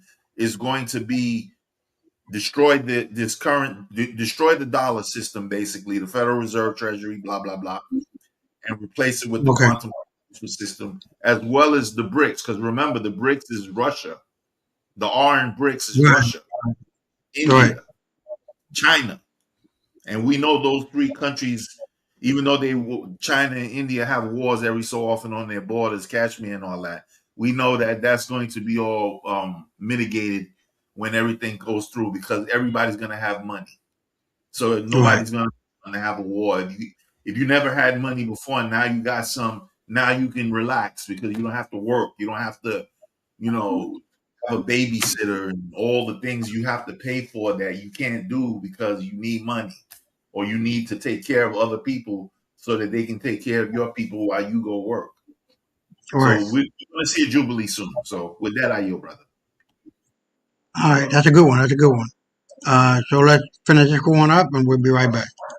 The torpedo doesn't need to sink the ship. It needs to break the keel, or flood the engineering spaces, or destroy the propulsion system. A ship that cannot move in the confined waters of the strait is not just damaged, it is an obstruction that blocks the channel for every ship behind it. Iran also operates approximately 20 midget submarines of the Ghadir and Nahang classes. These are small, slow, and limited in capability compared to the Kilos, but in the shallow waters of the strait, they have advantages that larger submarines do not. They can operate in water as shallow as 30 feet. They can sit on the bottom in harbors and inlets that no full-size submarine could enter.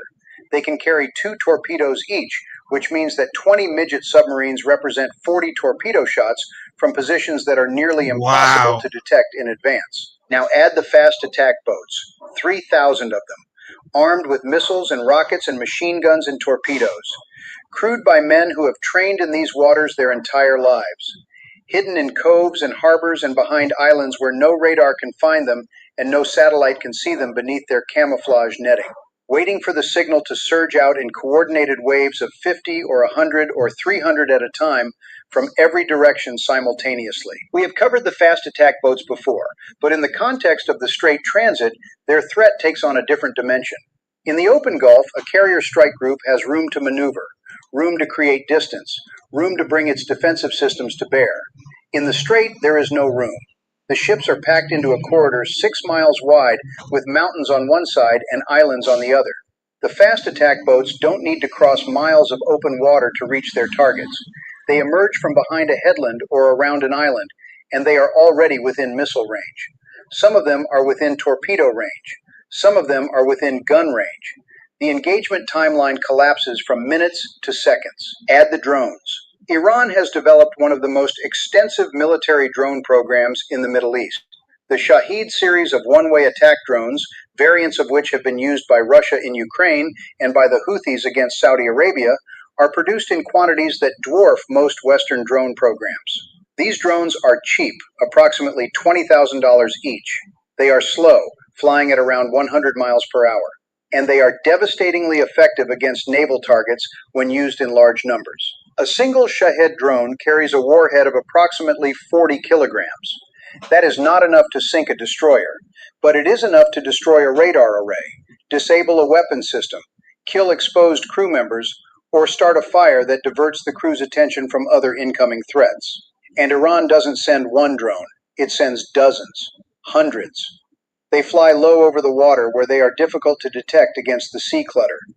They approach from multiple directions. They can be programmed to target specific ships or to simply fly toward the largest radar return they detect. Shooting them down is possible, but expensive. A standard missile used to intercept a drone costs over $2 million. The drone it destroyed cost $20,000. The mathematics of attrition favor the attacker by a ratio of 100 to 1. Now put it all together. Imagine a carrier strike group attempting to transit the Strait of Hormuz against active opposition. The group enters the western approach to the strait in a compressed formation. The minesweepers go first, but immediately come under fire from shore-based missiles and have to withdraw. The destroyers move forward to suppress the shore batteries, but cannot locate the mobile launchers hidden in tunnels and behind ridgelines. The carrier launches aircraft to provide air support, but the pilots cannot identify targets in the rugged terrain without flying low enough to be engaged by anti-aircraft systems that Iran has positioned specifically for this purpose. As the group enters the narrowest part of the strait, the mines begin to detonate. The lead destroyer takes a mine strike that floods its forward compartments and slows it to 5 knots. The channel is now partially blocked. The formation compresses further as ships maneuver around the damaged vessel. At this moment, the first missile salvo arrives. 200 cruise missiles from shore batteries on the mainland and the islands. They come from every direction. Some skim the surface. Some dive from high altitude. The Aegis ships engage and kill 150 of them. 50 get through. 3 ships are hit. 1 is sinking. 2 are burning. While the Aegis ships are reloading their magazines, the fast attack boats emerge. 300 of them from coves and harbors on both sides of the strait. They fire their missiles at ranges of 10 to 20 miles and then close at 50 knots for gun and torpedo attacks. The defensive systems are overwhelmed. More ships are hit. The carrier takes a missile strike on the flight deck that prevents further aircraft operations. The submarines attack from below. Torpedoes in the water from positions that were never detected. A cruiser takes a torpedo hit that breaks its keel. It sinks in 6 minutes. The water is too shallow for the crew to survive in the flooded compartments. The drones arrive last, hundreds of them swarming over the crippled formation like hornets over a wounded animal. They strike radar arrays and communications antennas and exposed weapons systems. The ships that are still fighting are now partially blind and partially deaf. The entire engagement lasts less than 2 hours. When it is over, the most powerful naval formation in history is a scattered collection of burning, sinking, and disabled ships in a minefield in a strait that is now completely impassable. This is not a fantasy. This is the scenario that has been war-gamed repeatedly at the Naval War College in Newport, Rhode Island. The details vary. The outcome does not. Every simulation of a forced transit of the Strait of Hormuz against determined Iranian opposition results in losses that would be considered unacceptable by any military standard. Not possible losses, certain losses. The only variable is the magnitude. The most optimistic simulations conducted with every advantage given to the American side still project the loss of multiple warships and hundreds of casualties. The most realistic simulations project losses that rival the worst naval engagements of World War II. And the most pessimistic simulations, the ones that assume Iran has capabilities that intelligence has not yet identified, project the kind of catastrophe that would fundamentally alter the global balance of power. This is why the United States Navy does not force the strait. This is why American carriers operate in the Gulf of Oman and the Arabian Sea rather than the Persian Gulf itself during periods of high tension. This is why the entire American strategy for the Strait of Hormuz is based on deterrence rather than capability. The United States deters Iran from closing the strait by threatening consequences that extend far beyond the strait itself. Strategic bombing, economic devastation, regime change. The threat is credible because America has the capability to carry it out. But the threat is also an implicit acknowledgement that the Navy cannot keep the strait open by force. The implications of this reality extend far beyond military strategy. 20% of the world's oil passes through the Strait of Hormuz every day, 17 million barrels, roughly 1 out of every 5 barrels consumed on Earth. The economies of Japan, South Korea, India, and China depend on oil that transits these 21 miles of water. The European economy draws a significant portion of its energy from Gulf sources. Even the United States, which has reduced its dependence on Gulf oil through domestic production, would be devastated by the price shock that would follow a strait closure. The global economy is built on the assumption that the Strait of Hormuz will remain open.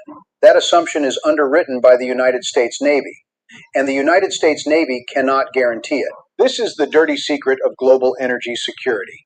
The system works because Iran chooses not to close the strait, not because anyone can prevent Iran from closing it. Iran's restraint is based on a rational calculation that closing the strait would trigger a war that Iran would ultimately lose. But that calculation depends on Iranian leaders remaining rational, remaining in control, and valuing the survival of their regime above all other objectives. History suggests that these conditions usually hold. History also suggests that there are moments when they do not. A regime facing imminent collapse might calculate that a war is preferable to a revolution. A leader convinced that an American attack is inevitable might decide to strike first and impose maximum cost. A miscalculation, a misunderstanding, a rogue commander acting without authorization. Any of these could trigger a closure that no one intended, and no one can reverse without fighting through 21 miles of hell. The United States has spent billions trying to develop alternatives. Over-the-horizon missile systems that can suppress Iranian coastal defenses from the safety of the Arabian Sea. Unmanned underwater vehicles that can sweep mines without risking minesweeper crews. Directed energy weapons that can engage swarms of drones and small boats without depleting missile magazines. Cyber weapons that can disable Iranian command and control systems before the first shot is fired. Some of these technologies show promise. None of them have changed the fundamental equation. The geography hasn't moved. The coastline hasn't flattened. The water hasn't deepened. The islands haven't sunk. The physical reality of the Strait of Hormuz is permanent, and it permanently favors the defender. 21 miles, the distance a healthy person can walk in about 7 hours. The distance a car covers in roughly 20 minutes on a highway. The distance that separates the global economy from its single greatest vulnerability. The United States Navy controls the Atlantic Ocean. It controls the Pacific Ocean. It dominates the Mediterranean Sea and the Indian Ocean and the South China Sea. It projects power across every body of water on the planet with a capability that no nation or combination of nations can match. But it cannot cross 21 miles of water in the Strait of Hormuz against 3,000 boats and 3,000 missiles and 3,000 mines and a coastline that God himself designed as a fortress. The admirals know this. The war planners know this. The intelligence community knows this. The president knows this. And most importantly, Iran knows this. That knowledge is Iran's ultimate weapon. Not the nuclear program, not the ballistic missiles, not the proxy armies scattered across the Middle East.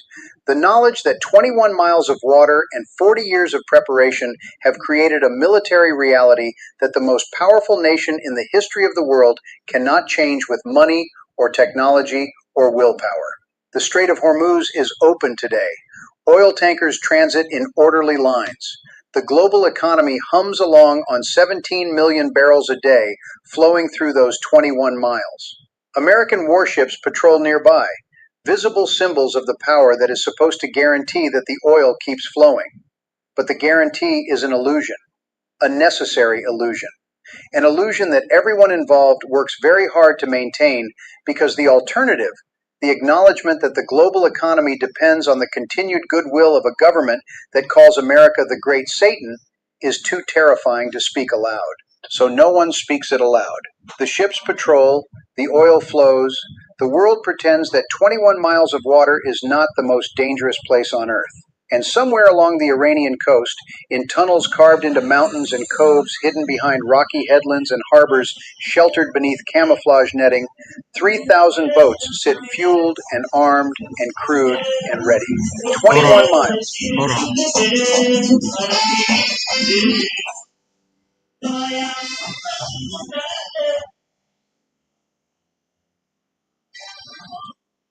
The entire United States Navy on one side, 3,000 boats on the other. And the math has not changed. The math will never change. 21 miles, the distance between order and chaos, between a functioning global economy and an energy catastrophe that would reshape civilization, between the world as we know it and a world that none of us want to live in. 21 miles that the most powerful navy in human history prays it never has to cross. Because the admirals have seen the war games, they have run the simulations, they have done the math, and the math says the same thing every time. 21 miles is enough. It has always been enough. And until someone figures out how to move mountains, drain oceans, and make 3,000 boats disappear, 21 miles will always be enough. The strait is quiet tonight. The oil is flowing. The ships are patrolling, and the boats are waiting. They are always waiting. on. Wow. Any thoughts on that, bro? Thank you for the education, brother. I didn't know. I never knew because I never been in that area of the world. Right. Been close, but not there. In actuality, I never knew how strategic that place was. And with that said, again, I'm gonna go back to something I said during the last break, in between when you broke it up in the middle of this one. I could see now why Greenland is becoming a linchpin in this administration's crawl, Mm-hmm.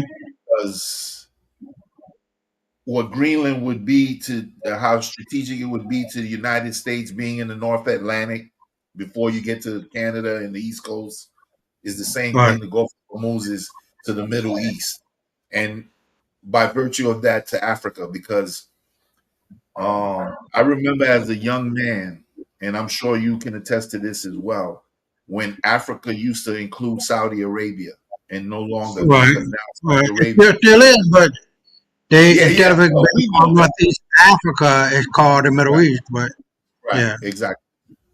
Right. Well, technically speaking, Saudi Arabia now belongs to Asia proper, Right. not even though it's right there off the coast of the east coast of Africa, off the eastern horn. So um they chokeholded themselves into a position where they no longer, even with all their power and might, they're gonna um even if it wasn't for the Straits of Hormuz, like in the Bible as it says, which I don't like to quote, but and sometimes it's appropriate, so I use it. You know what I'm saying? They spread themselves so thin, there's nothing they can do anyway. And then you have a place like that where it would be another not Gulf of Tonkin, it would be another uh Cuba situation. They'd walk to a slaughter if they went in there, and they could kill a whole bunch of folks too if they wanted to. But the taking on casualties isn't worth it at that point. So here we are, and we're gonna keep going. Yeah, man. Yeah, Hold on. Hold on. yeah. See y'all play. Candy store. Oh. Yeah. I look. This is not hard to understand. History always repeats itself. I think that is the common thread that we have seen since doing the show together and doing your thing. That it's just a natural human thing to do. And when we have that basic understanding and foundation, we can build a house, an observation tower that will allow us to see into the future. Now I don't know if you heard about, and I just heard this today, the Looking Glass, that they can't look into the future as clearly as they used to back in 2000 through 2016. They were able to use it as a. Have you heard of the Looking Glass? Let me explain to you what I know about that. It's Okay. first of all, it's Project Looking Glass, and I'm gonna have to go off a little and then come back to it. Okay. It has been said by a brother that I watch on YouTube. His name is Remedy H. It has been said that there's a book, and David Wilcox talk about this too, that you can open and it's interactive. Like you can see events happening in it, like a book, like a cartoon Right. in a book, and it animates when you open, and that they have control of that book and can see into the future.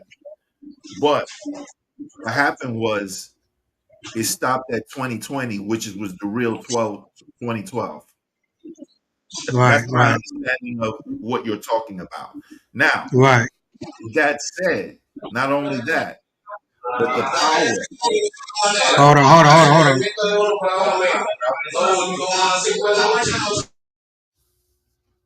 And this is why the pandemic happened in 2020, because the spells that have been cast on the earth, where they Right. gather loot from our sorrows and misery and all this and that, was broken at that point. Uh huh. So like me and you have already, transcended that. But Right. those who are still asleep haven't woken up yet. They're still under the spell because it ain't their time to wake up yet. And when I Right. realized, Right. when I stopped trying to explain this to people who just don't get it, and that's why I deal for the most part with people like ourselves who understand these concepts, because it's like teaching algebra to a second grader Right. that ain't Right. even good at Right. Right. it's not Right. even good at 2 + 2 = 4. You know what I'm Right. saying? So, Right. so I don't talk to those people about those topics no more. I just keep it on a surface level and keep moving. That's my Right. Okay. understanding of all of that. Okay. So when I talk about that foundation, that observation, that house of observation, or that observer, how you say it? Who you talking about? Observatory tower. Yeah, whatever the fuck. Uh, that yeah, I'm tripping now. I might be getting tired, but I'm hyped, man, for the night. So we got to go through all of these. A lot of these ain't that long, so don't get frightened by it. And then the X ones are really really short. But I wanted to get through this one here and this one here, and then we No, no, be no. Hold back. on, hold on. Finish talking about what you was talking about the observational observatory, whatever you was talking Oh, about. okay. I So thought. we know that human nature repeats itself, and that if you look back far enough, you'll be able to see what will happen. That it is a definite observed phenomenon that world powers fall and rise.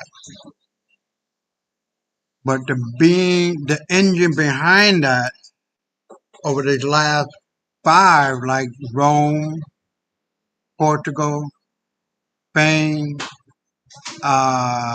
England, and India, but not, let's exclude India. You're looking at Rome, Portugal, Spain, uh, and Britain. That's four. I don't remember the other one, but it might be India. Uh, Fell because of mismanagement, not because they were uh, conquered militarily.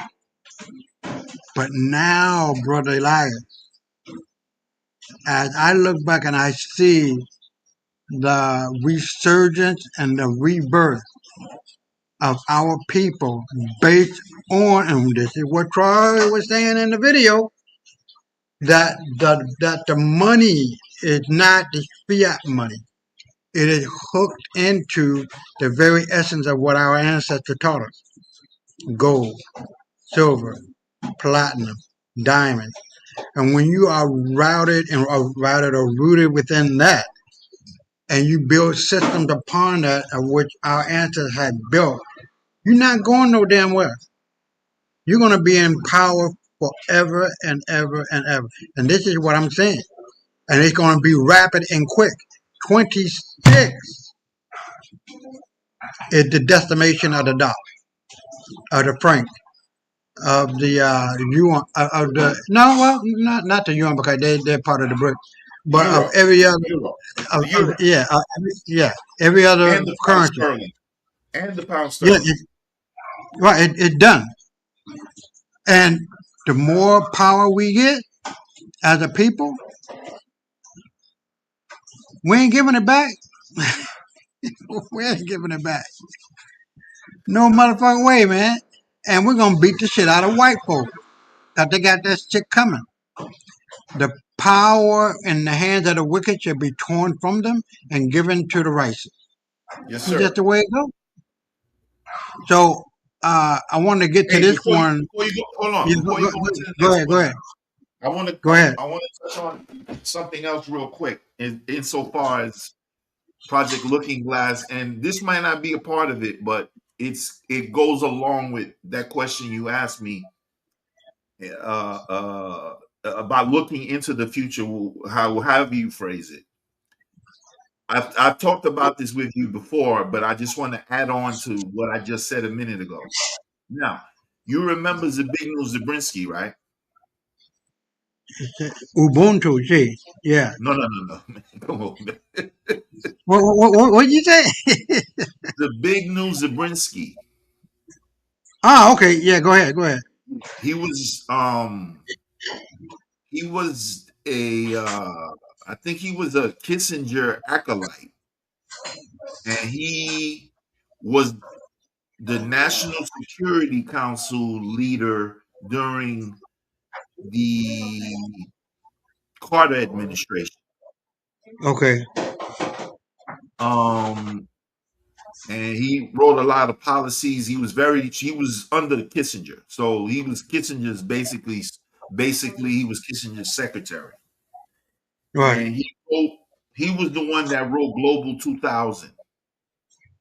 Okay. And in about 10 years ago, give or take, he wrote a policy, a white paper. I don't know what kind of paper it was, but he wrote a paper stating that because of the internet, it would be impossible for the white man to hold on to the power that he has, and that they should just start looking to give the power over to us. Now Right. you know that he's a gangster, and he got to fight to the end, so he's not going to do that without a Hmm. fight. Right. And he are not pretty much right after he wrote that paper, he said it's hopeless. Don't forget about all that. It ain't gonna happen. And he pretty much retired. And the next time you heard about him, he passed away. Okay. So if somebody that steeped and that powerful would say that, because that was what he studied basically. That was his whole outlook was to project into the year 2000. Now we know those of us in the United States know that Carter was the president between 1976 and 1980. So 80. Right. he wrote that probably in the mid to late 70s or maybe even the early 80s. And if he said that 10 years ago or more or less, depending on what you believe or what have you, then here we are now, and his prediction was correct because Okay. there's a spiritual component that you can't see in any paper or anything like that. And he studied those things for over 20, 30 years. Wow. Wow. Even his boss, Kissinger, has said, you want to control a population, control the food. You want to control the people. No, excuse me. You want to control the people, control the food. You want to control the country, control the resources. Rachel, yeah, yeah, Yeah. yeah. So with that said, and that video you just showed, which is very profound, my brother, and thank you for it. You know what I'm saying? It's showing you exactly like y'all can have all the firepower, all the weaponry, all the radar, sonar. You can't do shit in that 22 little piece of shit land. Oh, there you go. You There's actually always choke. some weak point. There's always some weak point. Right. You got too big for, you got too big. Right, right. Right. It reminds me of what Bruce Lee used to say. Uh, what do you say? Flow like water, be like water, my friend, and don't attack or don't attack the strength. Attack the weak, the weakness. So he was right about that. You're gonna have muscles all over everywhere, and guns and missiles and bombs, but you get a hammer on your damn toe. That's it. Hey, you know what you remind me when you said that? Mike Tyson said, you say back in the day, everybody got a plan until they get punched in the face. Oh yeah, right. Just him punching you in the face. You ain't gonna take too many punches in the face for your ass go down, bro. I don't care. You got an Right, AK-47 on one side, a damn Gatling gun on the other, right, a Desert Eagle on your back strap. right, If that right, punch in the face come before you pull any of those, you might as well be. It's just like getting hit with a bullet. right. Well, let's go on to the next one, man, because you got to see this one. It's 9 minutes Okay, long, and I'll be right back. I'll be right okay, back. brother. Its vast and measures 9.2 million square kilometers, meaning it's not that much smaller than the United States. Temperatures average 30 degrees Celsius and have reached as high as 58 degrees. Its forever shifting sand dunes can reach heights as engulfing as 450 meters. And it's dry, very dry. Half of the desert receives less than 1 inch of rain each year, making it almost impossible for life to exist. Yet still, thousands of years ago, this very same desert was green. Rivers carved valleys through grasslands. Lakes shimmered across what's now endless dust. Hippos, crocodiles, and giraffes roamed freely. This was known as the African humid period. What now seems like a fantasy, though, is slowly becoming a reality, both by natural forces and with a helping hand from humans. To understand why the Sahara Desert will be green again, we first need to discuss when the Sahara Desert was green, why it turned into the desert we know today, and finally, how humans are helping to make that process faster through community-driven efforts such as Planet Wild. This is why the Sahara Desert will be green again. To understand why the Sahara was once green, we have to zoom out far beyond Africa to see how the Earth moves around the Sun. Our planet doesn't spin in a perfect circle. It wobbles and tilts in predictable patterns known as Milankovitch cycles. One of these, called axial precession, happens roughly every 26,000 years. It slowly changes which parts of the Earth receives the strongest sunlight throughout different seasons. About 12,000 years ago, that wobble aimed more summer sunlight at the northern hemisphere. That warmed the landmass of North Africa, intensifying the monsoon that blows north from the Atlantic and the Indian Ocean. Rain began to fall over the Sahara, at first seasonally and then year-round. Grass spread across the desert, followed by acacia trees and wetlands. At its peak, the Sahara's largest lake, Mega Lake Chad, covered over 350,000 square kilometres, roughly the size of modern-day Germany. Lake Chad remains today, but it's much, much smaller. Multiple satellite scans have shown the complex water system that lies underneath the Sahara. In 2015, radar images taken from a Japanese Earth observation satellite spotted this ancient river system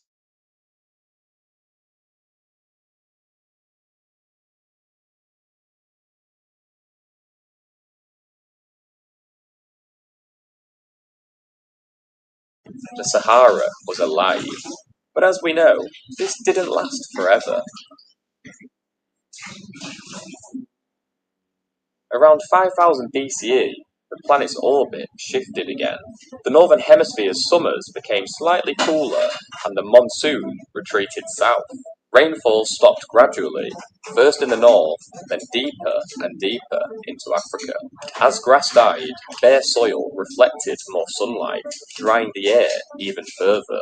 It created a feedback loop. Less rain, less vegetation, more heat. By 3000 BCE, the once green Sahara had turned into the vast desert that we know today. Civilizations that once lived there moved towards water sources like the Nile and the Mediterranean. But that transformation from greenlands to deserts wasn't unique. When scientists drilled into ancient lake beds, they found alternating layers of mud and dust, evidence that the Sahara has switched between green and dry phases many times before. Each cycle follows the same rhythm tied to Earth's orbit. And if science isn't enough proof, countless carvings have been found depicting a time when the region was a savanna with animals like giraffes, elephants, and cattle. Just quickly, if you're enjoying this video so far, I'd really appreciate it if you could hit the like and subscribe button. It really helps me out.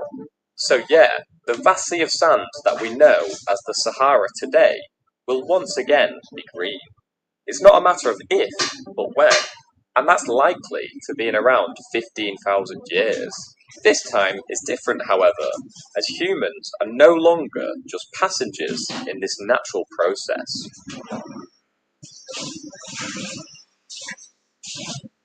Along the southern edge of the Sahara lies the Sahel, a belt of dry grassland stretching from Senegal to Sudan. In 2007, the African Union adopted the Great Green Wall Initiative. Essentially, it's a unified effort to restore 100 million hectares of degraded land by 2030, store 250 million tons of carbon, and create 10 million jobs. It's not a literal wall of trees, it's more a mosaic of thousands of local projects spreading like green islands across 22 countries. In Burkina Faso and Mali, Zai pits trap rainwater and compost, turning dust into fertile soil. In Ethiopia and Senegal, farmers plant crops among trees to cool and rebuild the soil. So the question is it working? Well, yeah. As things stand, over 20 million hectares have been restored, which is below the pace needed to reach the 2030 target. However, an accelerator program was launched in 2021 to put them back on track. These sort of restorative projects are exactly what my friends at Planet Wild helped to accelerate. And in fact, one of their projects contributed to the Great Green Wall in Senegal. This segment is taken from their video report, Inside the Food Forest Revolution, and it shows exactly how they contributed to that. My ex-wife invited me to her wedding. I've been without her for 1 month, doing military workouts 15 minutes every day. Let's see her reaction. Oh, wait! Here in Senegal, it all starts by planting a variety of dense and fast-growing pioneer trees around a plot of land to create protection from wind, sun, and storms for other plants to follow. This is called a living fence. Next, you place nitrogen-fixing trees at specific distances to make the soil fertile. Then you add fruit and nut trees, as well as vines and shrubs that all together create a cover of shade for the remaining topsoil. These papaya trees are only 2 years old and already 5 to 6 meters high. That is the power of the tropical sun. They now create a beautiful tree cover to create shade for other crops that can be planted underneath them. This was one of their many projects around the world, and it shows that, given a little nudge, ecosystems rebound faster than you may expect. Every month, the Planet Wild community funds a nature protection project, whether it's saving endangered species, protecting our oceans, or restoring forests. Think of it as crowdfunding, but for nature. They document all of their projects through video reports that you can find right here on YouTube to show exactly what was done, where, and what changed. They have projects all over the world, from the US, Germany, Mexico, to the project in Senegal that I was referring to earlier. But Planet Wild isn't your typical conservation organisation. It's a collaborative effort where everyone, including you, can help their journey to restore the planet. Their growing community has exceeded 14,000 people. For their membership, you can give whatever you want, because no amount is too small. You can start for as little as the price of a sandwich, because every single dollar counts in protecting nature. The first 100 people to sign up using my code, Explained11, will get their first month paid for by me, and you can either click the link in the description or scan this QR code now. But that's not the best part. Those who sign up to Planet Wild will immediately have a real, tangible impact in nature, and will see the results in less than 30 days on YouTube. There's no catch, and you can cancel easily at any time. As is evident with the Sahara, nature moves in cycles, and it will be green again. But we still need restorative efforts like the ones from Planet Wild to help struggling communities and ecosystems to thrive who don't have thousands of years to wait. If you've enjoyed this video, I know for a fact you'll enjoy one of these two videos from Planet Wild, showing some of their other projects, like the one in Senegal. All right. Any thoughts, bro? No, I mean, we we know that we are from nature, so we know nature. I don't know if you read the in the chat. I dropped you a message, but there used to be a guy named Rap the News. He passed away. I don't know how. He wasn't old, and some he passed away some years ago. So I never followed up on how he passed away. I didn't know him personally. I used to listen to his show all the time. He lived in California, and when he moved from either the Bay Area or Los Angeles, one of the two of the big cities in California, he moved to the desert, and everybody warned him not to because he was trying to go off the grid, basically live off the land, blah blah blah. And he desert, and when he moved to the desert, he told everybody he was going to grow crops on his. He had a lot of land and so on and so forth. And within a year and a half, he was eating off the way he was growing, where he was living, because he knew how to do it properly. And so, with that said, when you come from nature and you deal with nature and you resonate with nature, you can do these things easily. It's not hard, despite what you've been told. There are ways to do certain things. So Right. if you want to go into an environment that is not known for being lush with vegetation and so on and so forth, know what you're dealing with, study it, survey it, and then go do it. You feel me? Right. So Right.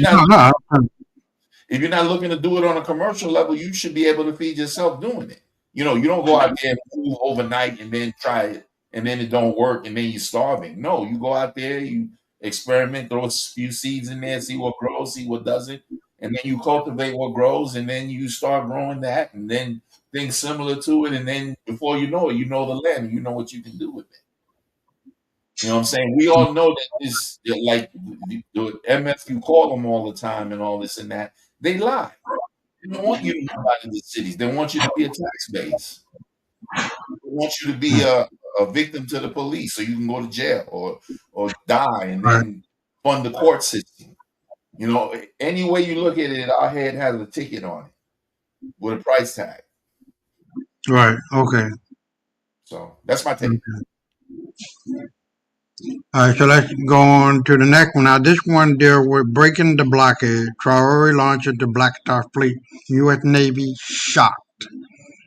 20 minutes. I'll be right back. Supposed to exist for decades. The Atlantic Ocean has been a private lake for the Western powers. A controlled highway where nothing moves without the permission of Washington, London, or Paris. They control the shipping lanes, they control the insurance rates, and they control the banking SWIFT codes that pay for the cargo. But suddenly, a ghost fleet appeared on the sensors, moving with silent determination from the coast of West Africa straight towards the Caribbean basin. These were not American destroyers. They were not British frigates, and they were not French aircraft carriers. They were merchant vessels flying the flag of Burkina Faso and the alliance of Sahel states, escorted by shadows that the Pentagon analysts are terrified to identify the news is breaking, and it is breaking the blockade in a way that no one predicted. Ibrahim Traoré has not just launched a ship, and he has launched a geopolitical earthquake. The United States Navy is shocked, not because they fear a military attack, but because they are witnessing the one thing they thought was impossible: the resurrection of the Black Star Line, the maritime bridge between Africa and the diaspora that Marcus Garvey was destroyed for trying to build. This is not a drill. This is the end of the isolation of the Caribbean and the beginning of a new era of direct trade that bypasses the dollar, the euro, and the colonial middleman to understand the magnitude of this event. We have to go back to 1919 when Marcus Garvey founded the Black Star Line.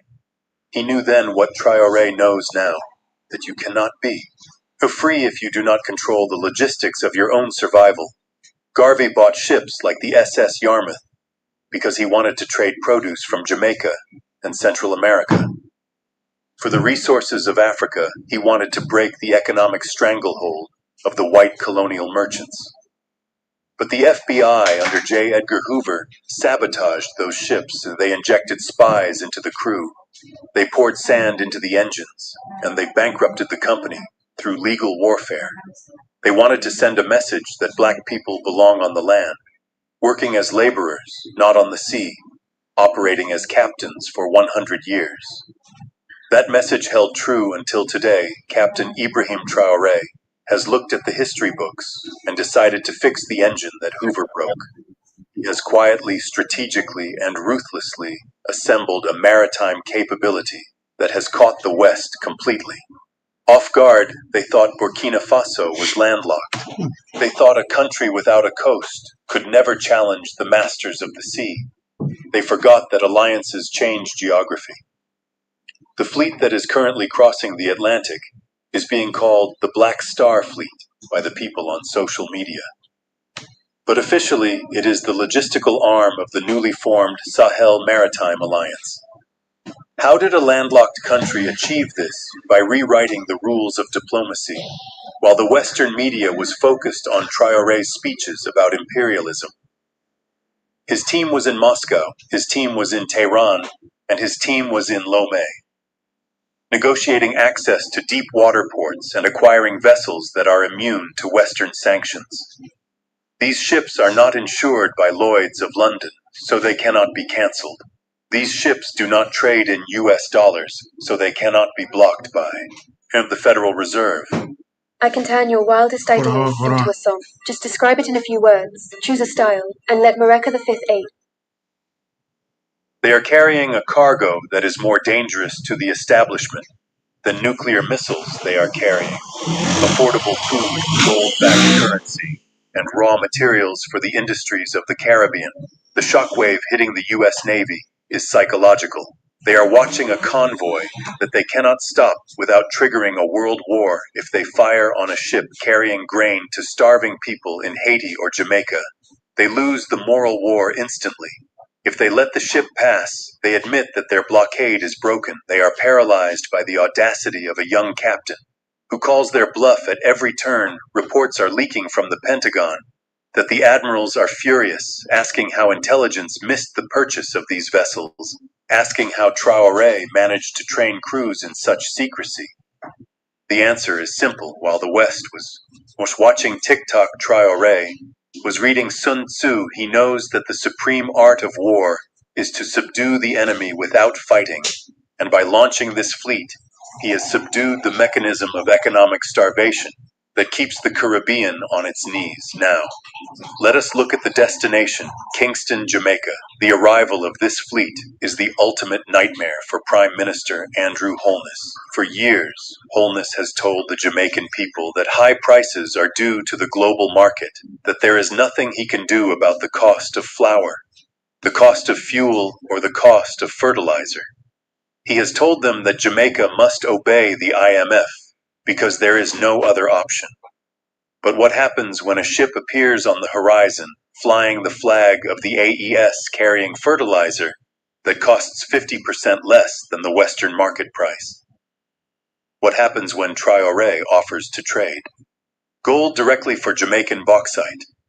Bypassing the corrupt spot markets in London, Holness is currently sitting in his office with 2 phones ringing on one line. It is the U.S. ambassador demanding that he deny the fleet entry to the port of Kingston. On the other line, it is the reality of the streets, where the people are already gathering by the docks, waving flags, and waiting for the return of the Black Star.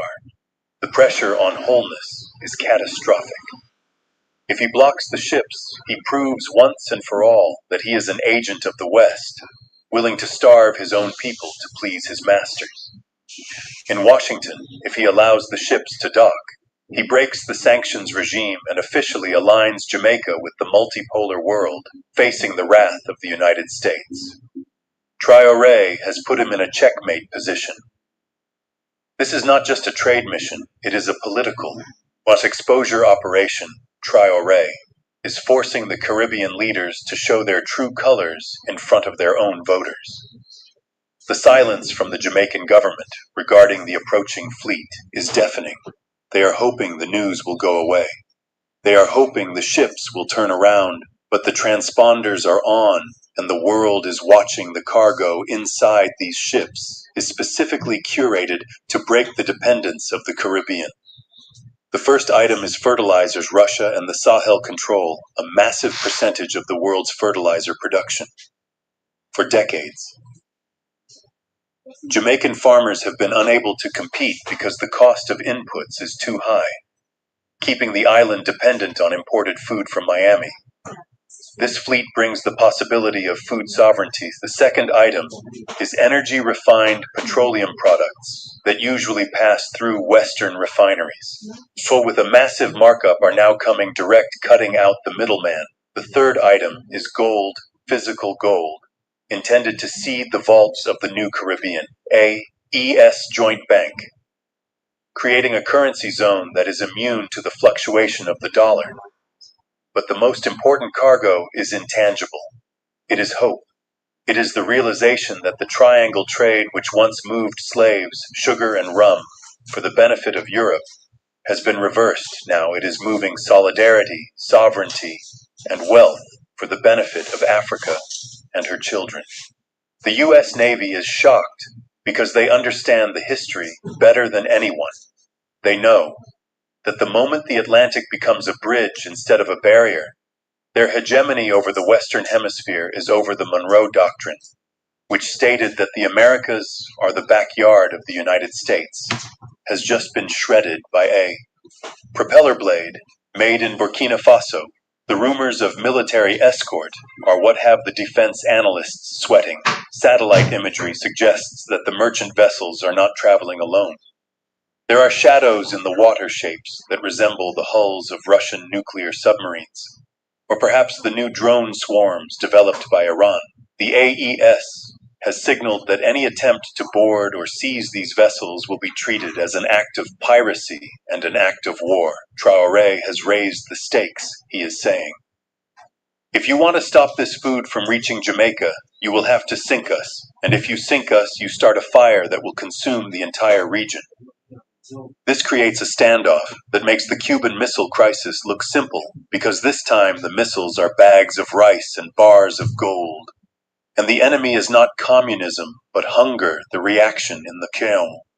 Streets of Kingston is electric. The spirit of Marcus Garvey is vibrating through the island. The Rastafari elders are pointing to the sea, saying, "We told you he would come. We told you the ships would return." The youth who have been brainwashed to believe that Africa is a place of poverty are seeing the high-tech nature of this operation, and their minds are being decolonized in real time. They are asking, why can't we do this? I love teaching this class. What inspires me the most about teaching this class is watching. Why does a captain in the desert have a fleet, and our island nation does not? The incompetence of the Jamaican political class is being exposed by the competence of the Sahelian military. Junta, the contrast is undeniable. One side makes excuses, the other side makes history. We must also look at the reaction of the global South nations like Haiti, Venezuela, and Cuba are watching this convoy with bated breath if Traoré succeeds. In establishing a regular maritime route between West Africa and the Caribbean, it opens a lifeline for every sanctioned nation on Earth. It creates a new trade architecture that the U.S. Treasury cannot sanction. Seeing this fleet is like seeing a prisoner break out of jail. It gives everyone else the courage to dig their own tunnels. Brazil is watching. South Africa is watching the BRICS. Nations are taking notes. This is the operationalization of the multipolar world, moving from speeches at summits to steel on the water. The technical aspect of this fleet is a masterclass in modern logistics. Traoré has utilized the ghost fleet tactics often used by nations to bypass oil embargoes. These ships constantly change their digital signatures, making them hard to track for the automated systems of the West. They utilize decentralized finance for their refueling payments, meaning no bank in New York can freeze their accounts. The crew is a mix of seasoned African sailors and naval experts from allied nations, ensuring that the vessels are run with military precision. This is not a ragtag operation. This is a state-level projection of power, projected by a state that was supposed to be collapsing under the weight of terrorism. Instead, Burkina Faso is projecting power into the backyard of the superpower. Why is the U.S. Navy specifically shocked by the Black Star name? Because they know the power of symbols. They know that if this fleet was called anything else, it would just be trade. But by naming it the Black Star Fleet, Traoré has weaponized memory. He has reactivated the dormant cells of Pan-Africanism in every black population, centers in the West, from Brooklyn to Brixton, from Toronto to Trinidad. The name Black Star is a call to arms. It reminds the people that they are a nation within a nation, a sleeping giant that is finally waking up.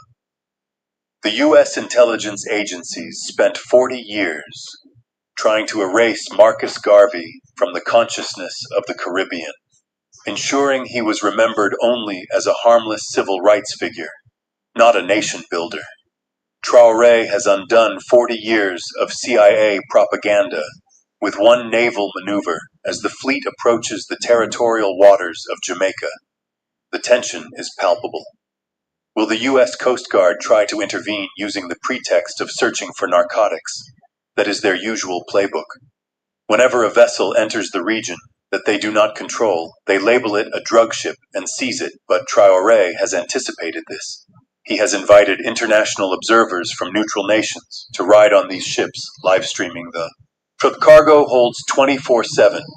This is total transparency, weaponized against Western hypocrisy. If they board these ships, the world will see them tearing open bags of grain meant for the poor. It will be a PR suicide mission. Andrew Holness is running out of time. The 48-hour window is closing. The people are demanding that the Port Authority grant docking clearance. If he refuses, the protests that are currently peaceful could turn into a revolution. The police in Jamaica are already stretched thin, dealing with the gang violence that Traoré also offered to solve. Would the Jamaican Defense Force fire on their own people to protect the interests of the U.S. Embassy? It is a dangerous gamble. Rumors are circulating that factions within the Jamaican military are sympathetic to the AES. They look at Traoré and see a soldier who respects his uniform, unlike the politicians who use the military as bodyguards. This event also exposes the fragility of the global supply chain. The West has weaponized the supply chain, using sanctions to starve countries into submission. Traoré is proving that two can play at that game by creating an alternative supply chain. He is taking away the West's biggest stick. If you don't need their SWIFT system to buy food, and you don't need their insurance to ship it, then their sanctions become just pieces of paper with no power. This is why the panic in Washington is real. They are not afraid of the ships. They are afraid of the precedent. Once the psychological blockade is broken, the physical blockade becomes irrelevant. The Black Star Fleet is also a message to the diaspora regarding the Year of Return. Ghana and other nations have marketed the return as a tourism event. Oh, come visit, buy a souvenir, and leave. Traoré is marketing the return as a structural integration. Don't just visit trade, don't just look and build. The ships are the physical infrastructure of the return. They are the veins connecting the severed limb back to the body. The Caribbean is the severed limb of Africa, and the Black Star Fleet is the surgery to reattach it. The pain of the procedure is the panic we see in the political class. But the healing will be the prosperity of the people. What does this mean for the average person watching this unfolding drama? It means that the world you thought you lived in is gone. The unipolar moment where the U.S. Navy could dictate who eats and who starves is over the ocean, is free again. But freedom is dangerous. Freedom requires courage. The Jamaican people are being asked to show courage right now. They are being just asked to defy their leaders and welcome their brothers, the sailors. On those ships are risking their lives not for profit, but for a vision. They are the sons of Sankara, sailing to meet the sons of Garvey as the silhouette of the lead ship breaks the horizon off the coast of Port Royal. The ghost of the SS Yarmouth is finally at peace. 75% off, and it's on your doorstep in 3 to 4 days. It's a spiral-bound foot. The rust and the sabotage of 1919 have been washed away by the waves of 2026. The blockade is broken, not by unresolutions, but by African determination. The U.S. Navy can watch in shock. The banking elites in Kingston can shred their documents, but they cannot stop the tide. The Black Star has risen from the depths, and it is carrying the future in its hold. The question remains, what will happen when the first crate is unloaded? When the first bag of Burkina Faso grain is baked into Jamaican bread? It will be the taste of freedom. A taste that has been denied for 400 years. And once the people taste it, they will never go back to the stale bread of colonial dependence. This is the danger. This is the hope, and this is the reality of the Black Star Fleet. The blockade is broken, the bridge is built, and the captain is waiting for your answer. Are you ready to receive the cargo? Or are you still afraid of the overseer? The choice is yours. But know this, the ship is in the harbor, and the engine is running, and this time no one is pouring sand in the tank. It's the sheer audacity of the operation is what has silenced the usual critics in the Western media. They don't know how to spin this. They tried to call it a smuggling operation. But smuggling is hidden. This is open. They tried to call it a security threat. But food is not a weapon, except to those who use hunger as a weapon. Traoré has outmaneuvered the narrative controllers by doing something so simple and so human that to oppose it makes you look like a monster. Bringing food to your hungry family is not a crime.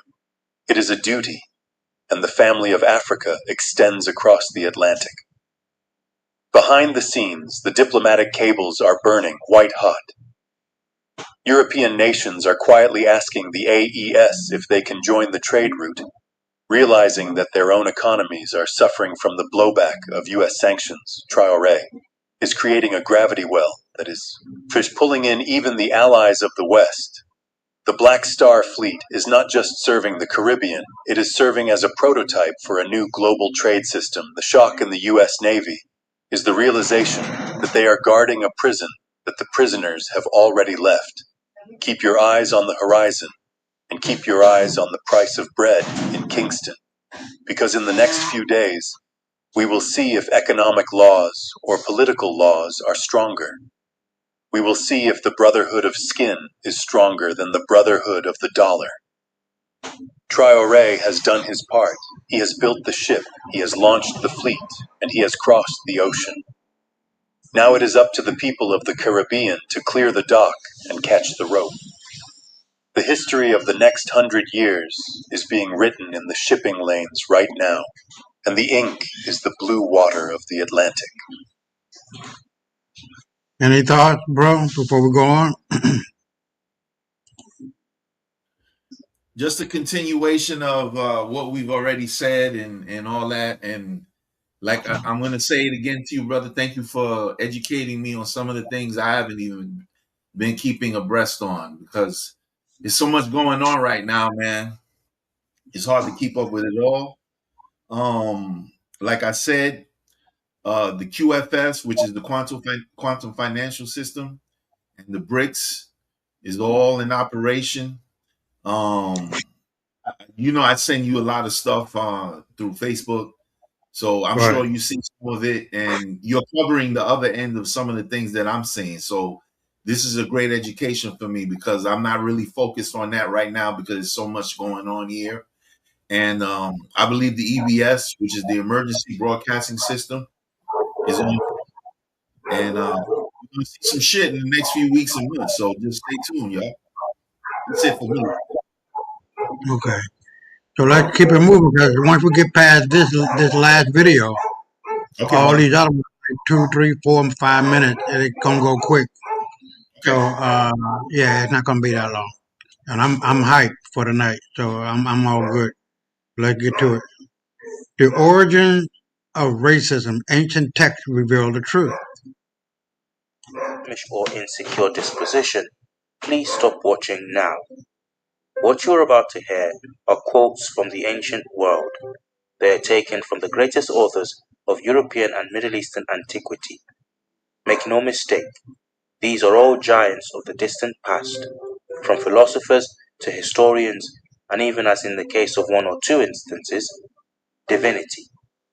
Shocking as it may sound, one of the texts you are about to hear from is integral to two of the largest faiths in the modern world. And like the rest of the antiquated sources you will be hearing from, it also says outrageous things about black Africans in antiquity. Some of today's historians have even suggested these texts might offer the answer as to the origin of modern racism. If you are a black individual, please understand this is a video about historic facts. There is only one approach to facts: acceptance. Hold on.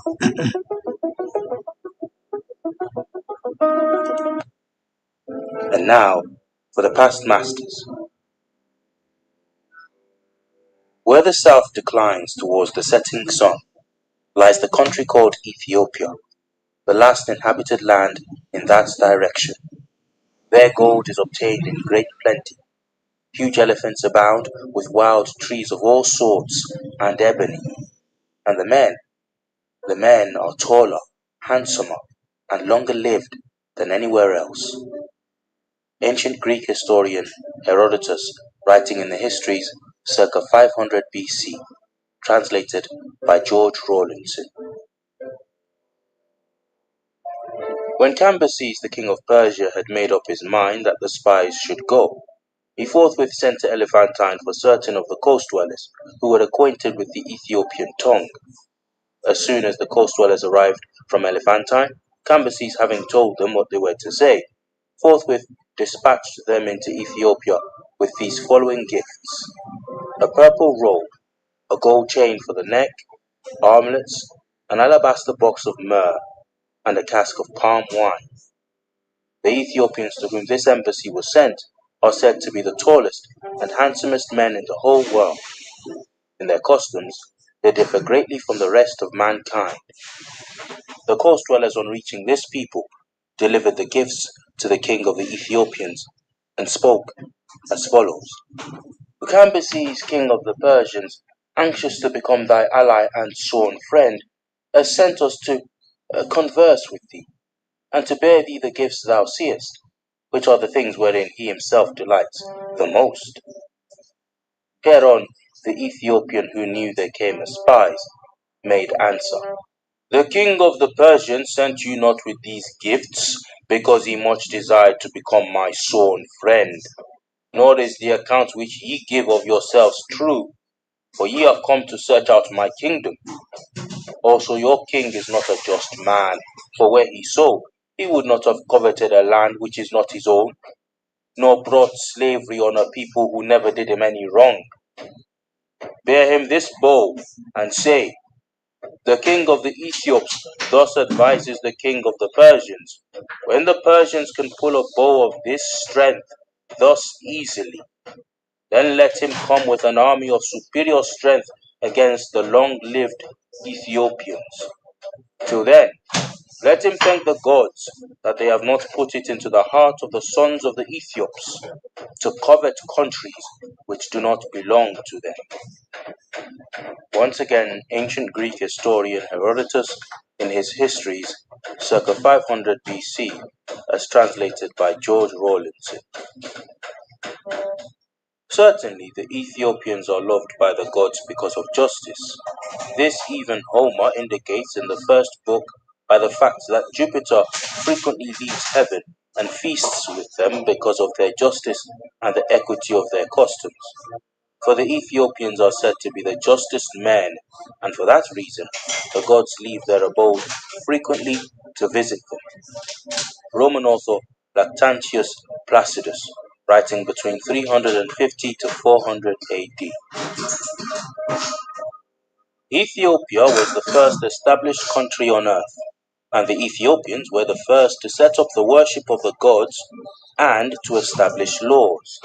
Stephanus of Byzantium, writing in the 6th century AD. Now the Ethiopians, as historians relate, were the first of all men, and the proofs of this statement, they say, are manifest.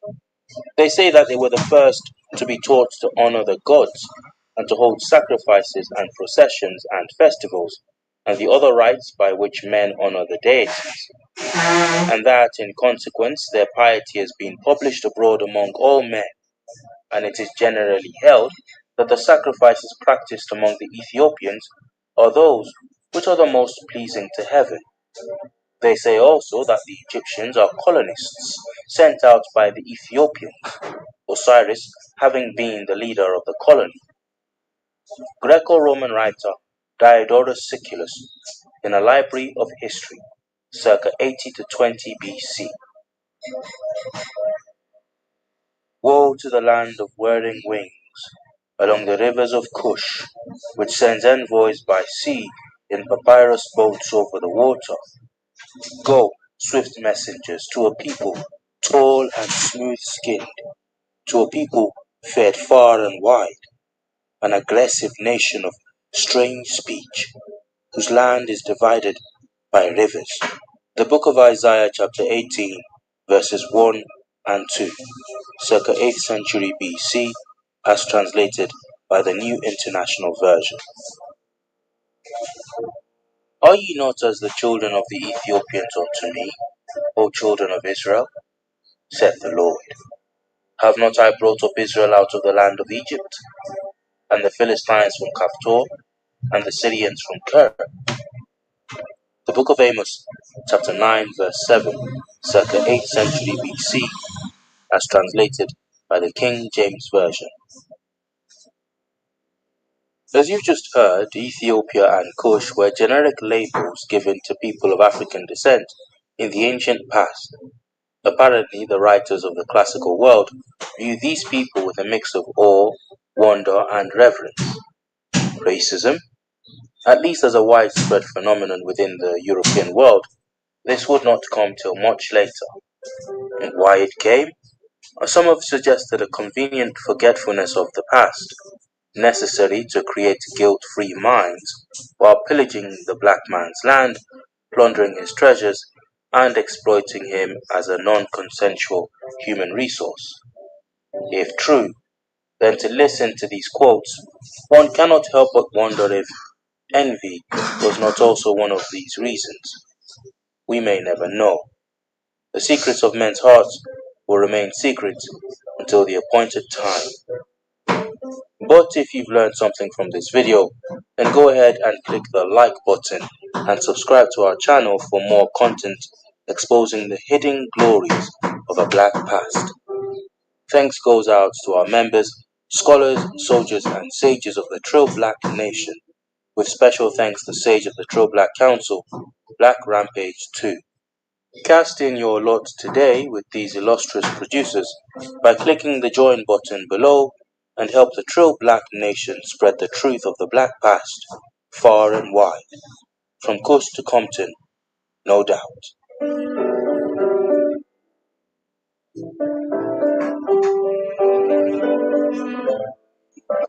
You got any thoughts, bro, before we get on with the good on? Not really. Pretty straightforward. Oh, okay. So let's knock these on out. These are the AI sister. And when I tell you that she putting it down, I would be wrong for not taking my time and going through each and every one of it. Well, I don't have to do that. This don't count. So we got that one out of the way. So this one is like 13 minutes. It's worth it, man, because I'm staying up. And I'm staying up because I know it speaks volume to the heart and soul of what our viewers perhaps will be looking at and thinking about.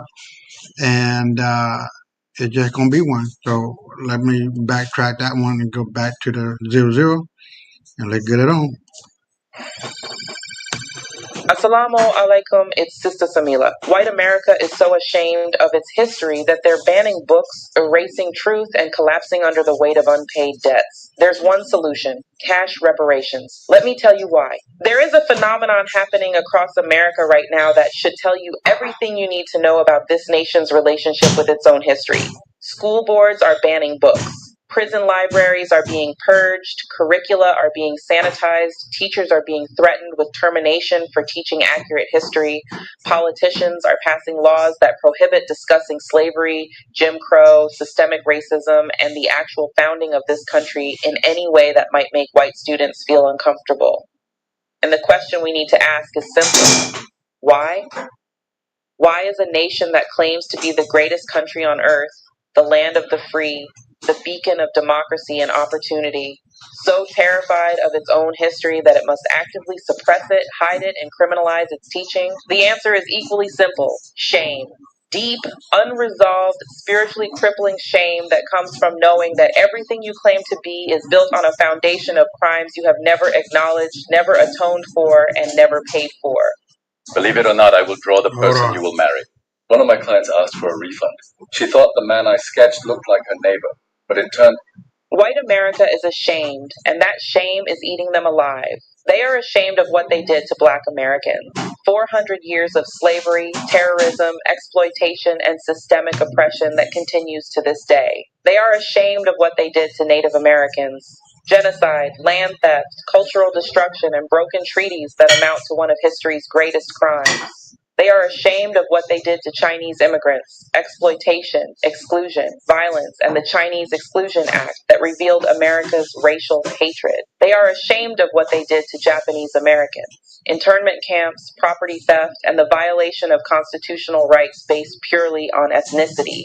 They are ashamed of what they did to Hispanic and Latino communities, colonization, exploitation, border violence, and the theft of Mexican territory.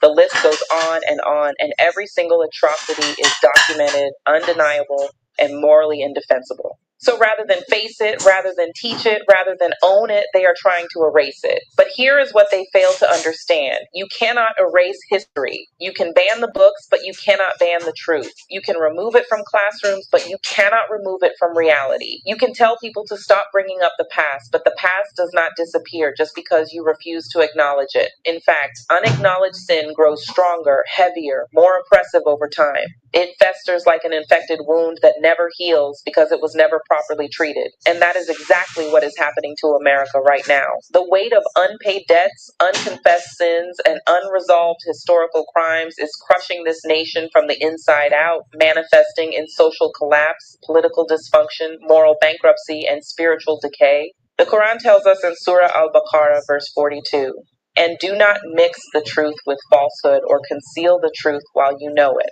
America knows the truth. Every historian knows it. Every honest educator knows it.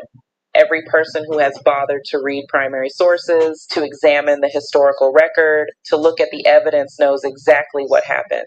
But they are deliberately concealing that truth, mixing it with falsehoods, sanitizing it, distorting it, and presenting a version of American history that is fundamentally dishonest. They are teaching mythology instead of history, propaganda instead of truth, and comfortable lies instead of uncomfortable facts. And they are doing this because confronting the truth would require something they are unwilling to give: accountability, restitution, and payment of the debt they owe. Let's talk about that phrase they love to use: stop bringing up the past. Have you ever noticed that the only people who tell you to stop bringing up the past are people who are ashamed of their past? Think about it. When you ask Jewish communities about the Holocaust, do they say stop bringing it up? No, they say never forget, and they build museums, memorials, and educational programs to ensure that the truth is preserved and taught to every generation.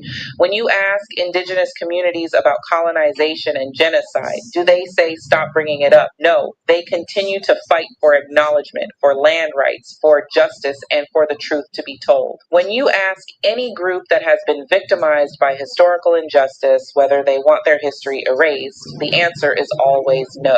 They want it remembered, taught, acknowledged, and addressed. The only people who want you to stop bringing up the past are the perpetrators and their descendants who have benefited from those crimes and who do not want to be held accountable for them. Hold on.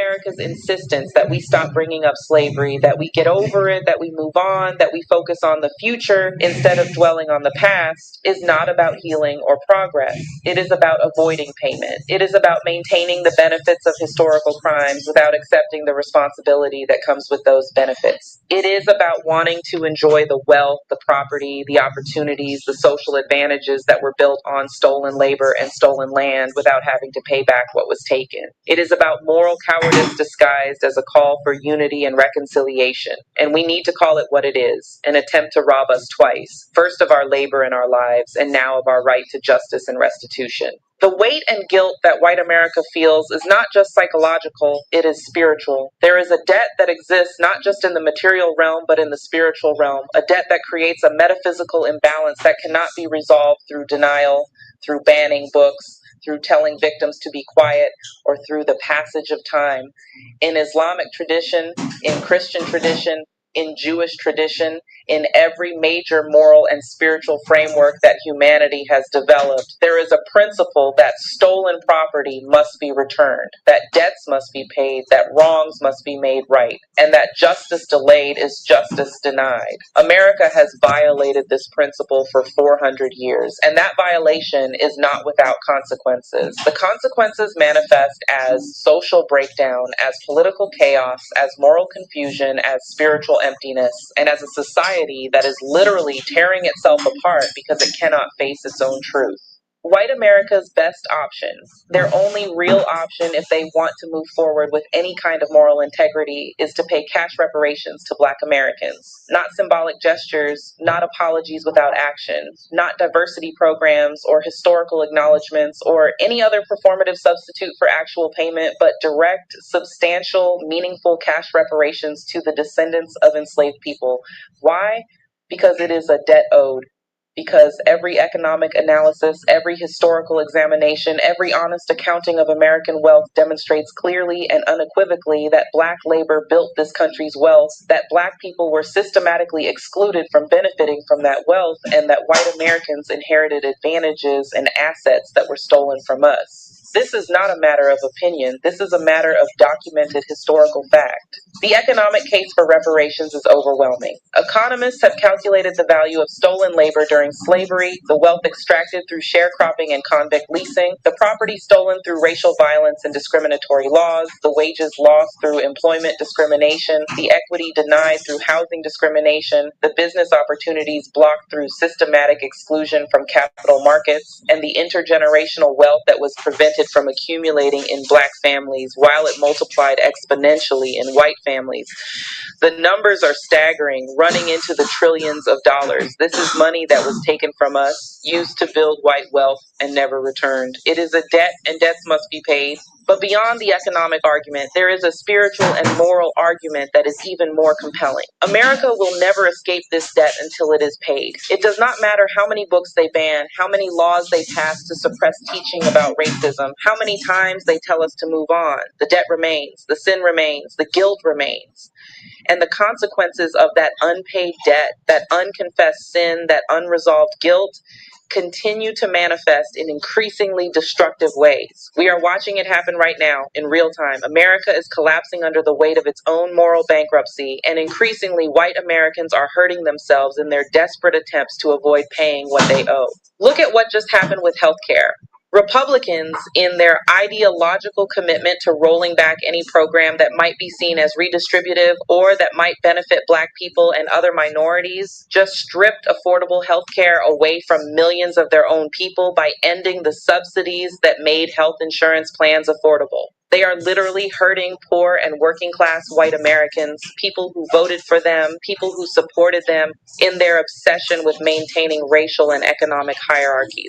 They would rather see their own people suffer than risk Black people benefiting from social programs. This is the insanity of unpaid debt. It poisons everything. It distorts all decision making. It turns people against their own interests, and it creates a death spiral of cruelty and self-destruction. This is not the first time we have seen this pattern. During Reconstruction, poor white Southerners had a brief opportunity to ally with formerly enslaved Black people to create a multiracial democracy that would have benefited all poor and working people. Instead, they chose white supremacy. They aligned with the planter class that had exploited them, and they destroyed Reconstruction, ushering in Jim Crow, which impoverished the entire South for a century. They chose racial hierarchy over their own economic interests, and everyone suffered except the wealthy elite. The same dynamic is playing out today. White working class Americans are voting for policies that harm them, that strip away their health care, that undermine their economic security, that destroy their communities because they have been convinced that the real enemy is Black people asking for justice, immigrants seeking opportunity, or any form of redistribution that might level the playing field. The Quran tells us in Surah Al-Mumtahana, verse 8, Allah does not forbid you from those who do not fight you because of religion and do not expel you from your homes from being righteous toward them and acting justly toward them. Indeed, Allah loves those who act justly. Justice is not optional. Justice is not something you can avoid by changing the subject or banning books. Justice is a divine mandate, and societies that refuse to act justly will face consequences, both in this world and in the hereafter. America's refusal to pay reparations, its refusal to acknowledge its debts, its refusal to act justly toward Black Americans is creating its own punishment, manifesting as social disintegration, political dysfunction, and moral collapse. Paying reparations would relieve the guilt. It would create a line of demarcation between the past and the future. It would allow America to finally say, we acknowledge what we did, we recognize the debt we owe, we are paying it, and now we can move forward with integrity. It would be a release, a spiritual unburdening, a moment of truth and reconciliation that is actually grounded in material restitution rather than empty words. Right now, white America cannot move forward because they are dragging the weight of 400 years of unpaid debts behind them. Every generation inherits that weight. Every generation passes it on to the next. Every generation feels the guilt, the shame, the spiritual burden of unresolved sin, even if they do not consciously acknowledge it. That is why they ban the books, because seeing the truth makes the weight unbearable. But banning the books does not eliminate the weight. It only ensures that the burden continues forever. Reparations would put finality on the past. It would say, this chapter is closed, the debt is paid, we have done what justice requires, and now we can build something new. Without reparations, there is no finality. Without payment, the debt continues to accumulate interest spiritually, morally, and materially. Without justice, the wound never heals and the infection spreads. White America wants to move on without paying, but that is not how justice works. That is not how debts work. That is not how morality works. That is not how spirituality works. You cannot steal and never return what was stolen. You cannot murder and never make amends. You cannot build wealth on others' suffering and never compensate them. There are consequences, and those consequences do not disappear just because you refuse to acknowledge them. The bottom line is this: white America is ashamed of its past because that past is shameful, filled with crimes against humanity that are morally indefensible. They are trying to hide that past by banning books and suppressing truth, But truth cannot be erased. The spiritual and material debt remains unpaid, and that unpaid debt is destroying America from within, causing white Americans to hurt even themselves in their desperate attempts to avoid accountability. The solution is clear: cash reparations to Black Americans, direct payment of the debt owed, material restitution that creates justice and allows for genuine reconciliation. Until that payment is made, America will continue to collapse under the weight of its own sins, and no amount of book banning will save them. Any thought, bro?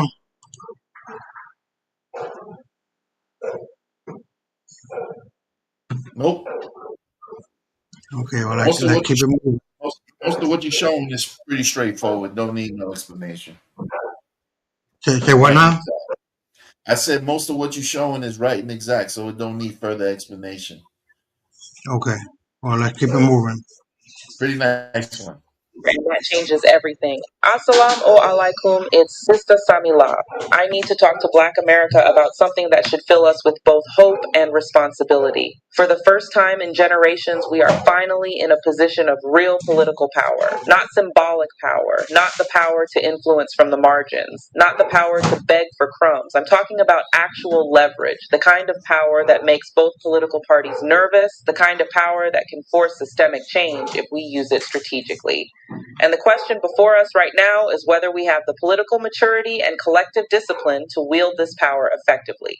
Let me explain why this moment is different from any other moment in recent Black political history. Historically, Black voters have been locked into the Democratic Party out of necessity. Republicans were openly hostile to our interests, so we had no choice but to support Democrats even when they took us for granted. That dynamic created a situation where Democrats knew they could ignore our specific demands because we had nowhere else to go. We were captive voters, and captive voters have no leverage. But something fundamental has shifted, and we need to acknowledge what created this shift. The delineation movement and strategic rest have given us this power. Black Americans, particularly those who are descendants of American slavery, have begun clearly delineating ourselves from other groups and making it clear that our specific demands must be addressed. We're not part of some vague coalition of minorities anymore. We are a distinct group with distinct grievances that require distinct solutions. That clarity creates power. And strategic rest, the willingness of Black voters to sit out elections or withhold enthusiastic support from politicians who don't deliver,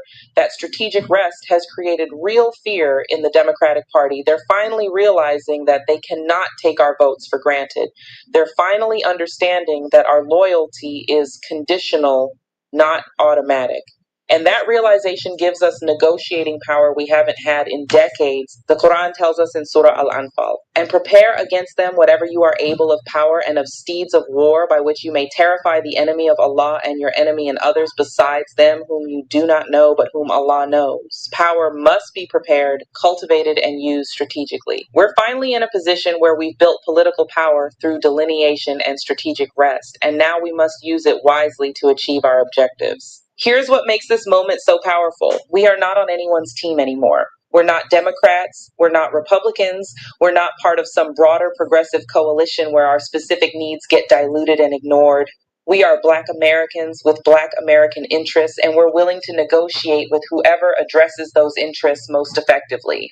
That independence, that willingness to be politically unattached is what creates real leverage in politics. Think about what happened in 2020. Black voters, particularly Black women in cities like Detroit, Philadelphia, Atlanta, and Milwaukee, saved the Democratic Party. We gave them the White House. We gave them the Senate. We gave them unified control of the federal government. And what did we get in return? Some symbolic victories, some diverse appointments, but none of the structural policy changes we demanded. No reparations, no end to qualified immunity, no comprehensive anti-Black hate crime legislation, no serious federal intervention to address systemic racism in banking, hiring, or business. So now we're approaching 2026 and 2028, and Democrats are once again asking for our votes. But this time, something is different.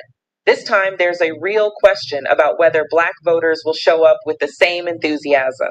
This time, Democrats cannot take our votes for granted because the delineation movement has made it clear we're pursuing our own specific agenda.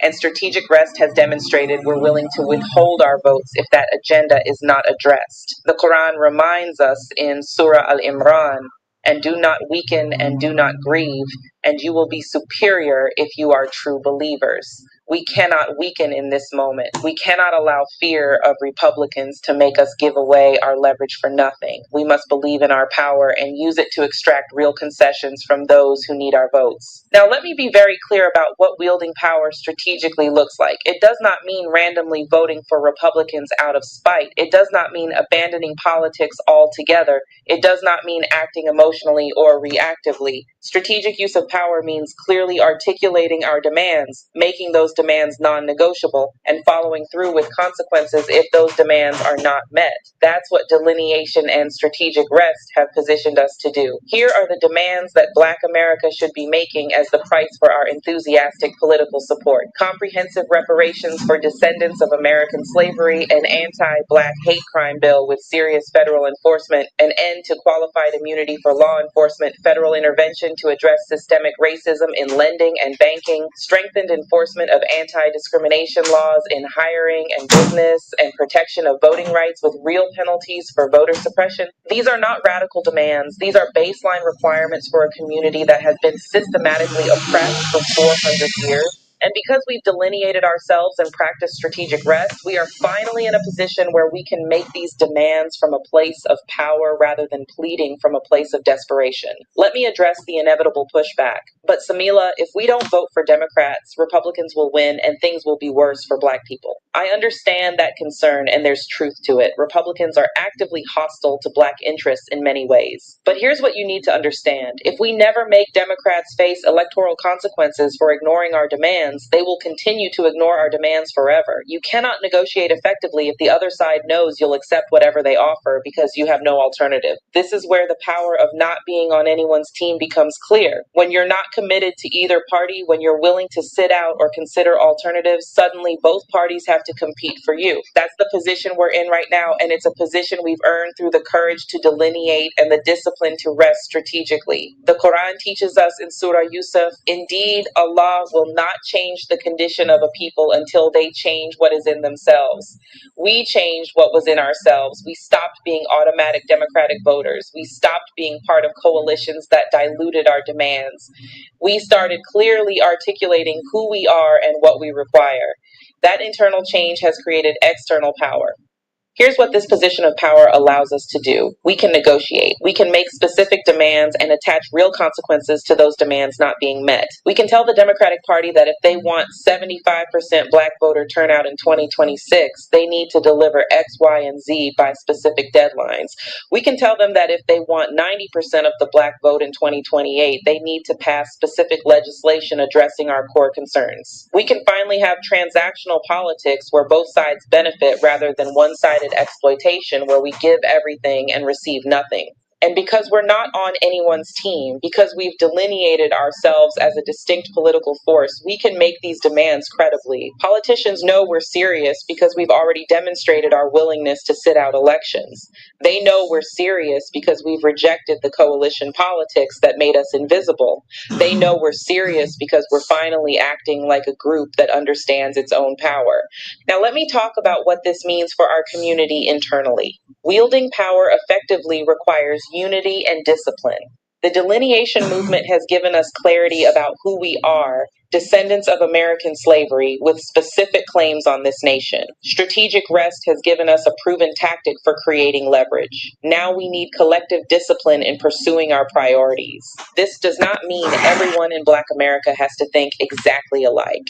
It means we need to agree on core non-negotiable demands that affect our entire community: reparations, police accountability, economic justice, voting rights.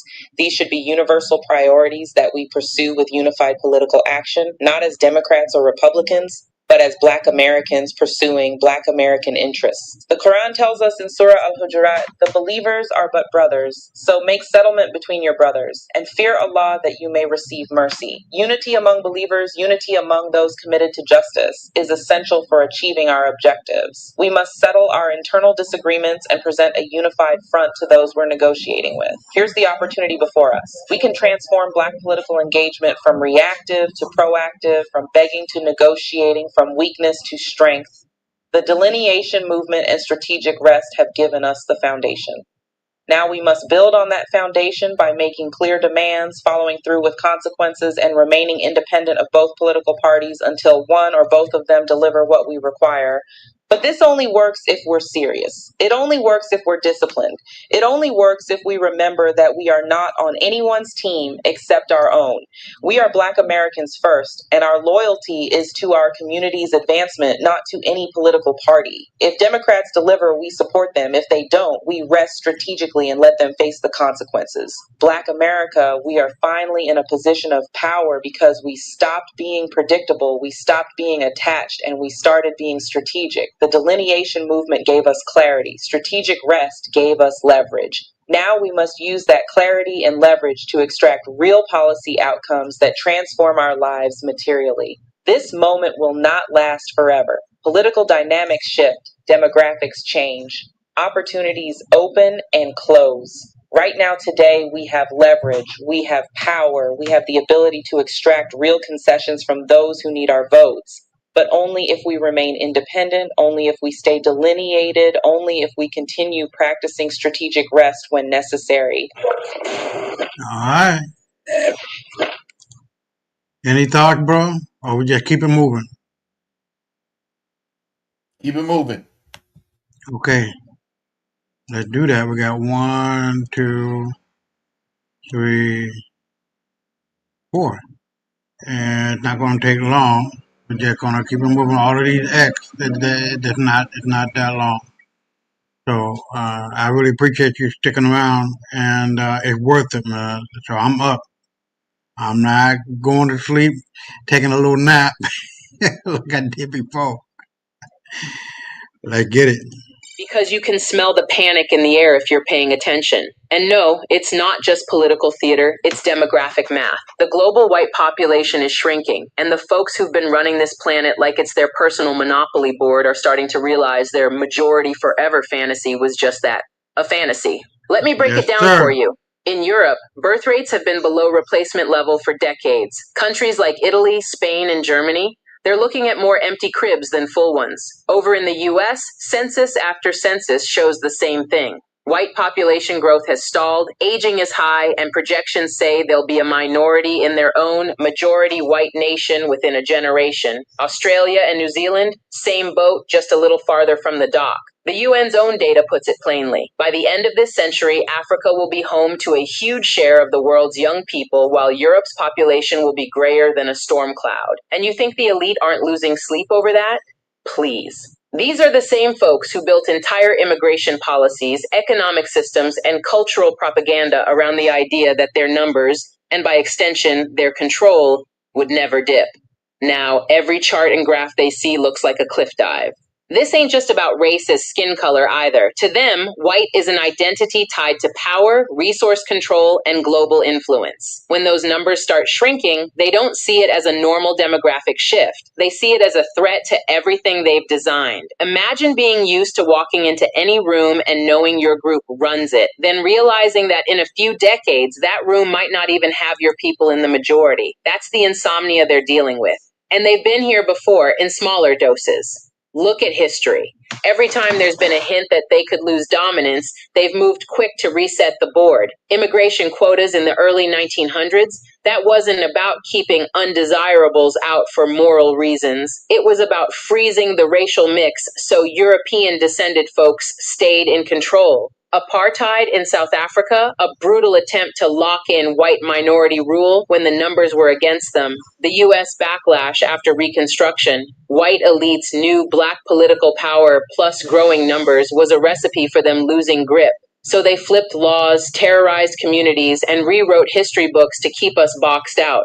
The difference now is that the math isn't local, it's global. You can't just build a wall around one country and keep out the change. Africa's population is booming. Latin America's youth are rising. South and Southeast Asia are packed with working age populations. Meanwhile, in those historically white majority regions, the baby bust is real. The average age is climbing, and immigration, the thing that could balance it, is something they're fighting tooth and nail because it means more brown and black faces in their neighborhoods. And when you hear them muttering about replacement theory or preserving Western civilization, that's just the PR version of their fear. Replacement theory ain't a theory to them. It's a nightmare they think is unfolding right now. They imagine a world where they're treated the way they've treated others, and that possibility keeps them pacing the floor at 3 a.m.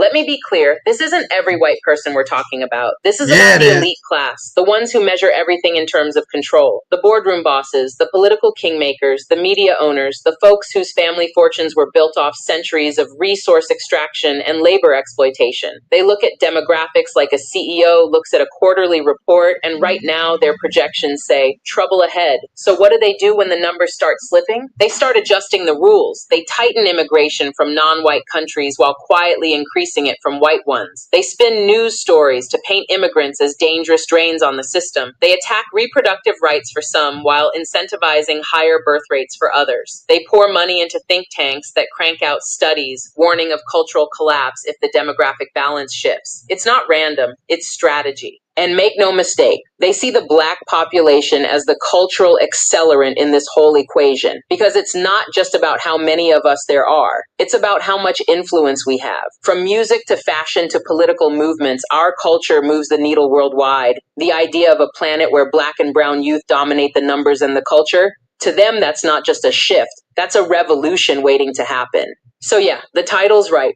Fear of a Black Planet isn't just an album, it's an elite fever dream. And the thing about fear, it makes people do desperate, dangerous, and very calculated things to protect what they think is theirs. The insomnia they've got, it's because they're running out of time to figure out how to stop a change that's already in motion. See, this ain't their first rodeo with demographic anxiety. History is full of moments where the elite clocked a potential shift in numbers and went into overdrive to lock their position down. They've been running population panic drills for centuries. Take South Africa, for example. White people were never the majority there, not even close, but they built an entire apartheid system on the fear that black numbers meant black power. They knew if sheer democracy played out, their rule would collapse overnight. So they carved up the land, stripped voting rights, and set up laws that made it nearly impossible for the black majority to control resources in their own country. It was demographic math turned into a political weapon. Or look at the United States after the Civil War. Reconstruction gave a glimpse of what shared power could look like. Black men voting, holding office, shaping laws, and what did white elites do? They didn't just resist, they launched a full counterattack. Jim Crow wasn't just about segregation for comfort's sake, it was about freezing black political power before the numbers and momentum could stack against them. They paired voter suppression with economic sabotage, making sure even if we had the numbers, we couldn't flip the system. And let's not forget the 1924 Immigration Act in the US. They didn't even hide their intentions. They openly said it was to preserve the ideal of American homogeneity. Translation, they were putting quotas in place to keep the country majority white. That meant slashing immigration from Africa, Asia, and even parts of Europe they considered less desirable, while favoring Northern and Western European nations. It was a demographic firewall. The British Empire ran this playbook too. In colonies across Africa, the Caribbean, and Asia, they encouraged migration patterns that would keep white colonial administrators in positions of dominance. They'd import labor from one region to another, not to empower anyone, but to keep local majorities divided and unable to unify against them. Divide and conquer wasn't just political, it was demographic engineering. Here's the thing about all those moves. They were reactive. They happened because the numbers were shifting or the potential for power sharing was becoming real. And if you think the elite aren't studying those old moves right now, you don't understand how much they obsess over precedent. They read history like a how-to manual. But here's the plot twist. This time, the shift isn't regional. It's everywhere. You can't just pass one law or draw one border and hold it back. We're talking about a global trend. In Europe, every year, deaths outnumber births in more countries. In the US, the median age for white Americans is pushing 44, while for black Americans, it's closer to 33, and for Latinos, it's under 30. Africa, the median age is 19. That's a youth wave they can't outvote or outbreed. And don't think for a second they haven't run the numbers on that. They see the UN projections showing Africa's population doubling by 2050, with Nigeria alone expected to surpass the US in population. They see the rise in mixed-race populations in countries that once prided themselves on being pure. And to them, that's not just change. It's an existential crisis. That's why you see the rise of far-right politics across Europe and the US. It's why leaders talk about taking our country back without ever saying from who. It's why replacement theory went from a fringe conspiracy to primetime cable news talking points. They're trying to rally their base not just around policy, but around survival anxiety. And look at the policies coming out of that fear. Harsher border controls, asylum seekers being turned away in record numbers, propaganda about immigrant crime rates, attacks on multicultural education. These aren't random. They're pressure valves to slow demographic change or at least control the terms of it. Let me give you a metaphor. Imagine a sand castle built right at the edge of the tide. The people who built it think it's permanent because they've never seen a big wave hit it before. But now the ocean's coming in faster and higher, and instead of moving inland or adapting, they're running around with buckets trying to scoop the water back. That's what elite white panic looks like right now, trying to hold back the tide with policies and propaganda, knowing deep down the tide doesn't care about their buckets. And here's where it circles back to us. Black folks have always been a specific focus in these moments because we represent more than just numbers. We represent the most enduring challenge to white dominance in history, a people they couldn't erase, outlast, or fully assimilate. We're the reminder that even after centuries of oppression, we're still here, still creating, still influencing the world in ways they can't copy without looking ridiculous. So when they see the global numbers shifting, they're not just seeing brown and black bodies, they're seeing the potential for a cultural and political landscape where they're not the reference point anymore. And that's the kind of thought that'll have a billionaire staring at the ceiling at 4 a.m., wondering how to rewire the future. Now let's bring it into the present, because this demographic panic ain't just hiding in dusty think tank reports. It's playing out right in front of us, on our screens, in our laws, and even in the ads they feed us. You see it in media first. That's always their front line. Turn on certain news networks and you'll notice how immigration stories are framed. The footage they choose, the language they use: flood, invasion, crisis at the border. They could be talking about families just trying to survive, but the words are chosen to paint brown and black migration as a threat, as if entire nations are about to be overrun. That's not journalism, that's population propaganda. It's designed to keep the fear hot and the base mobilized. And they don't stop at the news. Entertainment plays its role too. How many dystopian futures in movies still center whiteness as the last hope for humanity? How many times do we see a global catastrophe, but somehow the lead characters are always white saviors, even in stories set in places where white folks barely exist? That's cultural conditioning, reminding audiences, even if the world flips upside down, you still need us. But the fear shows up loudest in policy. Look at immigration caps that favor certain countries. Now, if you're hearing these words, it's not a coincidence. Something powerful is moving. Not just randomly, but heavily tilted toward white majority nations. Look at the way refugee programs are expedited for one group but stalled for another. It's why you'll see the doors swing wide for some European migrants while African and Middle Eastern refugees are left in camps for years. They'll never say it's racial math, but follow the patterns and the numbers will tell you exactly what's happening. Then you've got the reproductive rights chessboard. Now, I'm not here to debate personal beliefs about abortion. That's between you and your spirit. But we can't ignore the political play. In countries with declining white birth rates, controlling women's reproductive choices becomes a demographic tool. That's why you hear some leaders openly saying their nations need more births, and they're not talking about encouraging it in immigrant communities. This isn't about family values. It's about trying to reverse a population curve that's been sliding for decades. Education? Same game. They fight multicultural curriculums because they see it as softening the dominance of their narrative. They want the next generation taught that their version of history is the neutral default truth. Because if kids grow up seeing multiple perspectives, they're less likely to buy into the "we must remain on top" storyline. Control the narrative, control the identity. And let's not forget economics, the quieter battlefield. Global trade policies are often set up to keep resource-rich countries in Africa and the global south dependent on loans and foreign investment. That's not just about money, it's about slowing down the economic rise of regions with booming young populations. If they can keep those regions tied to debt, they can keep the playing field tilted, even if the headcount tilts against them. What's wild is that even with all these moves, the anxiety still leaks out. You hear it in the way some politicians talk about protecting our way of life. You see it in the way merit-based immigration is pitched, as if merit only lives in certain countries. You see it in how they push for AI and automation while ignoring the mass job displacement it will cause in younger, browner workforces worldwide. That's not oversight, that's strategic. If you can't stop the population shift, you try to control how that population earns and spends. Now here's where it gets extra messy for them. Culture. Black culture in particular has global reach they can't bottle up. They've tried. Oh, they've tried. But every time they think they've contained it, it spills over into music, fashion, language, politics. Hip-hop went from block parties in the Bronx to the #1 music genre in the world. African styles and sounds are headlining festivals on continents they didn't even used to tour. And when the numbers say more of the world will look like us, and the culture says more of the world already moves like us, that's double the insomnia. This is why you see so much sudden interest in controlling digital spaces. Social media gave our communities a way to bypass their traditional gatekeepers, so now they're pushing for tighter content moderation, new algorithms, and disinformation crackdowns that coincidentally always seem to hit activist voices and independent Black media harder. If you can't erase the culture, you try to manage its visibility. But here's the thing. Fear is a funny fuel. It burns hot, but it burns fast. And in their rush to protect their position, they're making moves that expose exactly what they're scared of.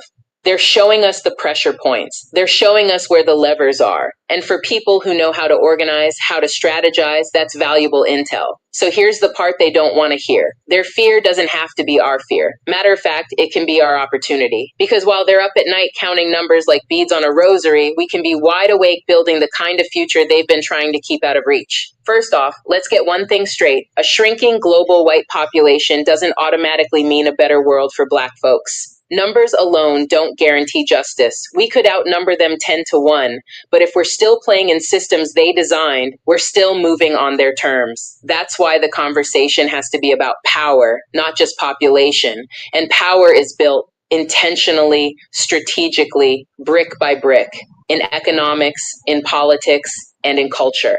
Culturally, that's where we already have the advantage. But we can't just rest on influence without infrastructure. Every cultural wave we've created has been monetized by someone else. We have to own the platforms, the festivals, the production companies, the distribution channels. Because when you own the outlet, you decide how the narrative is told, and you decide who eats from the plate.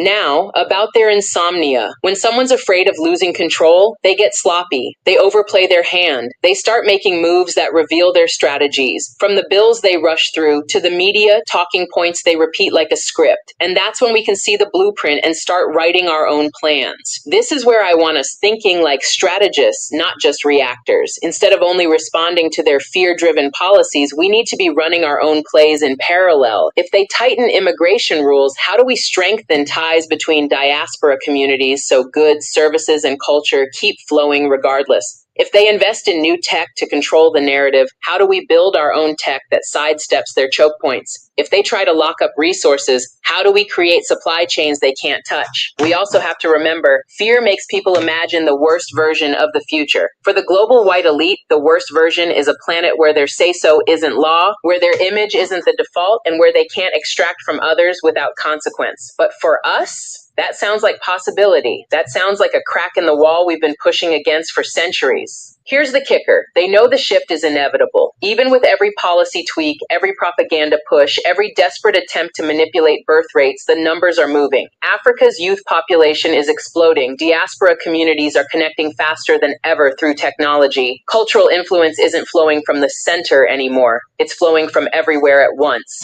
That's the real nightmare for them, a decentralized world where power isn't locked in one demographic's hands. So no, we don't need to be scared of their fear. We need to study it. We need to understand that insomnia means vulnerability. And when your opponent is vulnerable, you don't waste the moment. You organize, you educate, you invest, you protect, you set the terms for how you'll engage with the future instead of waiting for someone else to hand it to you. And I'll leave you with this. Fear of a black planet isn't just their problem, it's our reminder. If the idea of a planet where black people thrive keeps them up at night, that tells you how much power we actually hold. That tells you they've been aware of our potential all along, even when they tried to make us doubt it. And if they see it coming, we better make sure we're ready to meet it head on, not as passengers, but as drivers. Because one day soon, when they're still pacing the floor, staring at charts and graphs, wondering how it all slipped away, we'll be out here in the daylight, building, leading, living, and finally proving that their nightmare was always our destiny.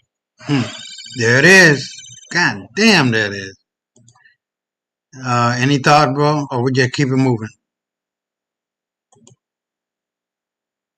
All right, let's go. Let's get it going.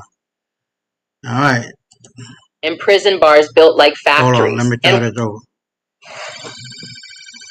Listen close, family, because I need you to feel this right away. America loves to brag about being the land of the free, the beacon of democracy, the shining city on a hill. But let's be real. When you peel back the layers of that shiny story, what you find underneath is chains, whips, segregation signs, red lines on maps, and prison bars built like factories. And white America knows it. That's why so many of them get uneasy, get defensive, get loud, or go silent whenever the real history comes up. Because deep down, their pride and that ugly past can't sit in the same room. They want the glory without the admission. They want the holiday parades without the museum plaques. And in 2025, you see that tension every day in the book bans, the curriculum fights, the let's not make kids uncomfortable speeches. That avoidance is shame dressing up as civility. Let's start with the foundation, slavery. Enslavement was not some side note. It was the backbone of American wealth.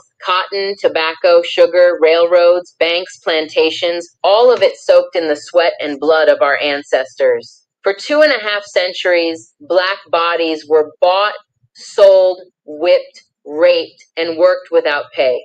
That's not a mistake. That's not a tragic sidebar. That is central. White America is ashamed of that because admitting it means admitting that their comfort was built on brutality and theft. Admitting it forces conversation about compensation, policy, and power. So what do people do when the truth threatens inheritance? Vender libros en Amazon ya no es lo que era antes. Las reglas cambiaron y la mayoría sigue aplicando. They minimize. It was long ago. Not all white people did that. You can't blame me. Those are dodge moves. They protect privilege by shrinking history. Now, move forward to Jim Crow. After emancipation, freedom was met with terror and law designed to reimpose subjugation. Segregation laws, poll taxes, literacy tests, black codes, lynch mobs, and terror were the instruments of the post-slavery order. Jim Crow was not a series of unfortunate events. It was modern policy to lock black people into inferior schools, inferior jobs, inferior housing, inferior justice. Those images, mobs at bridges, fire hoses, police dogs, haunt the national conscience. But instead of truth, we get apologies framed as healing without accountability. In 2025, you see attempts to erase footage, to cut lessons, to make the story palatable. That's shame seeking a tidy story. Then there's redlining, the bureaucratic cruelty disguised as neutral maps and mortgage policies. In the 20th century, banks and federal agencies drew lines around black neighborhoods and said to lenders, "Don't touch this."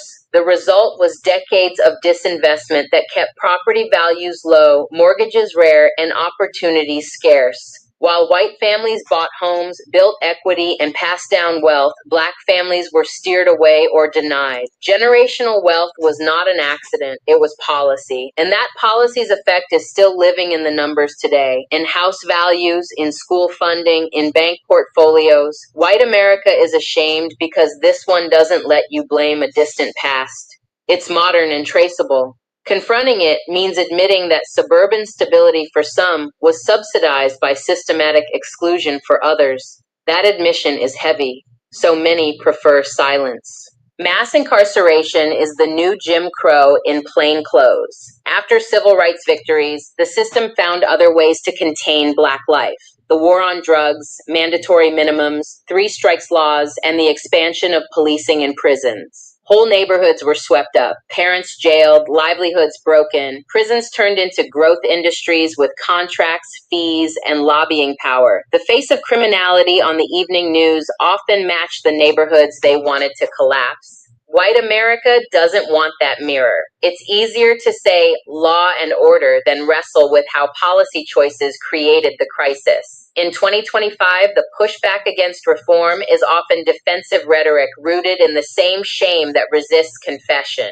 Admit the harm and you must finance the repair. Avoid the harm and the system stays. Shame shows up in small ways too. Watch how public monuments become battlegrounds. Confederate statues get defended as heritage, while the stories of the enslaved who built those cities go unmarked. Courthouses have tributes to founders, while laborers' graves go unnoticed. Or listen to the language shift. They'll call it a complicated history instead of naming theft and violence. That's shame morphing into euphemism. When the story softens, responsibility softens with it. That's the technique. Make the truth feel like an academic debate rather than a moral emergency. And then the culture wars of 2025 make that shame noisy. Book bans, curriculum rollbacks, and attacks on teachers become tools to keep citizens from seeing the raw images of the past. School boards edit textbooks not to protect children, but to protect adults from discomfort. They cut the photos of enslaved labor, they remove lessons on redlining, they ban narratives that show how systems were built to exclude. The result is a generation taught a pruned history that preserves national pride while hiding the harm. That engineered ignorance helps preserve advantage. It's strategic, not accidental. Look at the rhetoric. When confronted, the reflex is to accuse truth-tellers of attacking identity. You're making me feel guilty for my ancestors, they say, as if responsibility for systems equals personal condemnation. That confusion between guilt and accountability is a shield. Guilt can be private, accountability is public and structural. And because public accountability must include policy and resource redistribution, many would rather avoid the whole conversation. Avoidance is cheap. Repair costs money and power. There's a generational split worth noting. Younger white people in many places are more willing to reckon. They have access to interactive curricula, social media, and testimony that older generations didn't. They are likelier to say the past demands correction. Older generations, especially those who benefited from mid-century policies, often feel threatened by the rewrite. That tension plays out at kitchen tables, school boards, and ballot boxes. In 2025, college protests and youth movements push truth while the political machine pushes back with nostalgia and family values messaging. It's a collision of conscience and comfort. Shame is also economic. Facing the truth requires money, and money requires sacrifice. Reparations is the clearest test. It asks for resources to repair material damage that policy inflicted across generations. Many recoil because they see redistribution as loss. That recoil is shame wearing a tax policy disguise. If your household benefited from subsidized mortgages or government contracts, acknowledging that history means acknowledging a debt. So folks pretend the debt is intangible or too complicated. That dodge protects balance sheets, but not justice. Another dimension is national image. America wants global admiration. Admitting foundational crimes complicates the brand. So instead of transparent reckoning, there's a PR trade. Emphasize liberty, downplay theft. Museums curate sanitized tours for dignitaries. Holiday speeches highlight triumphs, not trauma. The shame becomes a marketing problem rather than a moral one. Gloss over harm so the product sells. But shame can be an opening if people choose courage. Do not buy this natural healing guide. Here are the 5 reasons why I would not recommend this to anyone. Transformation begins when shame turns to accountability. Shame without action is avoidance. Shame that translates into policy and investment becomes repair. We have examples: targeted public investments after crises, civil rights laws that shifted opportunities, local programs that fund community development. Those moves didn't erase pain, but they changed trajectories. The question in 2025 is whether shame will be choked off by censorship or channeled into justice. The fight is messy and strategic. Battles happen not only in textbooks, but in zoning hearings, school budgets, and grant allocation meetings. Whoever controls memory shapes policy. When school boards sanitize history, they create citizens who won't demand repair. When media frames movements as angry mobs rather than communities pushing for accountability, political pressure for redistribution weakens. These moves are defensive. Protect the story, protect the status quo. Politicians smell opportunity and confusion. They propose unity and amnesia, call for healing but avoid harm acknowledgement, offer symbolic gestures and stop there. Reparations becomes the litmus test. Apologies without budgets are reconciliation theater. That's how shame is neutralized, language without leverage. The result is moral performance instead of structural change. So how do we turn shame into action? First, insist on full education. Teach the truth, not a narrowed script.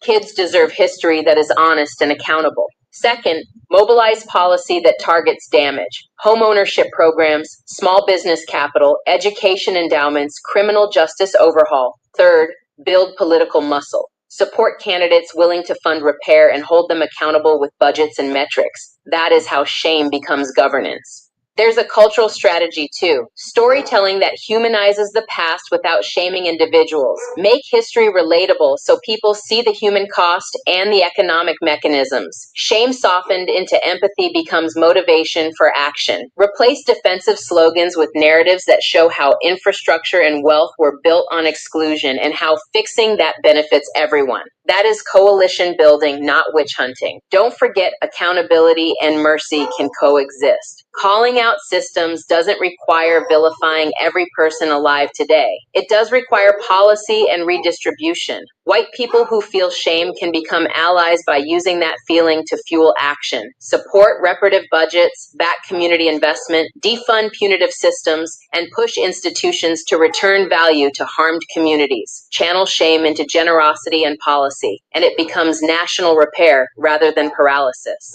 For proof of concept, look at where progress is happening.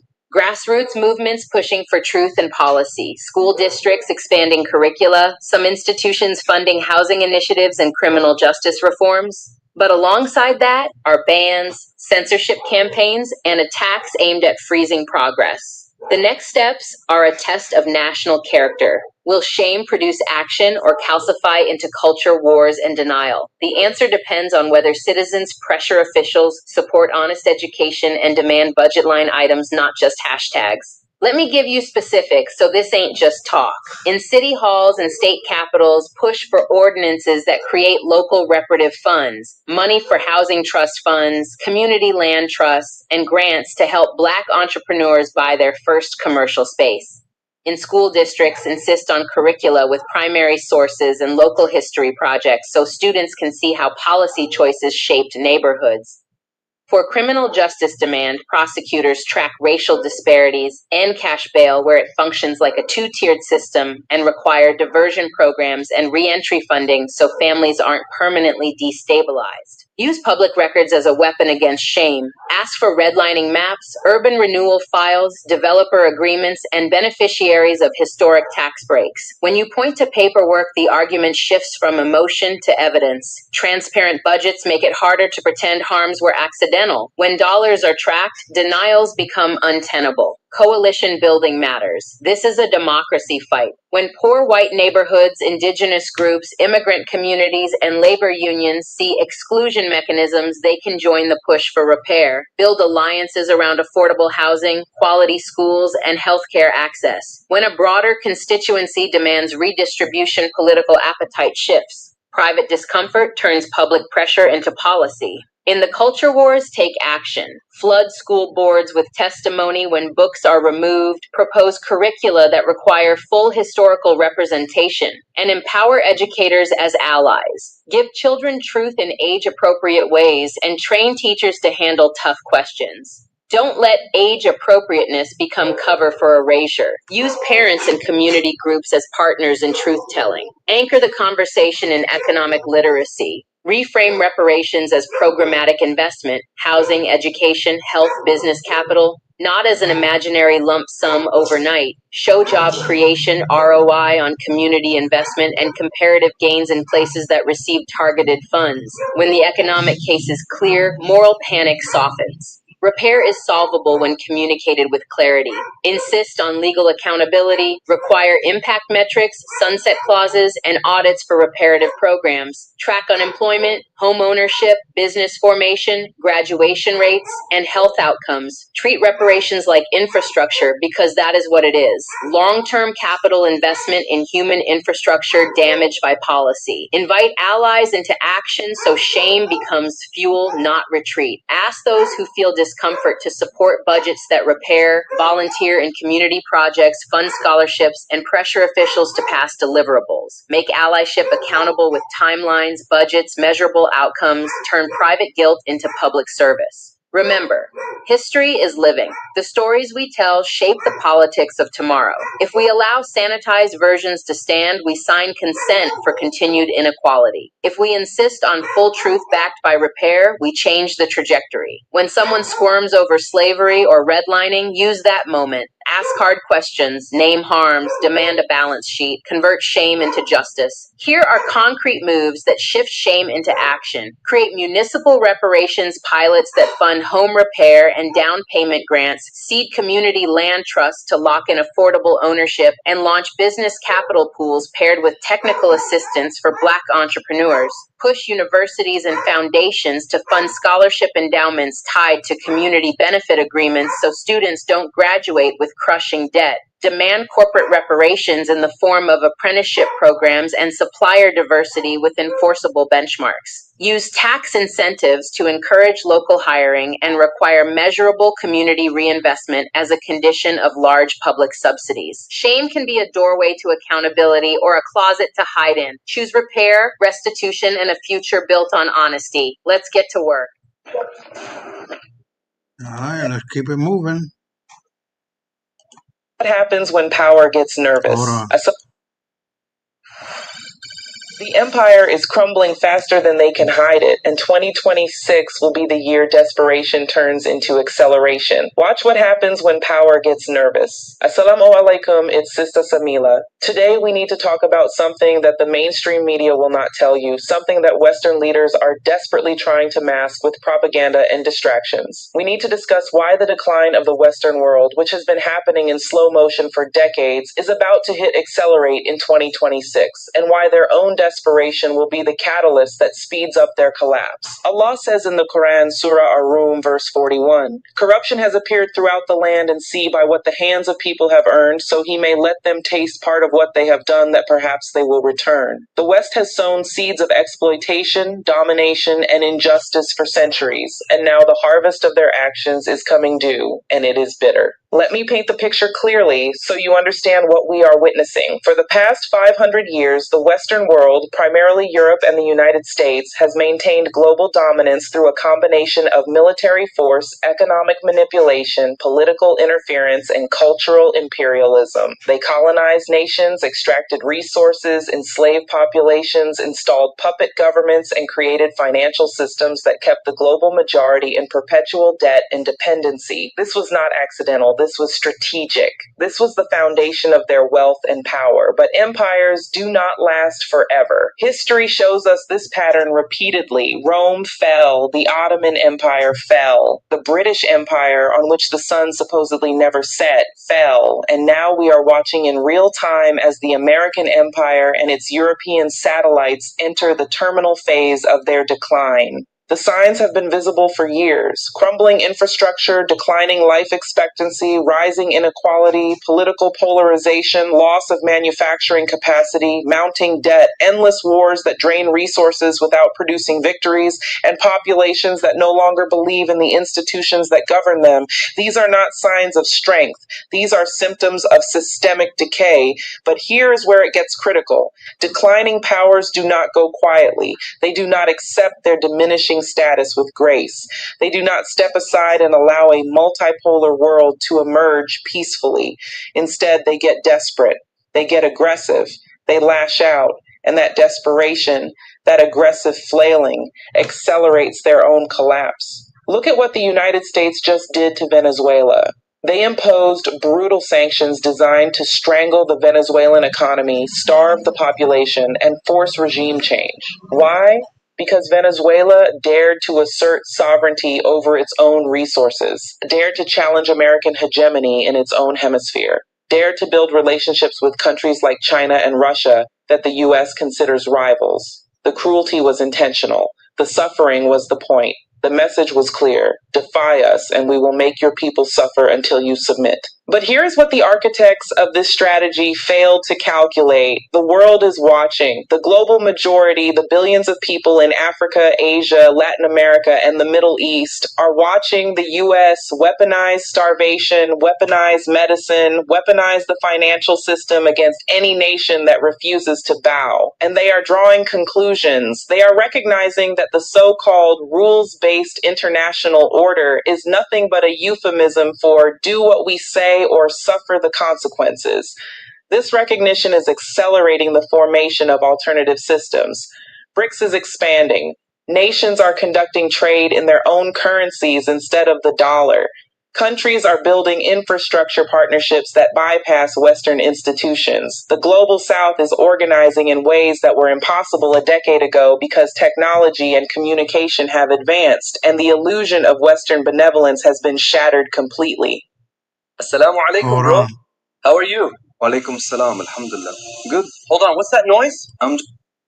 Now let us talk about Europe, because their desperation is just as palpable and just as dangerous. Europe is facing an energy crisis, a demographic crisis, an economic crisis, and an identity crisis all at the same time. Their populations are aging, their birth rates are collapsing, their economies are stagnant, their energy costs have skyrocketed since they foolishly tied their energy security to geopolitical games they could not win.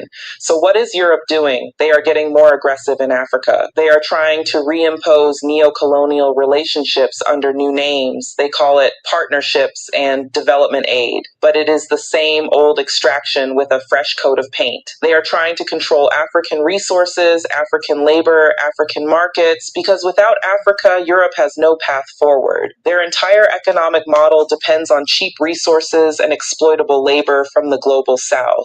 But here's the problem. Africans are no longer accepting this arrangement. A new generation of African leaders and populations are rejecting the terms that kept their grandparents in chains. They are kicking out French military bases. They are renegotiating mining contracts. They are building relationships with China, Russia, Turkey, and Gulf states that offer better terms than the Europeans ever did. The African continent is awakening to its own power. And that awakening is terrifying to Europe because it means the end of their comfortable lifestyle built on African exploitation.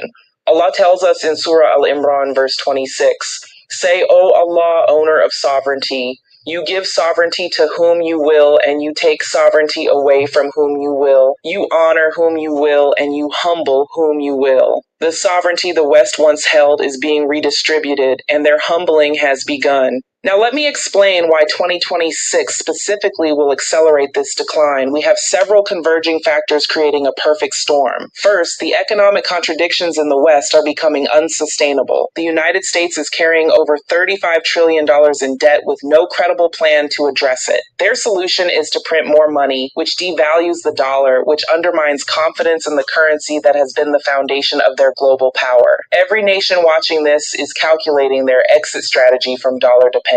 Second, the military overextension is catching up with them. The U.S. cannot sustain simultaneous confrontations with China, Russia, Iran, and whoever else they decide to antagonize this week. Their weapons stockpiles are depleted from proxy wars. Their recruitment numbers are down. Their adversaries have studied their tactics and developed countermeasures. The era of uncontested American military dominance is over, and everyone knows it. Third, the internal cohesion of Western societies is fracturing. People in America and Europe are tired. They are tired of funding wars they do not support. They are tired of watching their own infrastructure crumble while billions go to foreign interventions. They are tired of declining living standards while their governments prioritize maintaining global empire. This internal discontent will manifest in political instability, which further weakens their ability to project power externally. Fourth, the propaganda is losing effectiveness. The Western media apparatus that once controlled the global narrative is being challenged by alternative voices, independent journalists, and people on the ground sharing real-time information. They can no longer manufacture consent as easily as they once did. They can no longer hide their crimes behind carefully crafted stories. The truth is getting out, and the truth is damning. Here's the bottom line. The West faces 3 potential paths forward in 2026, and each one accelerates their decline in different ways.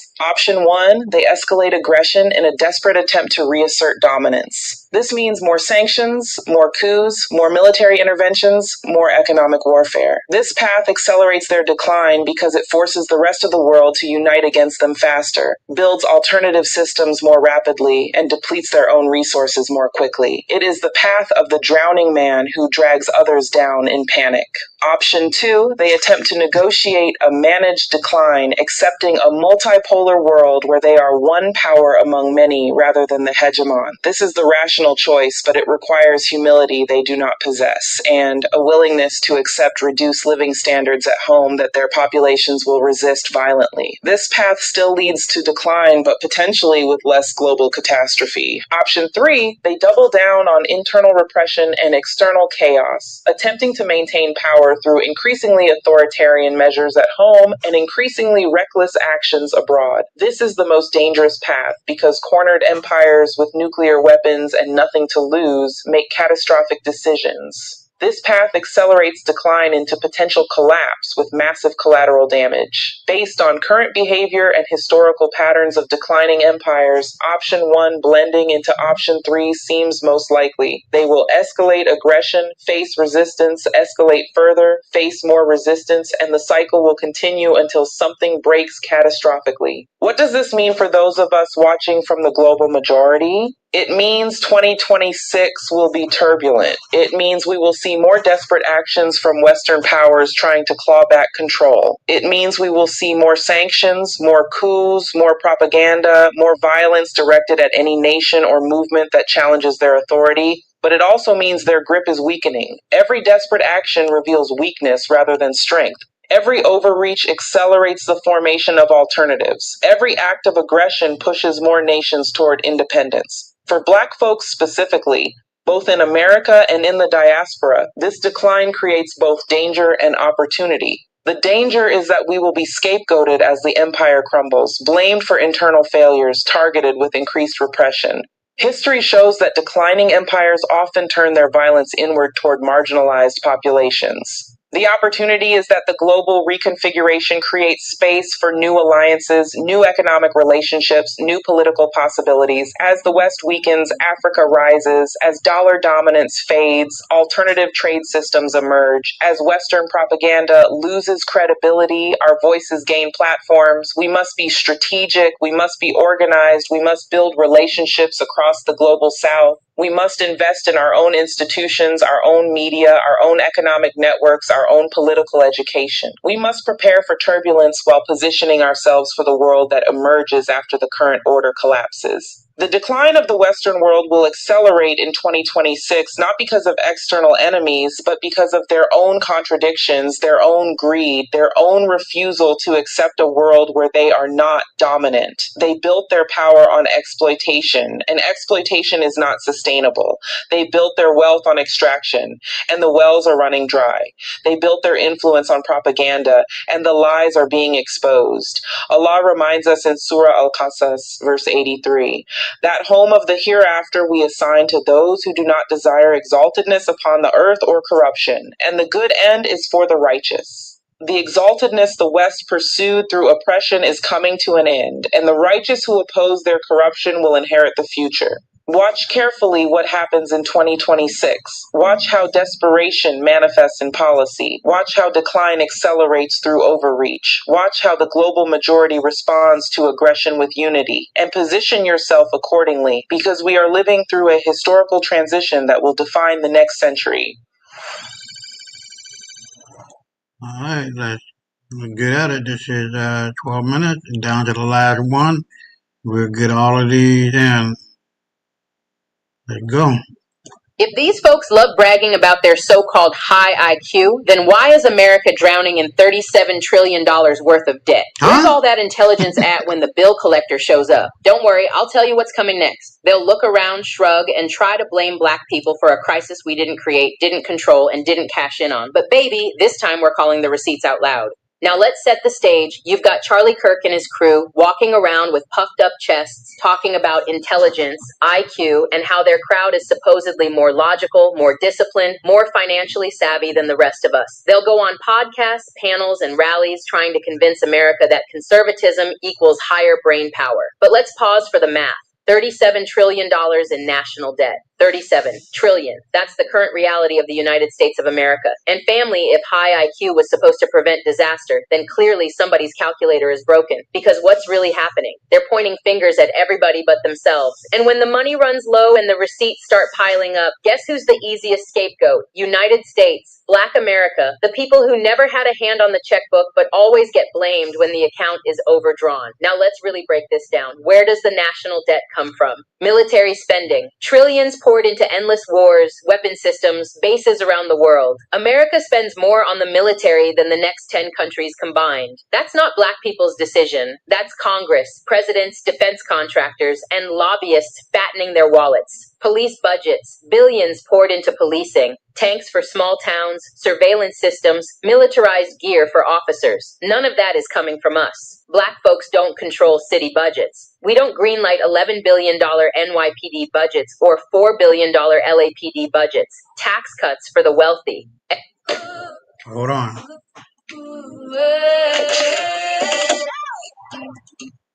Every time Republicans scream about economic growth, they hand out tax breaks to billionaires and corporations. That blows giant holes in revenue, driving up debt. Who benefits from that? Jeff Bezos, Elon Musk, hedge fund managers, not us. Bailouts. Wall Street crashes the economy in 2008. Taxpayers foot the bill. COVID hits, billions in corporate welfare checks fly out the door. Again, not us. So when Charlie Kirk and his crowd act like they're the ones with the superior minds, family, all I see is selective memory. Because none of that $37 trillion was signed off by Black America. We've been fighting just to get crumbs for schools, healthcare, and reparations. Meanwhile, these geniuses are co-signing trillion-dollar wars, and here's the wildest part. They'll brag about IQ and then go right back to scapegoating us. You'll hear it in their rhetoric: crime in Black communities, welfare dependency, Democrat-run cities, as if the $37 trillion debt is the fault of somebody getting food stamps.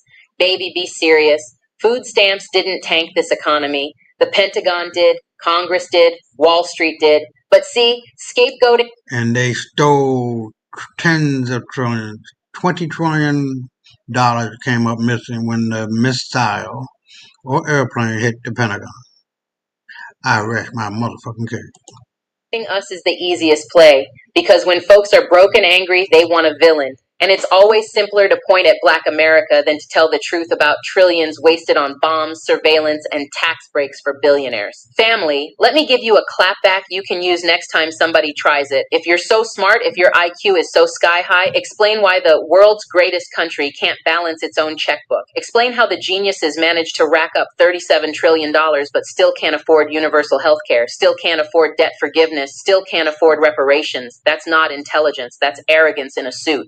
Now, family, let's talk about these folks like Charlie Kirk and his little circle. You ever notice how they talk real loud about IQ, but real quiet about accountability? They'll sit up on stage with PowerPoints and charts, quoting statistics about who's supposedly smarter, but they never turn those big brains toward the scoreboard that actually matters. The debt clock spinning out of control right in Times Square. Because if IQ is supposed to equal management skills, then explain to me why the U.S. credit card balance says $37 trillion past due. That's not a sign of genius, that's a sign of dysfunction. But here's the trick. Instead of owning up to the failures of the people in charge, their people, their policies, they flip the blame onto us. Black America becomes the punching bag. They'll say, well, look at welfare dependency. Or, look at crime rates in Democrat cities. Hold up, let's check the math. Welfare spending is a fraction of the federal budget. Food assistance programs make up pennies compared to military contracts. You could cut every single social program tomorrow, and it wouldn't put a dent in the trillions racked up from endless wars, defense budgets, and tax breaks for billionaires. So if you want to talk about intelligence, let's talk about financial intelligence, because any household knows you can't spend more than you bring in and expect to stay afloat. Yet Congress signs trillion-dollar checks like they're ordering lunch. Iraq, Afghanistan, Ukraine, military bases in countries most Americans can't even find on a map, all funded with debt. And who profits? Defense contractors, politicians with stock in weapons companies, folks building surveillance technology. That's where the money goes. And guess what? It's not black neighborhoods cashing those checks. But let Charlie Kirk tell it, and suddenly the $37 trillion debt is tied to some single mom in Detroit or some young brother in Atlanta, as if we're the reason America can't balance its books. Family, that's gaslighting on a national scale. Now let's bring receipts on policing. Every year, America spends over $100 billion on policing, not including jails, prisons, surveillance, and lawsuits for police misconduct. Add it all up, and you're talking hundreds of billions annually. And for what? For departments to be militarized like mini armies while crime rates still climb. That's not investment, that's waste. And family, notice the contradiction. They'll tell you policing is about safety, but the budgets balloon while communities stay underfunded, schools crumble, healthcare bankrupts families, infrastructure falls apart. But the police get shiny new tanks and tear gas. And who ends up footing the bill? Taxpayers. That money gets borrowed and added to the debt. So the next time somebody with a high IQ tries to point at us, flip it back. Ask them, who controls the Pentagon budget? Who approves tax breaks for billionaires? Who bailed out Wall Street in 2008 with trillions of taxpayer dollars? Spoiler alert, but it wasn't Black America. Now let's deal with Charlie Kirk directly. This is a man who has built his brand pretending to be the youthful face of conservative intellect. He loves talking about how smart his side is compared to the liberal mob. But when it comes to policy, his crowd co-signed the very decisions that blew up the debt. Bush-era wars, supported. Trump-era tax cuts for the rich, supported. Police budgets ballooning under law and order agendas, supported. So if we're grading intelligence by results, the report card says failure, because you can't brag about IQ and then hand America a $37 trillion bill. That's not high IQ. That's high hypocrisy. And family, here's the part that burns me. When the economy sags, when the bills come due, when America is standing there broke, these same folks look around for scapegoats. And who do they point at?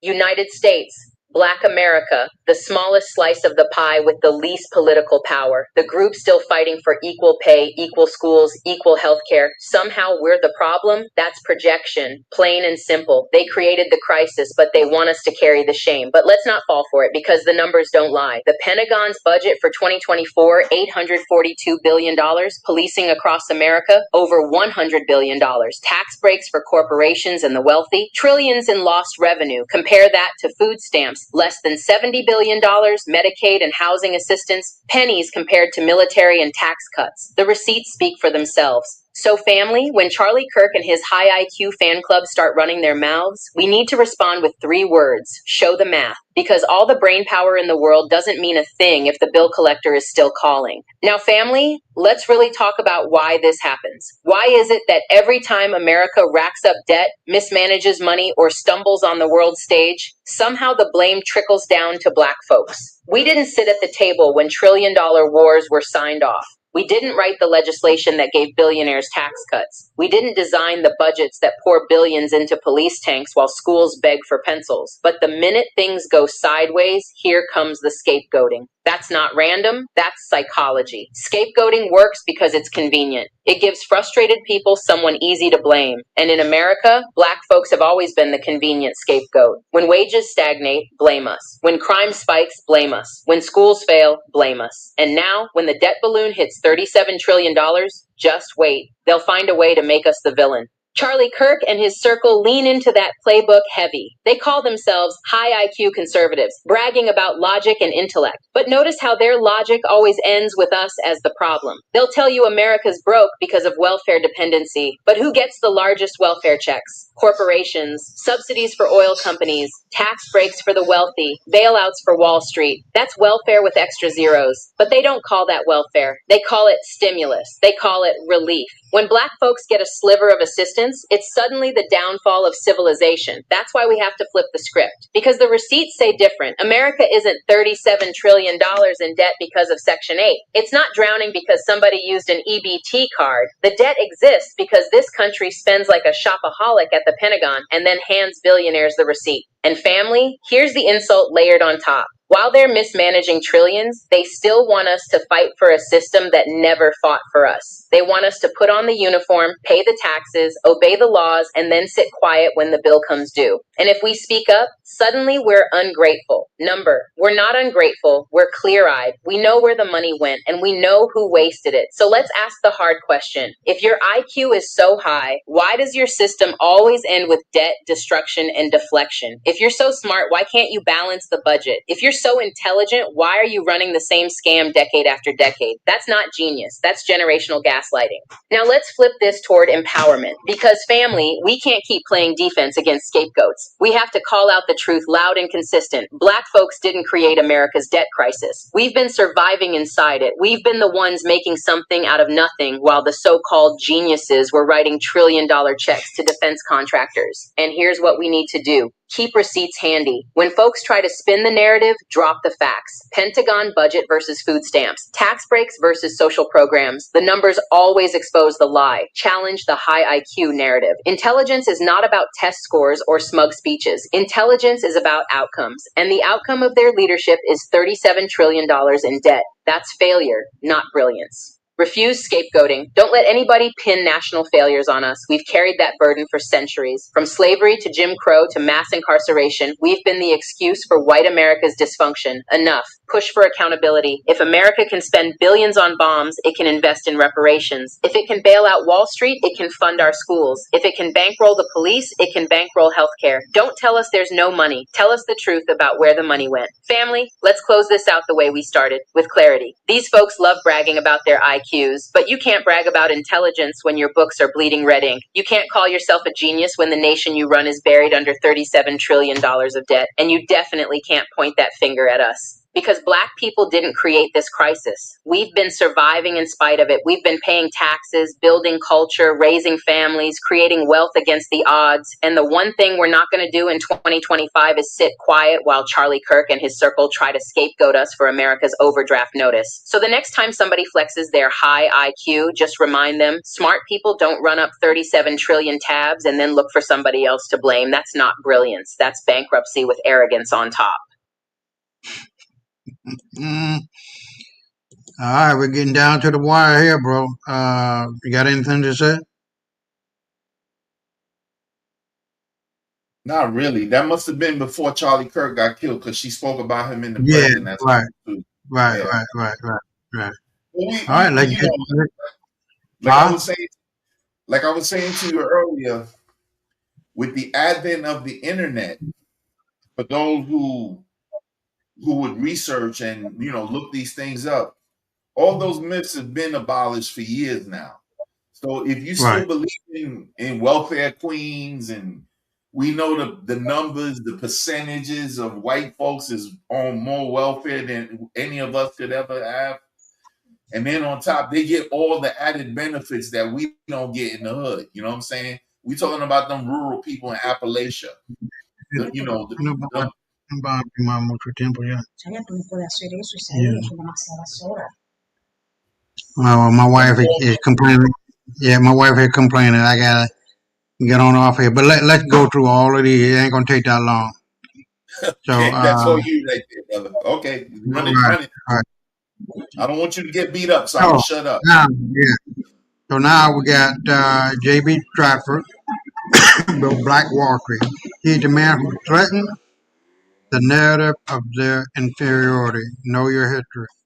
When a people's wealth threatens the narrative of their inferiority, that wealth must be destroyed. Let's get it. His children alive in front of him, not because he was poor, but because he owned more land than any white man in America. His banks held millions. His name was on 30 properties, but you'll never find him in history books. Because in 1921, being a wealthy black man wasn't just dangerous, it was a death sentence. And he wasn't alone. Or other families. Same fate. Same silence. This is the story they never wanted you to hear. History has a way of forgetting what it needs to forget. You've been taught that black people were slaves, then sharecroppers, then servants struggling to survive. What you weren't taught is that between the 1500s and 1920s, black families built economic empires so powerful they terrified the people who claimed to be superior. From African kingdoms that controlled the resources Europe desperately needed, to American entrepreneurs who owned entire city blocks, these families didn't just survive the system, they beat it. They became richer than the people oppressing them. And that became their crime. Because when a people's wealth threatens the narrative of their inferiority, that wealth must be destroyed. Not just taken, erased. Libraries burned to ash. Property deeds stolen in the night. Entire families murdered in their beds. Names scraped off maps as if they never existed. This wasn't random violence. This was systematic economic warfare designed to make sure future generations would never know what their ancestors built. Because wealthy black families proved one terrifying truth that white supremacy couldn't allow. The whole system was a lie. All right. Yeah, we see it time and time and time again. We're better than them. They're just mediocre. Let's see what Barry White says. Barry White on us being gods. No negativity. No. You said something interesting, and I know a lot of people misunderstood it. So I want you to be able to say it. I think it was Details Magazine. You used the word God, and that's what messed everybody up. But you said something to the effect you were a self-made God. Explain it. I made up my mind to make a change in my life when I was 16 years old. We are all gods on this planet, every man and every woman. We create life, take life. We control what goes into the sea, whether the fish can live or not.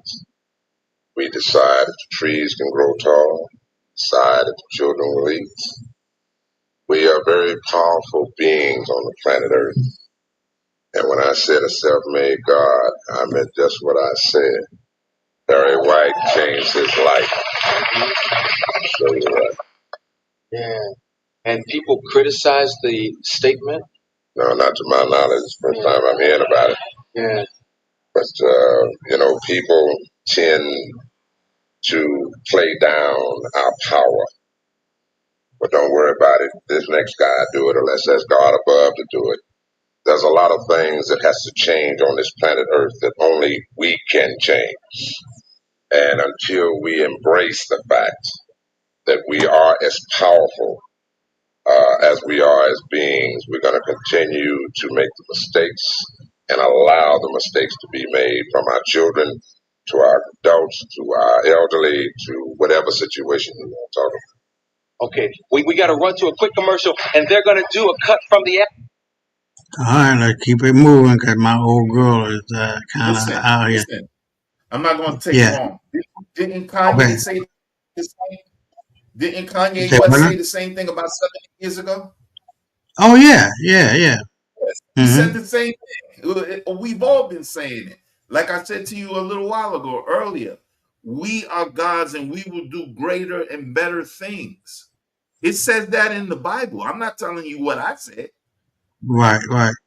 That's but it's kind of right. But it's filtered down from the heavens that what they call it the file of our ancestors are always around us. Some kind of I forget the actual word that was used, but Akashic records. Yeah. Okay. Yeah, that's the memory. Right. It can't be stopped, man. It can't be stopped. That's the DNA of the world. It doesn't exist anywhere, but it's everywhere at the same time. That's God. That's another way of saying God without me saying. Yeah, like air. Right. It's like DNA. Our DNA is what makes us who we are. We can't see it. Right. Okay, so now we got the history of Black American did not begin with slavery. Let's see what that is. Discovery, which has not yet been published. It relates directly to the black communities across America. This is a drawing from life that was made, believe it or not, with a so-called American Indian. They were a black people who built fantastic boats. They were like Viking boats, and there are still native blacks in Mexico. That's never been explained by archaeologists before Columbus arrived.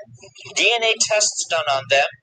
DNA tests done on the bones of some of the Olmec people, not all of the ancient remains, show a definite genetic trace, not to Africa only, but across the Pacific. There's this definite trace, lineage that can trace out towards Hawaii and beyond Hawaii. Then they began a worldwide match of DNA. Well, these strange black people, who do they match up with? They don't match up with Africans. The contribution of blacks, not only to America, but to the world, is profound. Imagine if I could take from each one of you as an individual everything you knew about life up to last week and just erase it. Where would you be? You'd be lost. You'd be incompetent. You wouldn't know how to plan for the future. And you do the same thing with a people.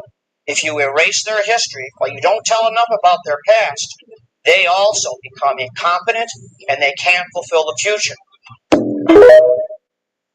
All right, let's keep it moving. This one, Albert Perry DNA is older than African DNA. Albert Perry, right here in America, 1,000-year-old remains older than 300,000 years old. African Americans ain't African. Let's get it. All right, racist. This black man's DNA was older than Homo sapiens, older than the bones found in Ethiopia, older than the 300,000-year-old remains discovered in Morocco. The moment they saw it, scientists realized something terrifying. Everything we were taught about where humans came from and when they emerged might be wrong. This is a continuation of yesterday's lecture, continuing down the anthropology journey, since it's a common rebuttal thrown around by the natives. We uncovered the anthropology of the Black American woman yesterday. Today, it's about the originality of the Black American man. When scientists examined the DNA of Albert Perry, an indigenous Black American man from South Carolina, they uncovered a genetic lie. Albert Perry's Y chromosome, the strand of DNA passed from the father to the son, didn't fit into any known genetic category. His genes were much older than any genetic record they had of anyone they tested. The discovery, published in 2013, revealed that Albert Perry carried haplogroup A00, which is the oldest known male lineage ever identified. And this lineage is believed to date back more than 300,000 years. Long before the appearance of Homo sapiens as we know them. In other words, this South Carolinian carried within him the oldest genetic signature of the human race. Albert Perry's genetic code forced science to acknowledge that human history is far more direct than the textbooks suggest. It also reaffirms what Black Americans have been saying. Black people, but namely Black Americans, are the start of life. While the Maxwells and the Rothschilds are paying idiots to tell everyone that Black Americans are from Africa, the more we look into South Carolina, the more we start to realize that may just be the location where American life began. There was such an effort into destroying the power of the indigenous people of the Carolinas, like the 1740 Negro Act of South Carolina, which criminalized literacy and erased distinctions between Negro, mulatto, and Indian. It was also the start of ownership and controlling every element of a person's life based on race. It happened long before this, but this was when it was codified into law. The hatred and the concerted effort to destroy the heritage and history of the Black Americans only proves that the Black experience is a living continuation of an ancient global lineage. Perry's Y chromosome reminds us all that human civilization did not begin in captivity. It began in consciousness. Genealogy is higher than spirituality, because knowing your bloodline reveals who you are and how long you've been here. And Albert Perry's DNA rewrote science, which means, Black Americans, it is now your responsibility to rewrite your understanding of yourselves. Don't let people who are inferior to you and are ashamed of their origin story convince you to be ashamed of yours. Whether you call yourselves Moor, Hebrew, indigenous, the truth is this: your ancestors built and governed this land long before the idiots arrived. You have every right to be proud of that, and to remind everyone every day if you want to. This land is yours.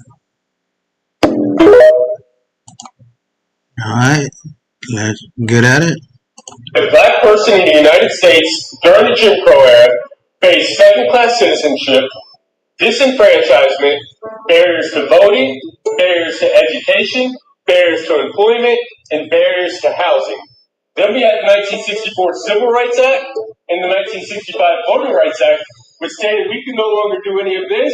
We can no longer discriminate based on race. So in 2023, what is the only group of people that we can legally discriminate against? We can legally relegate to second-class citizenship, create barriers to voting, barriers to education, barriers to employment, barriers to housing.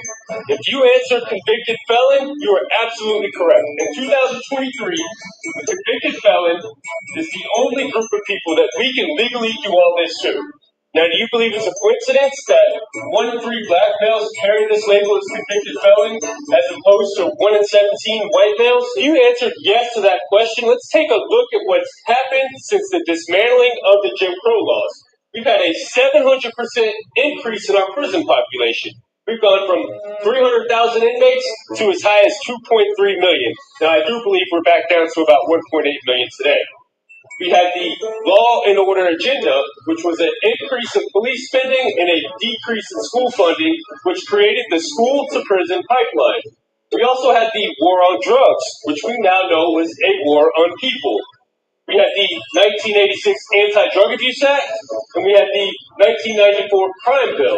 Now, the 86 Anti-Drug Abuse Act differentiated between rock cocaine and powder cocaine, which we know predominantly impacted the black community.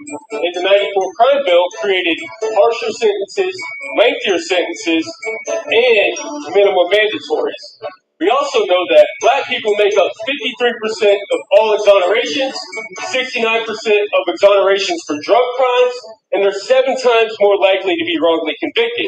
So when I seen all of this, I realized that racism in this country never ended. We have a systemic issue.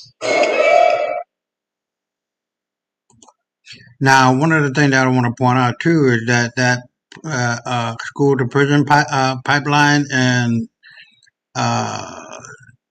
what do you call it, the prisoners on a chain gang, all of that is illegal. A lot of people don't know that there's a law within the Constitution that stops that. So that's where it's at. So here, we'll get at it. Country and take everything that will make. Oh, I'm sorry. The First Lady of Sierra Leone said it. Let it land. The wealth was always ours. The story just got buried. It's time to dig it up. Make us develop, and then you still treat us as inferior people, as if we don't know what we're doing. I think that is wrong. Africa is not part of the Security Council. We're talking about 54 countries. A whole continent does not have one person representing Africa when it comes to decision making at the Security Council. Definitely, you cannot have 7 countries vetoing everything. When it comes to Africa issue, it is those 7 countries. Who are the countries that are actually exploiting Africa? They're the ones who have the veto power to make a decision on anything that has to do with Africa. This is a short extract from a powerful and eye-opening interview with the First Lady of Sierra Leone, Fatima Matabio, at the Harvard Sean Studio. Her final words are truly revealing. Let's listen to the rest of the conversation. You cannot be coming to our country and take everything that will make us develop, and then you still treat us as inferior people, as if we don't know what we're doing. I think that is wrong. You know, we're looking for partners that value us. People that will come to our country and say, you know what, this country has suffered enough. They need to grow. In Africa, you should not have a leader that is assertive, a leader that knows what his people want, a leader that wants to change what is happening. The moment you have that, it's everyone's target. And then they find reason to slow you down, they find reason to stop you, and they use that system of corruption. They use corrupt people, they use negative people, they use unpatriotic citizens to come after a government who is doing what is right for a system. I think we need to address those issues. But I think the United Nations needs a huge reform. Yeah. And when the United Nations speak, should be speaking for the world. One of the most serious issues I have with the United Nations is the fact that Africa Africa is not part of the Security Council. We're talking about 54 countries, I'm sorry. 54 countries, a whole continent does not have one person representing Africa when it comes to decision making at the Security Council. Every time an African come forward for something that they have to be a decision maker for the world, not just African, it's just not possible. And I think the UN should see Africa as partners. And the United Nations, definitely, you cannot have 7-country vetoing everything. When it comes to Africa issue, it is those 7 countries. Who are the countries that are actually exploiting Africa? They're the ones who have the veto power to make decision on anything that has to do with Africa. So for me, I think that is wrong. What we offer to the world, Europe does not have it. What Africa gives to the world, Europe don't have it, America don't have it, Asia don't have it. Because we are not mining in China, we are not doing any mining in America or mining in Europe. But they're doing it in every part of Africa. Not just Sierra Leone, go to Democratic Republic of Congo, go to Botswana, go to Angola, go everywhere there is mineral resources. West and the Chinese who are there. I think people who, let me speak for Africa. When you come to Africa, ask me what is it that I want. If you ask me what food do you want to eat, I'll tell you I want to eat rice. But then if you come to Africa and bring me spaghetti and said, I want you to eat spaghetti, then you are imposing on me. With everything that we have in Africa, for all the people or all the organizations or all the companies that are coming to take from us, for once, see us as partners. For once, treat us with respect. And then help us develop. Because when we're developed, doesn't mean you will not do your mining. It just means you'll be changing lives and changing lives in a positive way. So by depriving us that development, by depriving us that opportunity for us to be able to be self-sufficient, for me, that is what is wrong. And that is why I am not able to stay silent. What the First Lady of Sierra Leone shared isn't just powerful, it's a wake-up call. Africa can't afford to keep trailing in the shadows of the West. What do you believe is the real solution to the issues she raised? Drop your thoughts in the comments. And while you're there, mention the African leaders you believe are truly building a better future for their nation. If you found this video valuable or thought-provoking, please consider supporting us with a like and subscribing to the channel. It's completely free, but it makes a big difference in helping us keep this content coming. And don't stop here. Check out the next video. I think you're really going to enjoy it. Alright. Now, this is not a video, but this motherfucker, very well-known actor, DiCaprio, is eating human meat.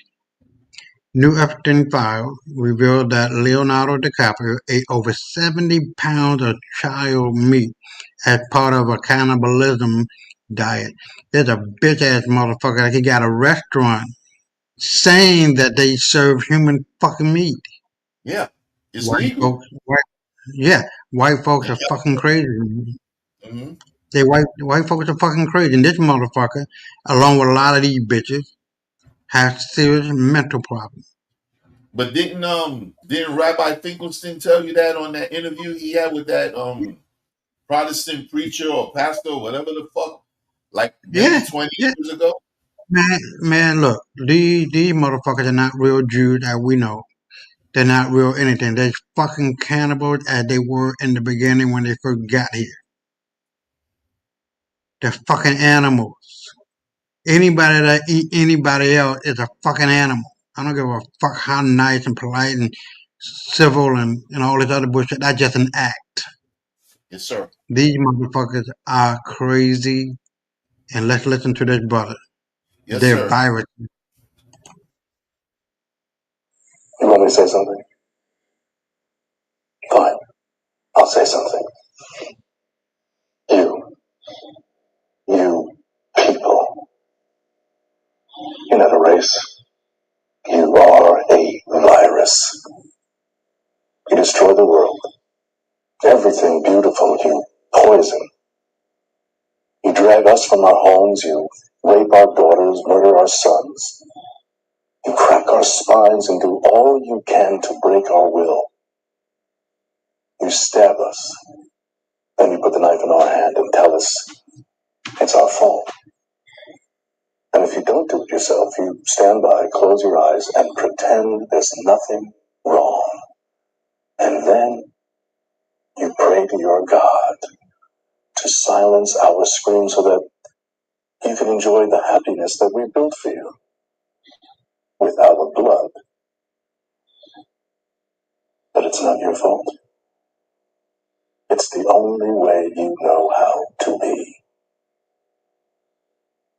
And the only thing that will change anything is if another virus comes along and does to you what you do to us.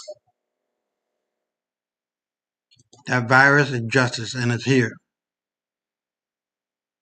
Let's move it right along. The Kardashians showing another eating human being, meat. A human. What? Yes, that's the disgusting part. Oh my god. I'm gonna put it in the oven just to make sure I kill any bacteria that's in there. Ugh. Am I the best sous chef you've ever had? Rock and roll. Open me up. Placenta coming in. Is that going to be one delicious meal? Placenta. Hi. So what are we having for dinner? We're having some tasty protein. This is going to be a divine meal. We've all awaited. Yep. Sam, my friends.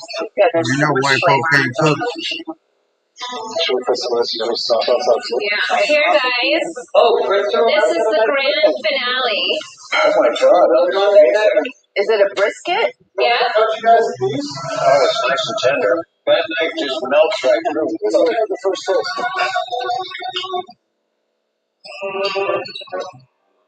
A human. And nowadays, never forget.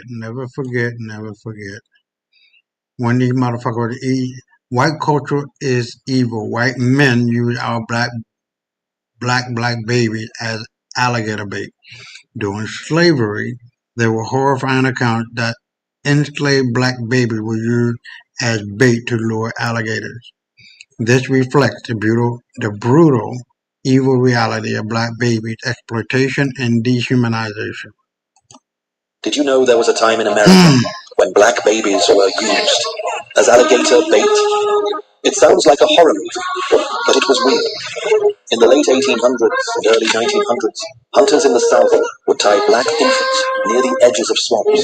Their cries would lure alligators from the water so they could be shot or captured.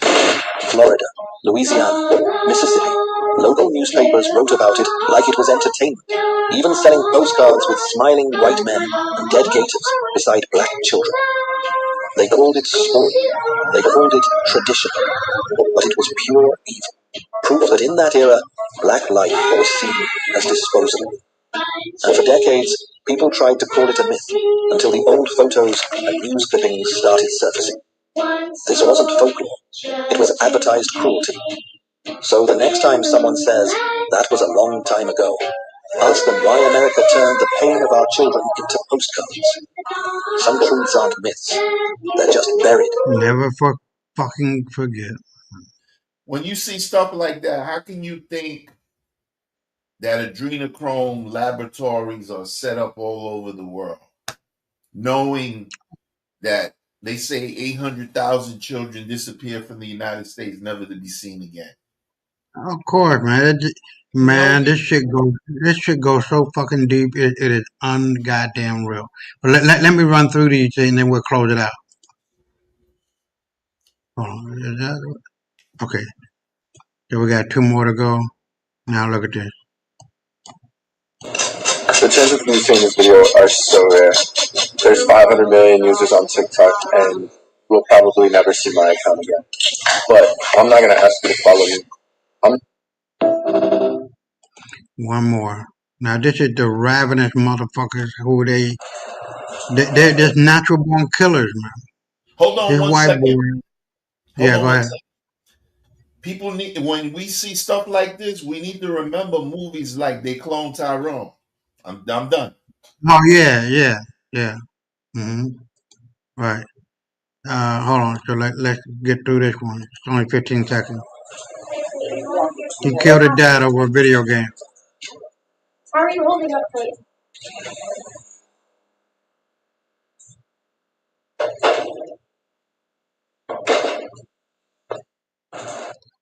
So that's the end of the program. What, you got anything else that you want to add out? Great Damn, show, 6 hours. brother. Hmm? Great show. Don't have your wife kill you. So I'm gonna leave with that. Hey, listen. If you got, if hold on, don't interrupt because I gotta say this. If you got a knock on your with a steak Yeah. over it, I'll I be all ain't right. asking shit. I'm surprised I'm still up. I'm surprised 6 hours, man. And 5 hours and 54 minutes that's why she and cried. 19 Hey, seconds. get off this damn thing, man. Let's take it out of here with that. I bet. So for the next 24/7, 365, stay black and fuck all white folks. I'll see Brother, y'all on I love you too much. Tuesday night or 8 p.m. and stay black, nigga. Okay. I love you too much, my brother. I'll see you soon. Bet.